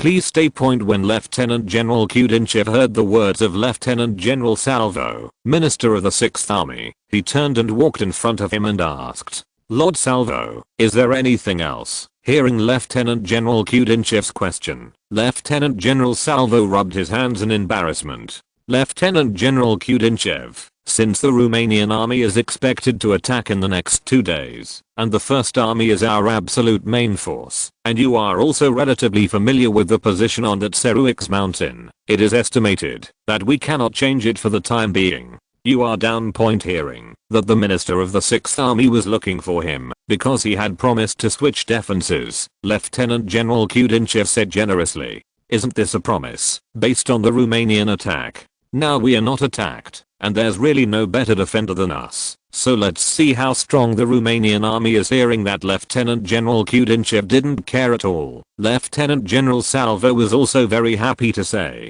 "Then I will hand over the key points of the Battle of Tseruix Mountain to you. I hope your excellency can turn it into an ale and nail it in our hands." "Don't worry, I will point." After Lieutenant General Kudinchev finished speaking, he strode out of the door. He could see that Ferdinand I was still waiting beside him, and it seemed that he had an important discussion with the minister of the 6th Army. Sure enough, after Lieutenant General Kudinchev left, Ferdinand I couldn't wait to ask, "General Salvo, why can't we raid the Romanian army this time as we did last time?" Looking at King Ferdinand, whose face was full of reasons, Lieutenant General Salvo reluctantly told the reason why he didn't want to. "Your Majesty, we were able to raid the CE2 armies because their training and morale were not as good as ours, and we were better than them in machine guns and artillery. When we concentrated all our firepower and slammed into one of them, they were prepared. I don't think we have so much courage. The Romanian army is different. From time to time, they have a mobilization system like us, but a standing army. This makes them a lot better than us in terms of battlefield responsiveness and adaptability. And weapons we can't compare. I know them carefully. There are more than 200 machine guns in a division in Romania. We all know the power of this weapon in defense and offense. We can only use the method before. If we use it again, it will be inflicting huge losses. Then this battle is basically impossible to win. And I calculated before that, if there is a surprise attack, the success rate is only 5%, which is too low for me to take this risk." After listening to Lieutenant General Salvo's explanation, Ferdinand I expressed his worries. But we are far worse than Romania in terms of artillery. They have almost 900 artillery pieces, and we have less than 800 artillery pieces. There is no way to compare in terms of caliber. We mainly focus on small caliber artillery pieces. It is medium and large caliber. This time they also brought a 36-21 caliber heavy artillery regiment over. You also know the power of this heavy artillery, and every one of our current fortifications can withstand its blow. Hearing the king's words, Lieutenant General Salvo knew what the king meant, which was the difference between slow death and early death. But he has no other way now. After all, everyone can see the gap between the two armies, Lieutenant General Salvo said with a sigh. Then we can only defend Tarnovo with the determination to die. Hearing that the minister of the 6th Army intends to defend with human life this city that Bulgaria cannot give up. Ferdinand I also knew that this was the last resort, and he now regretted not pulling Romania into his camp. However, if he knew the price of Romania, it is estimated that this idea would be dispelled. The PS steamed buns are finally finished now. Everyone be happy. Genius website address. Mobile version reading website, Chapter 150 Battle of Tarnovo, 3. While Bulgaria was trying to kill for its own country, the Romanian army was also preparing for an attack. On July 11th, after the 11th Heavy Artillery Regiment arrived at the front, Edel was also holding a military conference in Romania. After seeing all the troops involved in the battle. Our goal in this campaign is to defeat the main force of the Bulgarian army in Tarnovo and break their confidence. The focus of this attack is on the Tserovitz Hill positions outside the city. Deputy Chief of Staff Major General Prosy stood on the podium in the conference room of the headquarters and explained the main points of the battle to the generals, who were much higher in rank than his own. Under the circumstance that the Commander-in-Chief, Crown Prince Edel, did not know much about military affairs, and the Chief of Staff, General Courtois, was unwilling to intervene, he, the Deputy Chief of Staff, took on the task of explaining the battle. We launched an attack on the defenders, stationed in Seruix Mountain 2 days later, at 10:20 am on the 13th. However, before launching the attack, we must make full use of our largest artillery. Before the attack is launched, this time, the 4 heavy artillery regiments will launch a 3-hour artillery bombardment on that Seruix Mountain. The main target is the enemy's various fortresses and firepower points on the position. Among them, the 2nd Army will take the lead in attacking, and the 3rd Army will dispatch the 14th Division to defend the left flank. The 12th Division of the 1st Army was dispatched to guard the right flank to prevent the enemy from attacking from the flank. The Deputy Chief of Staff, Prosy, asked a question after explaining, "What's your problem?" Hearing Major General Prosy's question, the generals present had nothing to say. They all know that this plan was drafted by Lieutenant General Prezhan, who is now the commander of the 1st Army, and has also been approved by the Crown Prince. Now the Deputy Chief of Staff, Major General Prosy's inquiry is just a routine. Besides, as long as you look at the terrain of Tarnovo, everyone knows that the city can only be occupied by capturing that Tserovitz mountain position outside the city of Tarnovo. Seeing that there was no problem with the generals present, Major General Prosy looked at Crown Prince Edel sitting next to him and said loudly, after seeing Edel's gesture, "Dismiss." After the generals were gone, Edel stood up and patted Major General Prosy on the shoulder. "Well said." After he finished speaking, Edel also left the conference room. He knew that he was not good at commanding the battle, so he planned to inspect the troops below and boost the morale of the troops by the waypoint. While Romania and Bulgaria were making preparations for each other, the early reconnaissance began first. The new thing of the aircraft has shown its practicality in reconnaissance, and of course it is also within the consideration of both parties. Hurry up and push the plane over here. In a village in Sifno, 10 kilometers away from the front line, in a flat-end farmland, Lieutenant Colonel Lankerdra watched as an officer commanded the soldiers under the command of a navigator second, which was only equipped by the Romanian army. The plane was pushed out. The new type of aircraft has one more seat than the previous navigator model, which was difficult to produce during the inspection of Crown Prince Edel. In addition, a steel ring is welded on this seat. In terms of performance, it is no different from what the Crown Prince introduced before. Looking at the busy green scene at the airport, Lieutenant Colonel Anchorage was very satisfied. He is now the commander of the Romanian Flying Corps, with 32 planes under his command. This time he brought 22 planes to participate in this war. This time, he plans to show his face in the battle and let the top of the army see his abilities.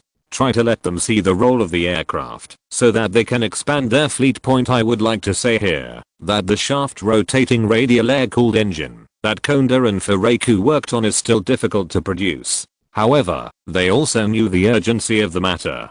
Before their unreliable engine failed, they installed the latest Land God engine in the new aircraft. This Land God engine is the latest masterpiece of the Segin brothers. The 140 horsepower engine gave the plane a speed of 178 km/h. In terms of maneuverability, this aircraft is also world class. This engine is an improvement made by the Segin brothers in combination with the user's situation. They cancelled the oil inlet valve on the top of the piston, that is not easy to maintain, and only retained the intake and exhaust valves, so this improvement is also called a single valve engine. This kind of engine draws on the working principle of part of the two-stroke diesel engine. The hole is opened in the lower part of the cylinder, so that gasoline gas can be injected directly into the cylinder, but the exhaust valve must be opened early to reduce the pressure in the cylinder and prevent the backflow of exhaust gas. The aerial reconnaissance was carried out by Captain Irascu. After seeing the most advanced Romanian aircraft being pushed up,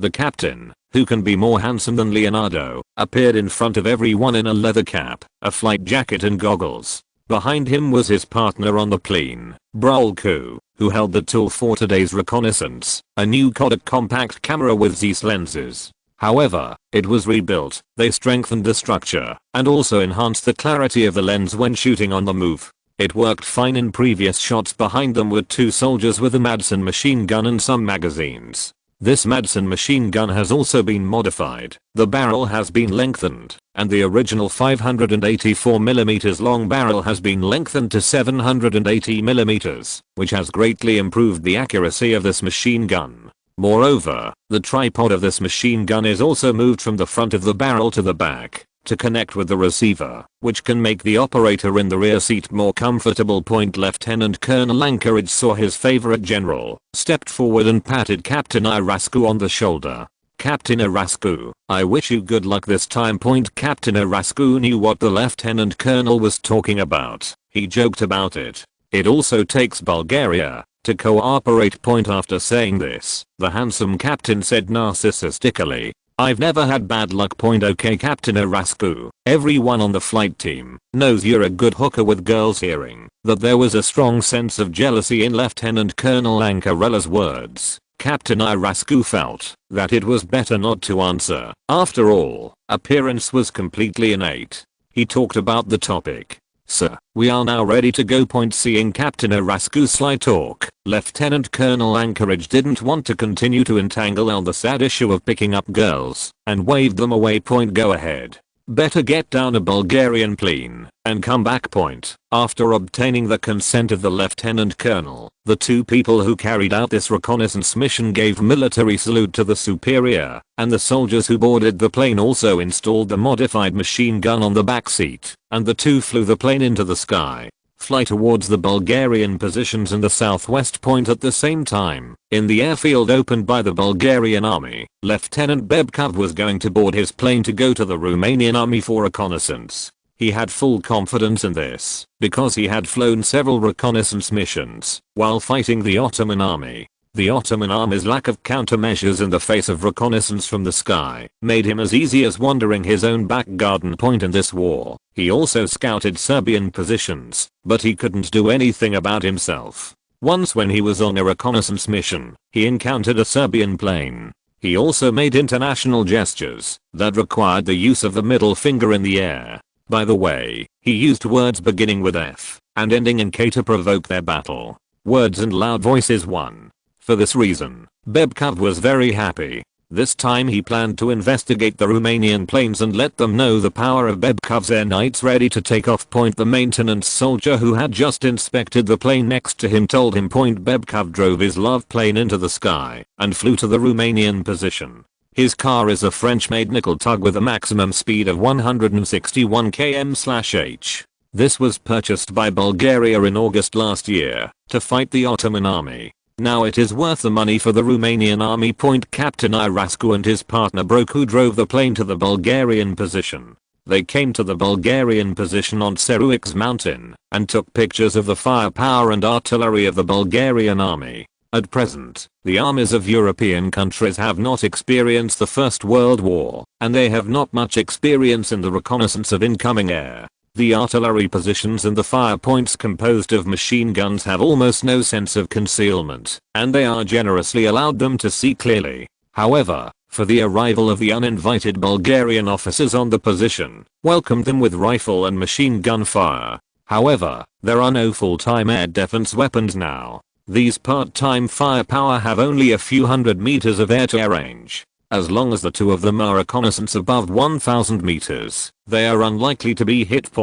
Just after they had been scouting for a while, Captain Irascu saw a plane approaching them. Today only one of their Romanian planes came to investigate, so this plane should be the Bulgarian army. Captain Irascu was secretly happy for his good luck, and he shouted excitedly to his partner behind him, "There is an enemy plane ahead, let's kill him." Without waiting for his partner to answer, he greeted the Bulgarian plane. The plane was indeed piloted by Lieutenant Bebkov, who was planning to go to the Romanian position for reconnaissance. After seeing the Romanian plane being photographed in the sky above his own position, he planned to scold the peeping guy. When the two planes quickly approached a distance of 400 meters, the sharp-eyed Lieutenant Bebkov saw that there were two people in the Romanian plane. Before he could comment on the two-person plane, he saw the Romanian plane. There appears to be a machine gun in the backseat of the plane. He was so frightened by this discovery that he quickly turned the nose and flew backwards. Wherever Captain Irascu would let his prey run away, he also accelerated to catch up. At this time, the performance of the two planes showed a difference.